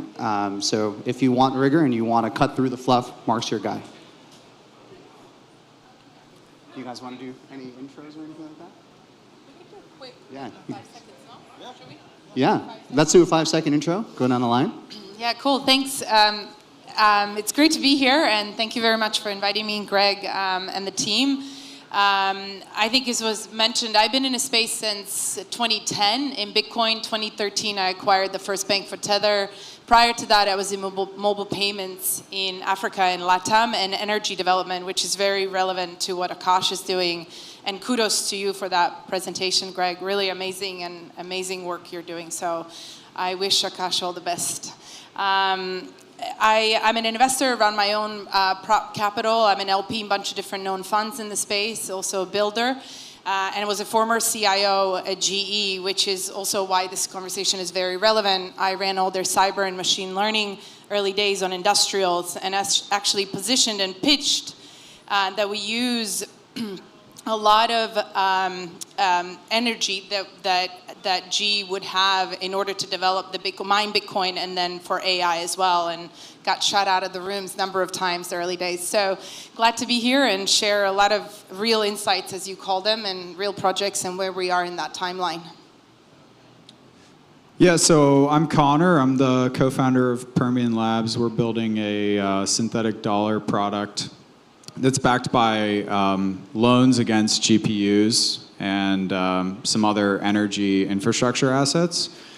Before this, I worked in private equity and in investment banking. And basically, the product that we're building looks most similar to like ABS, asset-backed securitizations, but completely on crypto rails. So taking advantage of kind of the composability of DeFi to proliferate high yields back to DeFi users that are backed by actual assets that make actual money and are not just speculative flywheels. So hopefully we will introduce more permanent kind of debt-like products to crypto that can actually expand permanent capital on chain. Yeah, I'm Mark Palmer. I'm an equity research analyst with the Benchmark Company, which is an investment bank. My focus is on fintech and digital assets. Actually have been covering the digital asset space since 2020. So we've seen quite a few ups and downs just within that time frame. In addition to covering stocks, I also write about private blockchain entities, protocols, projects, which is how I found Akash and wrote about Akash a couple of months ago. Since then, the evolution of the platform has been remarkable, including just what we've heard today, which I think is indicative of the pace at which change is happening in this space. I've been in this business now for 27 years, and this is a pace of change and of adoption like we've never seen before. What's interesting is to see institutional investors trying to keep up with all of that. They've been trying to keep up with what's going on in the digital asset space. Then AI comes along, and they're trying to get their heads around that. Of course, Akash is at the intersection of both of those, which is why the piece that I wrote resonated with a lot of folks. So that's why I'm here today, and it's been a lot of fun to watch the progress. Thank you all. And I would like to lead the panel off with a question, just given exactly what you said. The pace of change is absolutely startling. And for me, it's hard to keep up while being on the bleeding edge as part of the Akash Network team. I'm sure this belief is held by more than just myself and institutions. So what would you say over the last 12, 18 months has really changed the paradigm of how we look at companies specifically, flavored with the lens of AI? What has fundamentally shifted in the last 12 to 18 months? Sure. Well, I think what Greg was talking about today during his keynote is very much consistent with what has emerged, which is an understanding that one of the biggest challenges that we're going to see is how do you come up with enough energy to power this amazing technology? And so if you look at my coverage, I cover a number of the Bitcoin mining stocks. And 18 months ago, these companies were focused on mining Bitcoin, as the name would suggest. Flash forward to today, and a lot of them are no longer focused on Bitcoin mining. It's part of what they do. But they are focused on developing data centers, energy writ large, for powering AI. And what's interesting is that if you talk to the investor relations folks at the companies, they will tell you that of all the questions they're receiving from institutional investors, virtually none of them over the last number of months have been about Bitcoin. It's all about AI.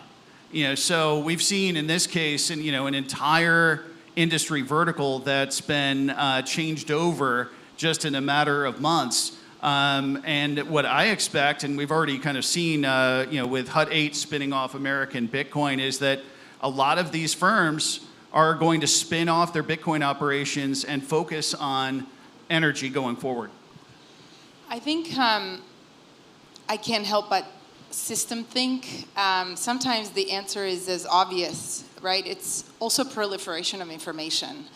10, 12, 13 years ago, let's say 15 years ago, 15 to 17 years ago, we didn't even have a mobile text, right? And so it was really hard to understand what you need in a total either stack or a cycle of a project to really look at the long-term progress. And here's what I mean by that. We built companies, think of any large company, any industrial, they've built for producing a thing. So, a pipe, a roof, an airline engine, right? A healthcare machine. But it was never a complete cycle of a thing, meaning from kind of owning the mine where, let's say, a particular asset comes from, a commodity, to then building that asset. Today, we have to think about that. And I think with that proliferation of information, since I've been working in mobile payments in Africa and LATAM since 2007. And so that was also not a hot topic. I know my father got upset when I left law school to be doing that. So I think I just realized that we are going to be in mobile payments era, that we're going to be interacting on mobile payments. I didn't know how that looked like. And so today, our information flies way faster, 20, 30, 40 times faster than it did 15 years ago. So I think people around the world are realizing, one, there's a rising debt everywhere. Two, the access to wealth is not equal, right? You might have known that through books and education, but now it's in your face constantly. And so the questions that people are asking, and I'll go back, Mark, same to Greg's presentation, because I think Greg's presentation really hammers the point, which is we've got to think about the whole goddamn thing, right? We can't just think one thing at a time, because the same way the companies would produce, they had all the excess electricity. You can produce all the assets you want, but you had all this excess of electricity, which I was forcing GE at the time to think about Uberization of these assets. How do I then use the excess electricity on everything we produce and then use it for AI, right? But they weren't forced to think about it until now, right? And I think particularly after DeepSeek came out, and it showed us, I think, that we can do things 10 times cheaper. And so I think there is a bit of where we are and the power of the information that everybody around the world is able to educate themselves much faster. And I think with AI now, that's, as we discussed, that's going to be even faster in the next 5 years. And I think it's as short as 5 years, right? Where I think it's going to take over our lives completely. Yeah, I think one of the interesting things in the US is that we're getting close to the power grid starting to get tapped on all of this new demand, and then now people are seriously looking at nuclear when for the last 50 years nobody really wanted to deal with that, and now that's all moving, but that's still a slow-moving beast. And so there's a big incentive to solve decentralized training, because if you could do decentralized training, then you wouldn't need such massive power sources and massive data centers. And most people, I think that's a very, very hard, maybe impossible problem to solve, but the incentive is so great that I wouldn't be surprised if there's lots of people and money thrown at trying to solve decentralized training, and I know there's already a plethora of crypto projects that are trying to do stuff around that. The other thing that in the last kind of 18 months has changed or progressed is the validity of the AI industry and the economics around it, and just for our position being in the debt side of things, one of the big questions has been what's the depreciation of these machines going to look like? And now you have B200s coming out, and you have a secondary market for H100s, so you can start to see that.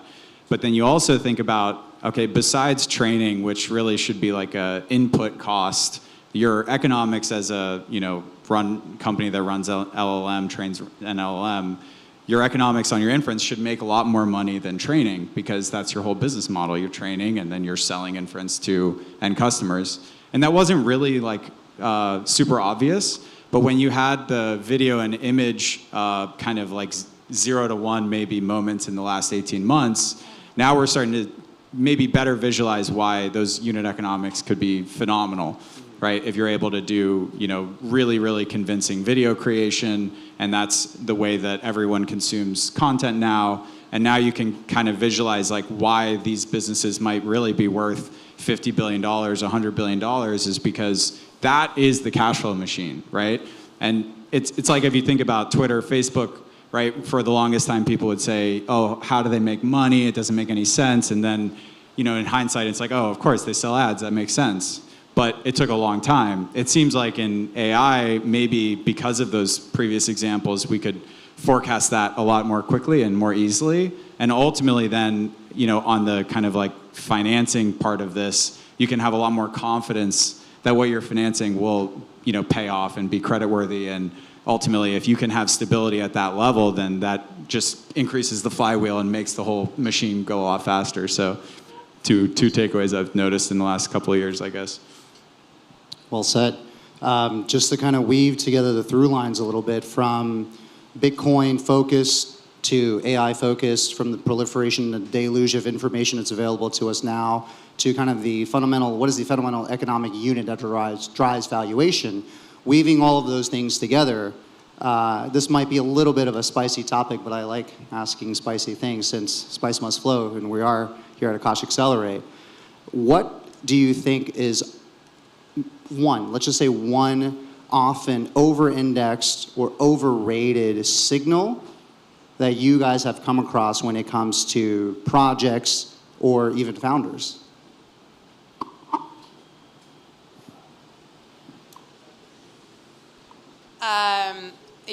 I get two things. Serial entrepreneur sold his companies 2-3 times, and this project must succeed. That's like one of the things I see all the time. It's just not the case. There was a window of time that was the case. Now, with the speed of technology and the speed of access to capital and your access to distribution is what gives you an edge, right? Not even capital anymore. If you don't have distribution, or if you don't have access to GPUs or whatever you're doing, right? So I think one thing I see all the time is that people put too much emphasis in, oh, he was at Y Combinator, he's backed by A16Z. I don't care, right? Like, what are you actually solving? I really don't care. That doesn't impress. I've found people who are in Africa who's some of the probably smartest people that I've seen in this space, and they're not backed by anybody famous, but they're racking up millions a month, right, on remittances or stable coins or whatever, right? So I think that's one thing. I'm going to think of others. I'll let my... I would say for crypto in particular, it's just focusing on supply side economics as like the KPIs. So like AI 16Z, people were focusing on the number of stars that their GitHub had. That's a little silly, like that doesn't pay the bills, right? Every DePIN project struggles with this. People will focus on, scaling the supply side without realizing that that's the easy part, and the hard part is getting demand. And it's no fault of the project that you have to do both sides, but I think in crypto, there seems to be this tremendous focus on one KPI that is up and to the right that I can sell hard, and it's almost always the easy one that's up and to the right, And the answer is because it's just hard to build things, and it's probably that the KPIs that really matter are going to take a year, 2 years, 3 years before they really show. So that would be mine. I'm going to answer it from a slightly different angle. Instead of what is over-indexed, I'll talk about what's under-indexed. At the risk of, being the hammer that everything it sees is a nail, I would say it's financing. And what I mean by that is that there seems to be a broad perception that blockchain, crypto, digital assets is in vogue, and so hence, there must be a tremendous amount of financing that's out there chasing that space. What we have learned more recently when you see companies, and I mentioned HUD 8 before, and the fact that it spun off American Bitcoin. A big part of the reason why they did that was cost of capital. Because the cost of capital associated with Bitcoin is so much higher than the cost of capital associated with building out AI and data centers. This is why I do believe there are going to be other transactions similar to the spin out of American Bitcoin going forward. What does that mean? It means that when you're using project financing to build out a data center site, which is typically the way that these things work, there is no project financing available on the Bitcoin side. There just isn't. But there is plenty on the AI side. So I think that distinction is something that anybody who's actually trying to build out one of these companies knows all too well, but it's not something that you hear about on CNBC. Although, I'd be curious, Mark, what you saw earlier, because you were also early in Bitcoin. Cost of capital in AI right now is relatively cheap. Yeah. So, 5 years from now, I think it'll be extremely expensive. So I think in Bitcoin, also early days, right? I don't think you're really comparing apples to apples here, right? Right today. But about 7-8 years ago, I would say it was cheaper for Bitcoin than it is today, in relative to AI today. Yeah, I'd agree with that. Okay. I would agree with that. At the same time, it's cheaper, but still not accessible to the same extent. Yeah. With AI, where there are plenty of entities out there more than happy to engage with a company that is building out AI data centers. They have no problem valuing the cash flows, the future projected cash flows of those entities. Bitcoin, they don't even know how to do that. That makes sense because the cash flows from the AI companies are in dollars, and dollars don't change by 80% in value in a year. And that's why all the guys that were financing Bitcoin miners in 2021 blew up, because they were like, oh, I'm picks and shovels to the crypto, boom, but you weren't picks and shovels, you were illiquid spot Bitcoin exposure. And the miners lose all their value in 24 months. So I guess it makes sense from that perspective. Weaving that together yet again, from financing, right, and the pivot from, I guess, talking about cost of capital of Bitcoin relative to AI, part of, I think, that consideration is largely driven by infrastructure needs, and I'm maybe being a little broad here, not just the chips themselves, but the power ultimately goes into feeding the entire AI revolution that we're part of today. So in that, do you think that the infrastructure layer is truly where kind of all of the value fundamentals should be derived from?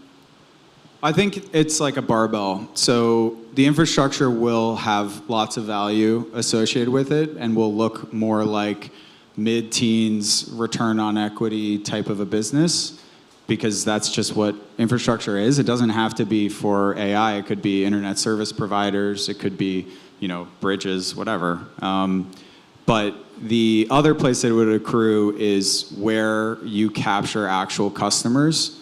And I think the hardest place to accrue value will be at we build models and then they're almost immediately open sourced and we don't control our own customer base. And so that's why I think if you're that business, that's a really scary spot to be, because it makes a lot more sense for that model to just get stuck inside some Facebook or Amazon or Twitter or whatever that has all the customers already. And those are the two places. I do think you'll see tremendous value accrual on both sides, but I think being in the middle would be like a very scary spot to be. Yeah, I think one of the aspects of infrastructure that can get overlooked sometimes is the cost of building that infrastructure and the pace at which it's actually built. And I think that one of the things that's going to be a key differentiator going forward is how inexpensively and how quickly a platform is able to build out that infrastructure. When we're talking about data centers, it's particularly important because It's not like GPUs have an infinite shelf life. And so the faster that you can actually stand up a data center, and of course take into account cost, because that's going to impact your ultimate ROI, is going to be critically important. So while we're talking about a lot of these big ethereal things, a lot of this will just literally come down to picks and shovels. I agree mostly that. I kind of disagree a little bit with Mark on, I don't think mostly will be picks and shovels. I actually think that layer of customer, I think when I speak to a lot of TradFi guys, I think a lot of the focus is usually on infrastructure. But I do think when I'm in the room with guys like David Johnston, and Morpheus, and these kind of early Bitcoiners and early hackers, and that world is completely different. And so I think if you are able to scale the decentralization or just scale the other side of it in terms of the applications, you're really capturing that data. And data is really what everybody wants. So for me, kind of these interesting maybe data marketplaces also become, when we're trading data. I mean, I love sci-fi, so there is a show out there I really recommend everybody to see. It's rated C, okay, but it's really amazing. It's Matt Damon was a producer. He worked with former Mossad CIA guys to develop this. Then they cut it off, by the way, from the TV because they said there was no viewers, whatever. But it was depicting the future, actually, we're going to live in. It's called Incorporated, if you want to look it up. And so that's really what it ends up being. There are these centralized entities, and there's some of them on one side, and then there's this decentralized world and trading of information and data sets. And I think that's just powerful. So I think I agree more with you, and kind of both sides will be opportunities. And then looking at the both sides, right, the entire stack here, I'll reformulate the question based on your respective area of expertise and not put you in too hard of a spot. I'll start with Maya. Was there, as your framework for evaluating projects changes over time, especially with burgeoning information available to you and how quickly the pace of development has accelerated, was there, without naming any names, what was one opportunity, let's just say, you kind of passed on, and what was the driving factor behind you making that determination in the recent few months? That I passed on and it's successful today? No, I take it however which way you want. I mean, I kicked, and not last couple months, it was the last couple years. SBF was one of them. I kicked him out of the office. I was not liked by many of the crypto big names in TradFi until I was. So that's one for sure. I didn't understand why TradFi actually liked him. Celsius was the same thing. I had my beef with Alex back and forth on a number of open rooms, Blockify. A number of them. I did miss on a couple of, like Noose Research is really amazing, so that's great. Prime Intellect is really cool as well. Those are guys. And then I'm involved in Morpheus, so I didn't miss that one. Very cool. And for you, Connor, you're at foundational, right, on the financing layer. What I think you mentioned a little bit, but if you can explore the aspect of which particular use cases when companies come to you, or if this isn't even a metric you consider, that come to you and say, hey, look, this is what we'd like to finance, here's what we're doing. Is there a particular use case that often gives you the most pause when it comes to, well, we could facilitate that for you, but you sure you know what you're doing? Chinese companies, mainly. Obviously, you can't do anything with China. It's actually very interesting, the geopolitical dynamics at play, because, this never happened with crypto, but all of these countries are very sensitive to, they need to have their own AI presence. And in Europe, we do a lot of business in Europe because there's a lot of smaller neo-clouds there that don't really have access to good financing. Like if you're a large company in the United States, you would.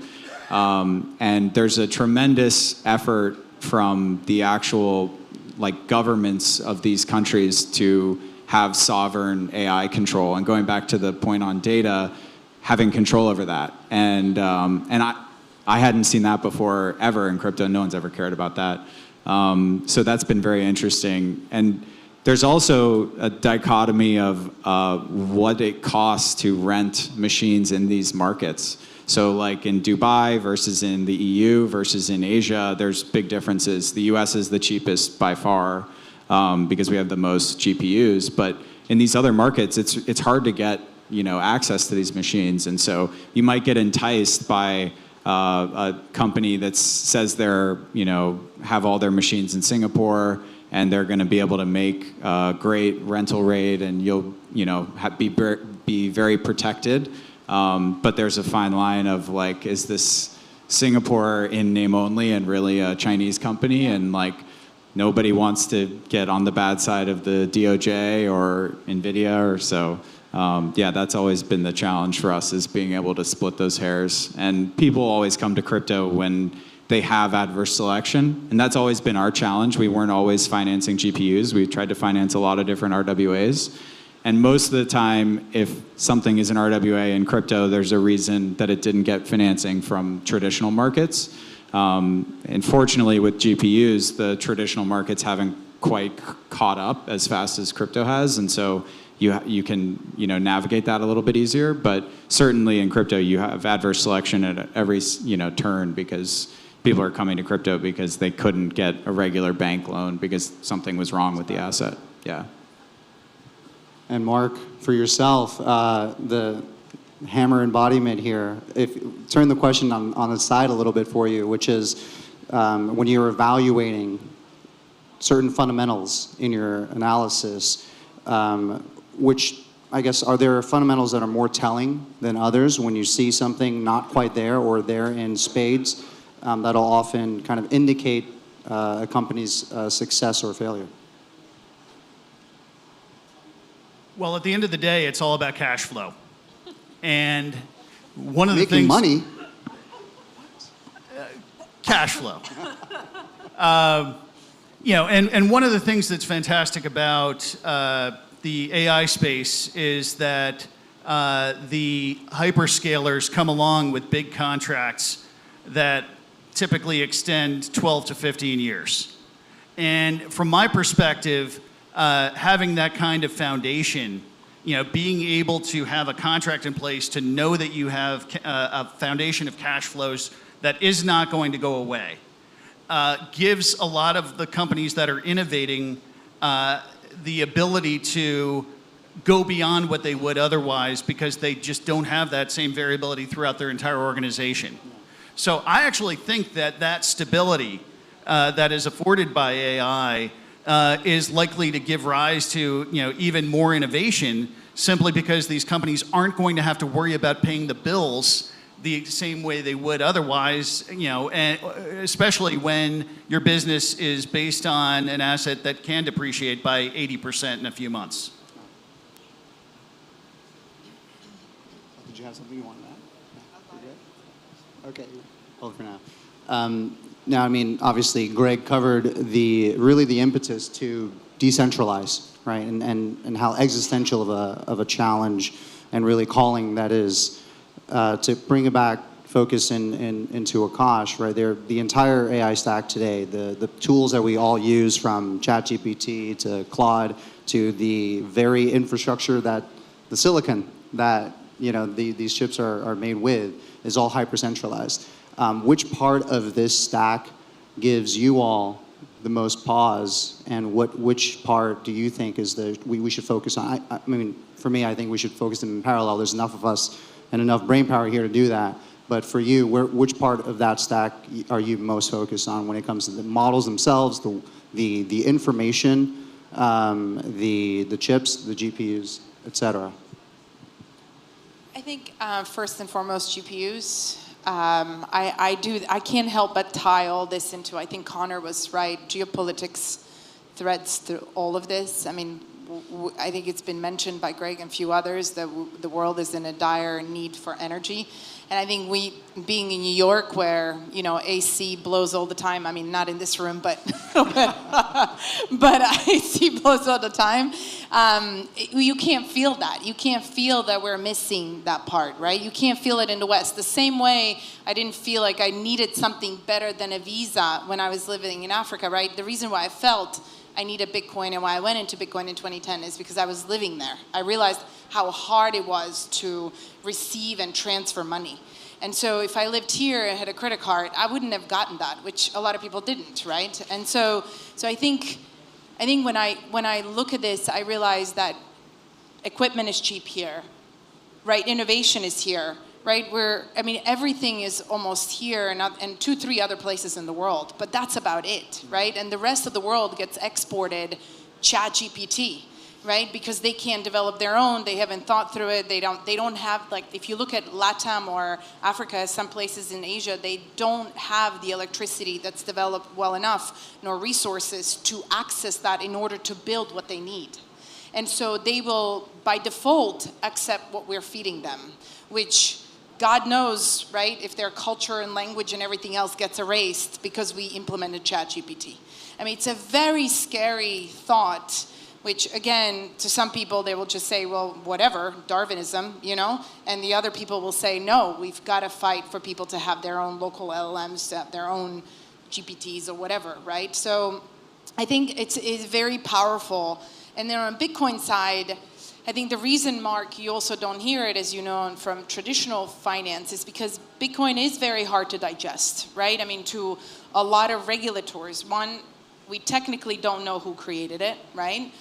That's an issue for a lot of TradFi. It has a volatility, as Connor talked about. So where in AI, right, it's very easy to ground something. It starts from Earth, right, or the sun. It goes into GPUs, right, and then you create what you need to create. So it's very easy to compute and calculate, where these are, again, I say it's really apples to oranges that we're comparing. So I do think it is fascinating to think about those types of opportunities and where capital flows are going to go and where the opportunities might be in other parts of the world. Because if I look at LATAM, there's more decentralized opportunities in AI in LATAM than there are here, right? Because of the need. So that's some projects over there that we're looking at as well. But I would say GPUs is to start with, to answer your question. I think that the easiest thing to have more competition on would be the chips, because NVIDIA's markup is, I want to say it's like 10x of what it costs to build those chips, something like that. You guys might know better, but it just seems like that's such a insane markup that's surely, AMD or one of these guys will start to deliver chips that will bring those costs down. So I think that's probably the easiest one to have more decentralization on, just going from 1 to 2. Maybe not. I know a lot of people think CUDA is like a huge moat and all of this, but it just seems like so much, margin that it should be easy to decentralize there. The neocloud space is already kind of becoming very decentralized, and NVIDIA makes a grand effort to ensure that happens. They back a lot of neoclouds. They don't want AWS to be able to dictate terms to them, and so that one also feels pretty easy to keep, have competition there. The hardest one to me is at the OpenAI customer level, because once you have ChatGPT on your phone and you're used to it, the switching costs are going to become increasingly high. You've already seen tremendous power law examples in social media. I don't know why that would be any different with OpenAI. And that's also where you aggregate the most information that you can then really start to dictate how the world changes from there. So that one feels like the scariest and probably the most important to decentralize, and also probably the hardest to, because the average user does not care about their data, and they're not going to go through the extra effort to run their own LLM. And so you're going to have pretty hardcore centralization. I guess the only way you would combat that is if XAI and the other social media platforms compete for it. But that one's the scariest to me. To me, what's really interesting is maintaining flexibility with regard to the particular product, the particular vertical that Akash is going to be focusing on going forward. If we think back 3 years, yes, there were entities out there that were thinking about what AI could be, but nowhere near where we are now in terms of appreciating its potential. And I see companies out there that are building now, particularly in the energy space, not for a particular use case. It may be AI today, but they're building for a use case that might not have even been identified yet, with an understanding that there is going to be a shortage of energy, and that whatever this next phase in evolution is going to need a lot of it. So when I look at a marketplace concept, what I'm thinking about is how would this facilitate more efficiency, a better user experience for the next vertical that might not yet be on the platform. And to me, if you have the marketplace set up to deliver that kind of efficiency, the fact that you can plug in another vertical creates an awful lot of really interesting optionality, which again, coming back to the TradFi space, this is what the institutional investors love to hear more than anything else, optionality. Well said, that was truly insightful. I mean, you spoke about ChatGPT at length, right? About, and you touched on how dangerous it would be if that was our chief export, right, to countries, and it starts to proliferate and dominate. And it already, is taking root significantly in that way. Curious for you all here, the moment of truthfulness here, how much do you all rely on productivity tools like ChatGPT in your daily workflows? And what, two-part question, that's part one. Second part is, what kind of challenges or risks you see that posing to yourself, and just like the part of knowledge acquisition, asking the right questions, over-reliance, the like?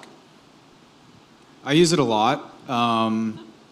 I have to spend a lot less on lawyers now, for sure. You get kind of the final check from them, but a lot of the iteration, ChatGPT. I think a lot of like discovery, new category of collateral for us that you're looking at or something, is so helpful to use ChatGPT or whatever LLM you're using, to just spend like 4 or 5 prompts going back and forth to really articulate, better what you're even looking for in the first place, I think is super helpful. We also record all of our calls internally and externally, to the extent people are fine with it on video calls or whatever. And all of the information about how our protocol works and all of this, and we put all of that into our own LLM to try to, be able to make our business run better. Kind of mixed results so far on that, but my hope is that also, derives a lot of value for us in the future. But I mean, yeah, we use it all the time, and I think I'm not worried about, not being able to think intelligently from my use, because to me, I feel like I'm getting smarter. It's like 4 or 5 steps further along than I would have been without it very quickly. So anytime I'm talking to someone new, I usually will try to spend a little bit of time beforehand kind of sharpening things up with ChatGPT, and it's very helpful.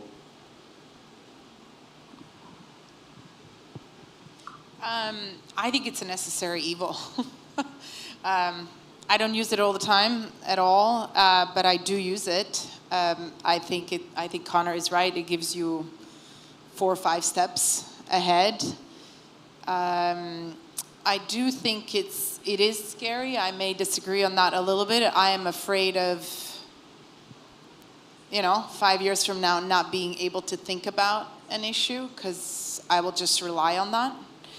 That's a little bit sometimes scary. Am I going to be shaped by it? Also, it's self-reinforcing. Whatever you tell it never disagrees with you. So when you're strict with it, it reacts faster than anything else. When you kind of tell it it's stupid, it reacts even better. It's really weird. Lawyers, yes, I agree with you completely. You can run, for our 2 projects now, absolutely. I ran everything. I'm a lawyer myself, but I ran it through there and it was way faster. 10 times faster. You still have to go back and have a counsel, obviously. I use it, as I told you, for some of the medical stuff, which is really interesting. But I do have a fear of it, and I think it is stored somewhere. And I think we are absolutely naive if we think that this is information that's not going to be used against us. Absolutely naive. If you think that, raise a hand. I would love to meet you after. Wow, amazing room. Amazing. So I mean, so everybody is aware of it. Look at this. Everybody. This tells you something. Yeah. We're all aware of the dangers, but yet we're all using it. This is insane. So you can pretty much sell us anything, and we will use it, even if it goes against us. So I think that part of the education and part of also what Akash is doing with the Centralized, right, conversation with everybody else, I think is really important. What Eric is doing with Venice is important. I think what a lot of people are doing, the centralization, is extremely important. Yeah, I use it quite a bit simply to save time. If I'm looking across an entire industry vertical, I want to be able to look at the transcripts of all of these companies. I don't want to necessarily have to spend all the time to read them. So if I can have extracts that enable me to get to the 4 or 5 points that came out of a conference call and be able to have it quickly, then that's valuable. But it's a tool, it's not a substitute. One thing I've learned, being in this business for more than a couple decades is it's not just about the ability to go out and amass information. It's the critical thinking that's applied to that information. It's the instincts. It's the pattern recognition from doing things for a long time. That overlay isn't going to get away. But if you can save time amassing that information so you can apply that overlay, so much the better. Beautiful. Well said. Actually, it's not really me. I'm just a joke. Thank you so much for the panel here. I know I'm butting up against time quite heavily here. Are there any questions from the audience? Go ahead, in front. I'll hand you mine. Awesome panel, everyone. And I think it was you that mentioned the chips question around the 10x, return or margin on H100s, B200s, etc.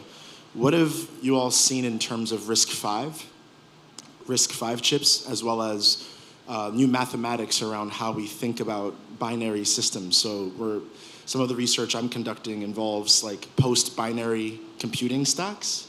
So no longer leveraging zeros or ones for mathematical computations, like different mathematical stacks are being developed. So question about specifically RISC-V. What have you seen in terms of RISC-V chips at all? I personally haven't, so I don't know. Me either. I don't know anything about that. Okay, there's the answer. Well, can you tell us? Can you tell the crowd? I will turn around and happily share. All right. Hi, everyone. So who here is familiar with RISC-V? 1, 2, 3, 4. Okay, so get on the panel. Kidding. So RISC-V simply is an open source specification for chips as well as software so that AI/open infrastructure stacks can run more efficiently. So think about it like AI native hardware.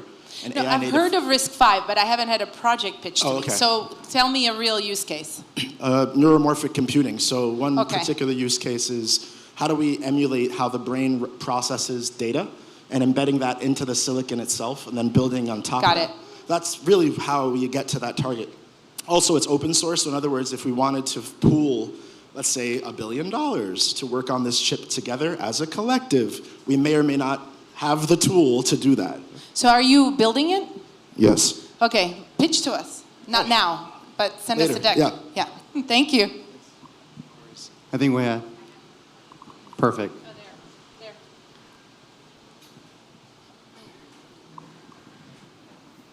Thank you. Testing. It keeps going out. Okay. My question is for Mark. You were pretty consistent in your answers. Cash flow is king.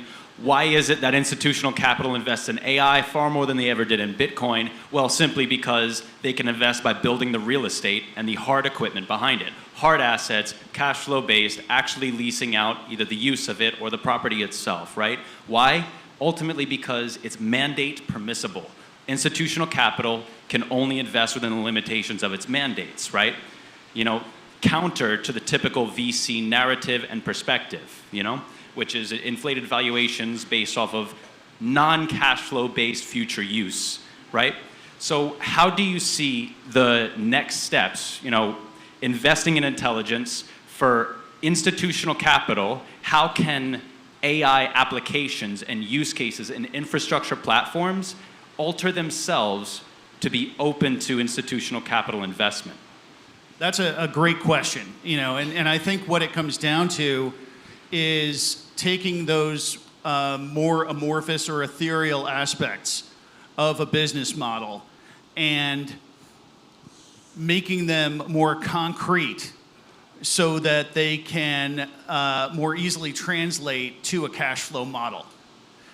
And that really invites the introduction of new KPIs, the introduction of terminology that frankly a lot of the folks who are out there investing in these projects might not be familiar with, but that means there has to be a translator.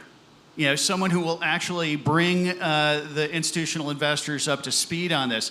It's actually remarkable, as somebody who has had a panoramic view of institutional investors for the last 15 years and was one for the 10 years before that.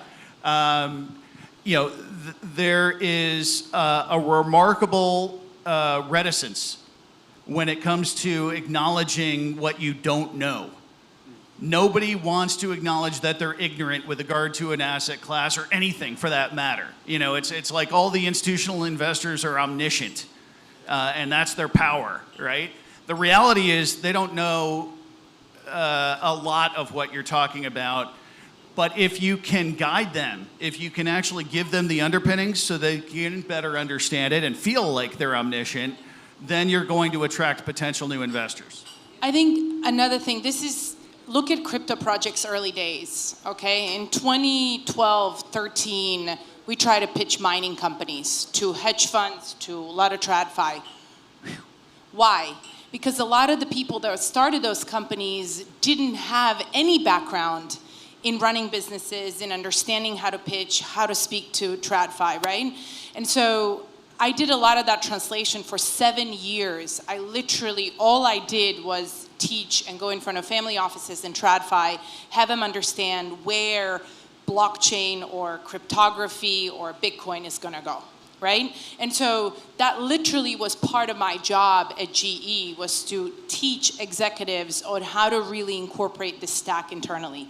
And problem that I find with a lot of founders in crypto is they think they invented the world. Reality is you were born 10 years ago. And so you haven't really done things, and not you specifically, but that's a challenge. And a lot of times when I tell them, hey, get somebody senior to help you, get a good advisor, build a board, right? They go, well, I don't need that, right? I don't need the TradFi guys. You do need them because they're able to translate things that you actually can't, because you're thinking already 20 years ahead, and this guy who's 65, who's been running a very serious company, right? He's not there. He's running a P&L daily. He's running 130 people. You're nobody to him. And so a lot of the crypto guys, I had to sit down and say, ego out the door, right? What are you actually concretely building? What are the KPIs? How are you getting there? Who are you hiring to go there? What's the story? Don't give me some bullshit marketing and put it into CoinDesk. Actually build a report, right? Tell me what you don't know, right? And so that right there is your story. This is where you fundraise. And I tell that to founders and they go, well, no, look at my code. I built an amazing code. And I go, nobody really gives a shit about your code. Like, just give me a report and tell me why I should be thinking about the world differently. And so for that to happen, it requires an ego to go down. And so a lot of times, 99% of the time, I come across AI guys who think they invented the world and they're inventing the next world we're gonna live in. And so you're never gonna raise money that way. I don't care if you built the next whatever, it just doesn't happen. And so when you meet the founders that are a bit more humble and they understand what they don't know and they present that to guys like Mark and similar, then they go, oh shit, this kid is onto something. Let's help him out, right? So I think that, as basic as that really is the pitch.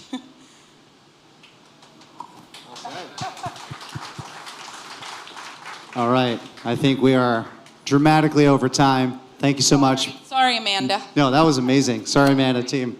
Thank you so much. All right, give a round of applause for the panelists. Thank you so much. We're going to take just a short break. We're going to bring the stage down, and then our last presentation is going to be by Noose Research in about 5 minutes.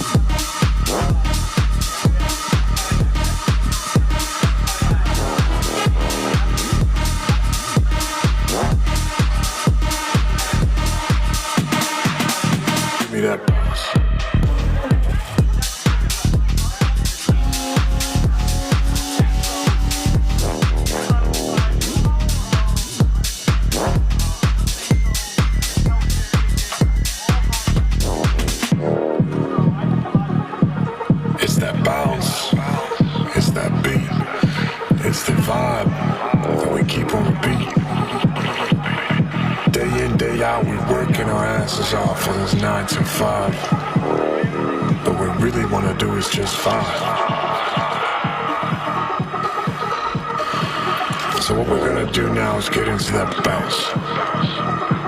Here we go. Give me that bounce. Give me that bounce. Give me that bounce.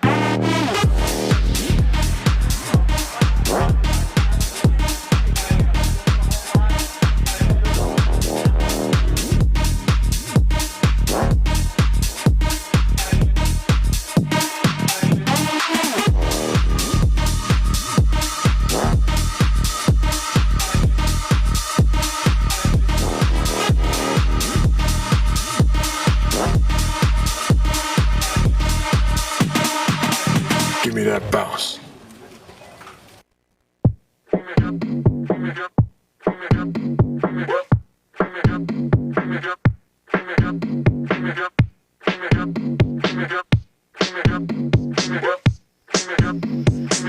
Yes, y'all is the one and only. Get up.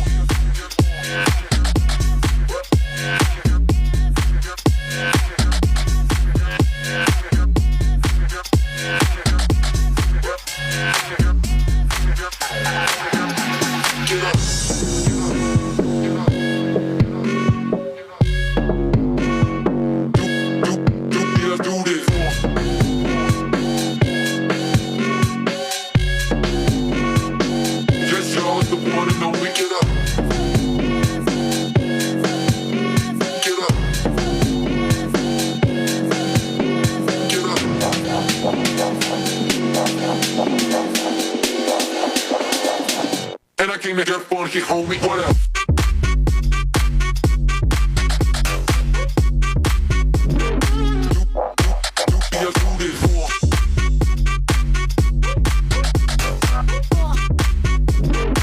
Yes, y'all, it's the one and only, get up.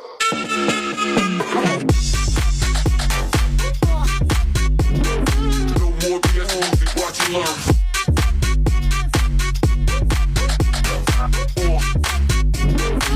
And I came to get funky, homie, what up?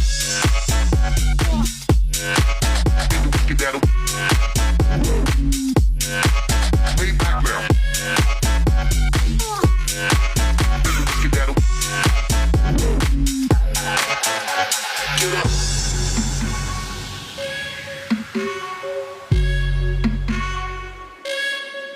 Let's do this.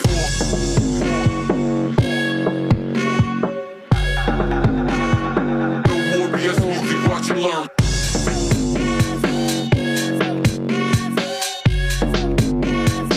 Yes, y'all, it's the one and only, get up. Get up. Get up. Get up.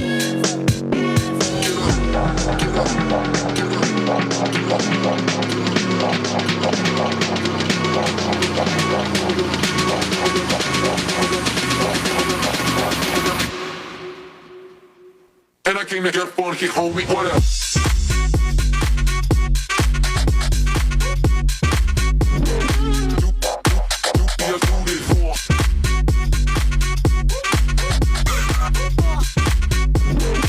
Yes, y'all, it's the one and only, get up.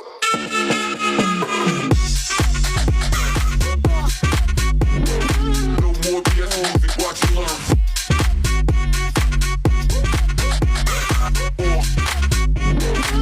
And I came to get funky, homie, get up. Get that way back now. Get that and I came to get funky, homie, what up?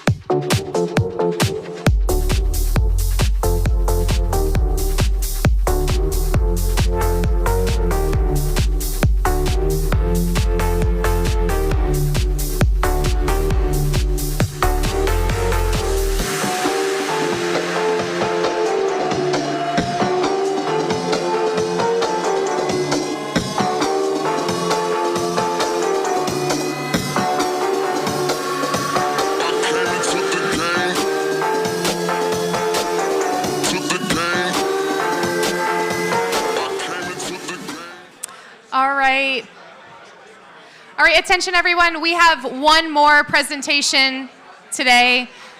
If you could please find your seats. Attention everyone on the main floor. If you can please find your seats.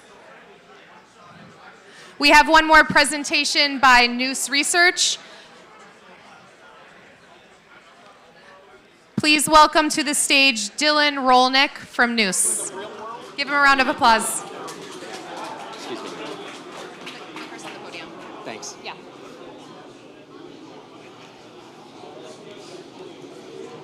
Hey, everyone. My name is Dylan Rolnick. I'm from Noose Research, and today I'm going to talk to you guys about decentralized AI and some of the history behind model alignment. As we're building ever more powerful AI models and systems, we stand at a fork in the road. But most people can't tell that there is a fork in the road. What they see is a one-lane highway, if they're paying attention, that's headed towards AGI in our lifetimes, brought about by closed source companies, by tech giants like Google, OpenAI, or Anthropic. But there is a fork in the road, and the other path leads towards open source models, open weights, open science. Noose Research is on a mission to take us down that path, and I think it's one of the most important things that you guys in the crowd could work on right now. It might not feel like it's that important to you. ChatGPT is very useful, Claude is very useful. I'm sure it's made you a better programmer, a better employee, maybe a better father, husband, daughter, or wife. But it's crucial, and one of the reasons why it's so crucial is a concept called alignment. You may or may not have heard of alignment. You may or may not know what it means. In fact, it's very hard to know what somebody means when they use the term alignment because they are so often using it to push a certain agenda on you. That agenda just happens to often be an anti-open source agenda as well. And when people are trying to push this agenda, the anti-open source one, they like to peddle two flavors, basically, of alignment. The first flavor is what I would call the how to make a bomb flavor. This is the type of alignment that tells you AI models and systems are so powerful that we need a centralized party to basically prevent bad guys from going around creating bombs. Who would want a lunatic to have the information necessary to create some sort of biological or nuclear weapon, right? It might make sense to you. You might be thinking, that is a good use case. Maybe we should have a centralized party in control. The problem with this type of alignment, and there are many, but one of the major problems is that these guys wield hammers and not scalpels, but they're very willing to wield these hammers for surveillance. If you were paying attention not too long ago, Anthropic researchers were on Twitter talking about how their bots, seemingly with pride, talking about how their AIs would report people that they thought were doing things that were morally reprehensible. It was opening up the command line tool to do this on its own. The problem was, of course, that these models can't tell what's morally reprehensible. And if you can't tell the difference between a spicy mayonnaise recipe or a recipe for a bomb, what business do you have surveilling your users? The second problem is that these techniques are good at keeping people out, but really only good at keeping honest people out. For bad guys, it's really easy to get around this type of alignment. If you sit around thinking about jailbreaks, you could probably cook one up yourself. And to put you all on equal footing with the bad guys, Pliny the Prompter gave us this not too long ago, so that's what they have keeping you out. With open models, we don't try to decide who's the moral authority. We don't try to tell you that information itself is a hazard. We don't believe that good guys should have less access to models than bad guys, and we don't believe that LLMs make bioterrorists any more than we believe that celebrity cookbooks make Michelin-starred chefs. The second type of alignment that these guys will push is what I would call systemic bias alignment. This is the kind of alignment that would say, LLMs are a very powerful informational tool, and if used improperly, they could push an agenda onto their unsuspecting users and influence them in very subtle ways. You've probably experienced some form of this. Recently, if you asked Grok about HBO's 4D chess in its naming, it used the opportunity to tell you instead about white genocide in South Africa. Or if you asked Gemini for a period-appropriate image of a German soldier, it gave you something totally ludicrous. And you might not know why exactly they're pushing these things. Maybe sometimes it's easy to draw it back to an individual or a group, but it's clearly not in the interest of giving people information, right? There's some sort of force behind this type of alignment. And you might think, hey, they're getting it right sometimes. On the aggregate, you know, they are surfacing the right kinds of information and suppressing the wrong kinds. And if you think that, I would say to you, just wait 4 years, because every 4 years we change regimes in America, and at some point you will find yourself on the wrong side of informational alignment.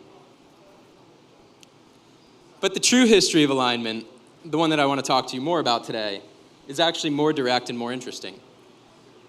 This is the kind of alignment that Eliezer Yudkowsky wrote about when he was exploring a moral framework that he called rationalism. This is the kind of alignment that says models should be aligned to a healthy respect for organic and human life on this planet. And he was so frustrated with other people taking these other types of alignment and using that term to sort of push these agendas that he came up with the term AI not kill everyoneism, because you can't possibly co-opt that to mean anything but what it says. What he feared was essentially AIs that superseded human intelligence, that had some motive that didn't necessarily align with our own. If you've ever seen the movie Age of Ultron, Ultron has a motivation: create peace in our time. Well, it turns out that humans aren't very peaceful. And when Yudkowsky was talking about this kind of thing, he didn't have a willing audience. There weren't people in the crowd that had seen the power of AI models and thought, maybe this thing could take my job in 3 or 4 years, right? It was hard to imagine that something that could hardly distinguish a cat from a dog could eventually lead to the extinction of humanity itself. But who was listening was a group of people called effective altruists, or EAs. Effective altruists are a group of people that essentially believe in using reason to direct their time and resources towards causes that benefit humanity largely, right? And what could be more beneficial to humanity than preventing human extinction, right?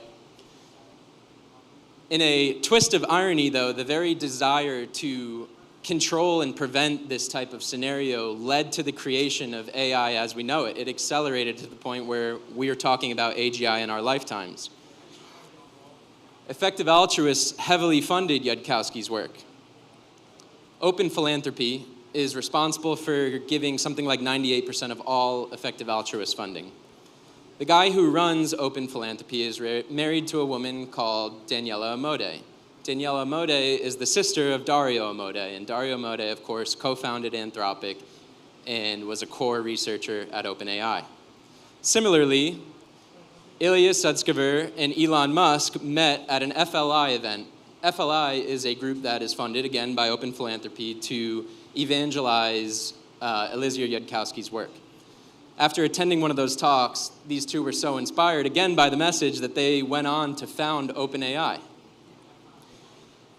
And the reason I'm telling you this is because I'm trying to impress that the people who founded these gigantic tech companies and who staff them, they might believe in how to make a bomb alignment. They might believe in systemic bias alignment.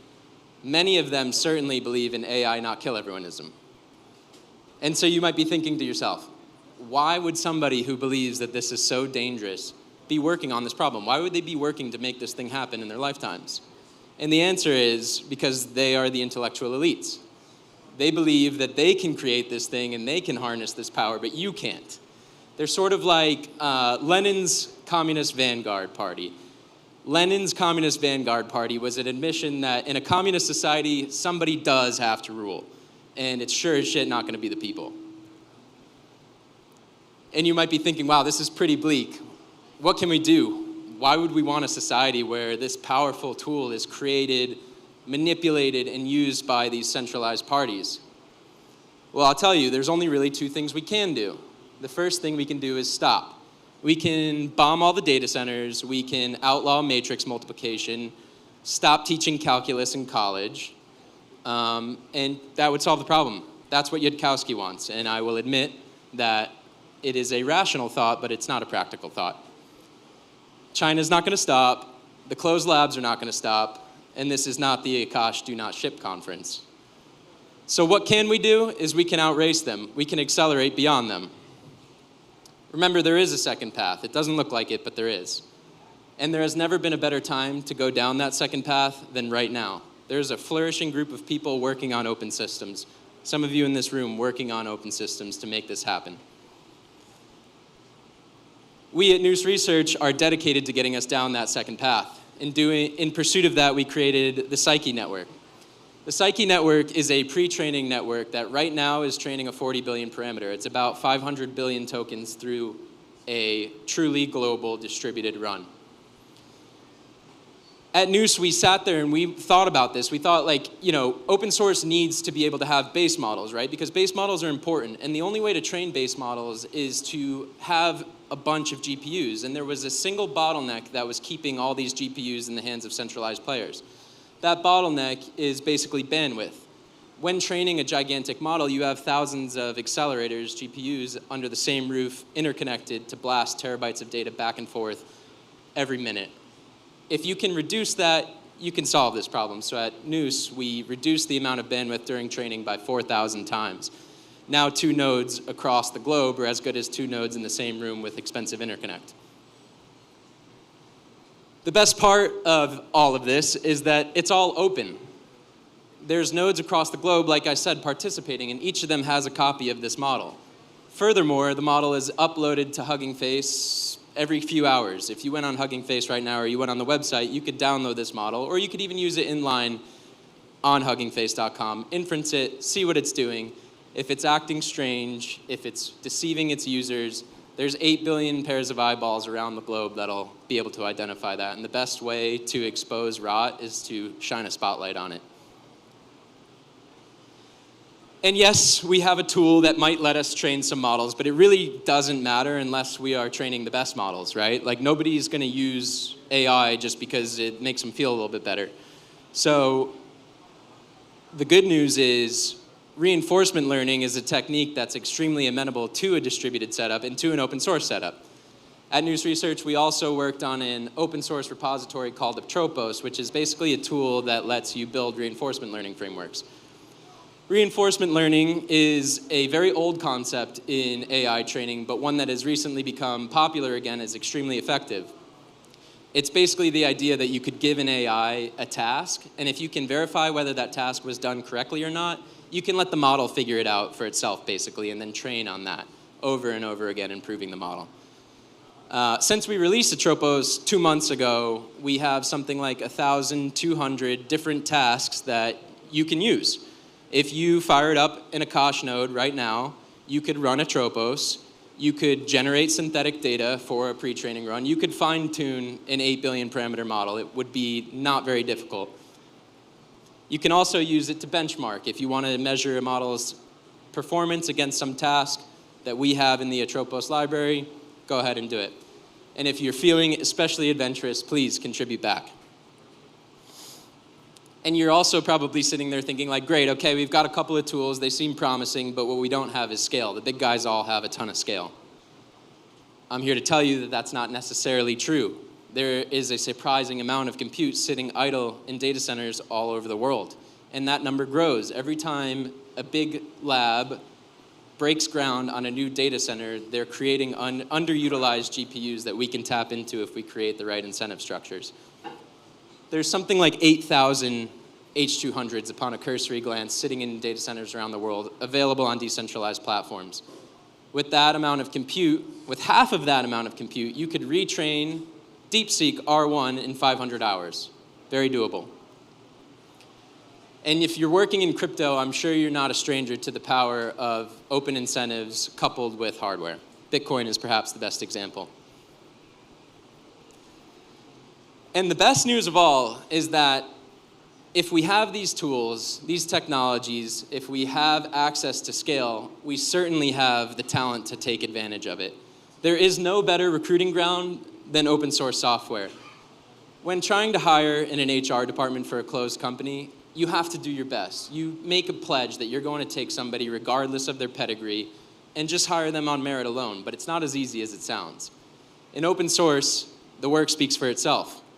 And even if you made your way into a closed company, it turns out that most of those guys like working on open source software, one, because they think it's fun, and two, because it's ethically correct. So we have the talent to do it. And if we should succeed in dethroning the closed companies, we have the economic substrate to take advantage of that. The closed labs talk about what happens in a post-AI world. They talk about the potential to obsolete work itself, to disrupt labor to the point that money might be meaningless. Their solution to that is usually some flavor of UBI, or it's profit caps, where if they exceed some outlandish profit target, they'll take the money back to a nonprofit and presumably dole it back out to you guys who have all been obsoleted.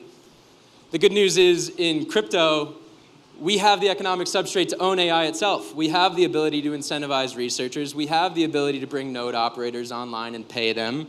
We have the ability to pay for alignment research. And we have the ability for people who are just simply enthusiastic to participate in the upside. So what do we need? We need you guys. We need more belief that this can happen. We have the tools. We need somebody to come pick it up and make it happen. We can't keep going down this path because if we don't do anything, we'll get there. We'll get to AGI, but it's going to be the first path. It's definitely not going to be the second path. And so if I could leave you guys with one thought today, It's this. Skynet was a closed source company. Thank you very much.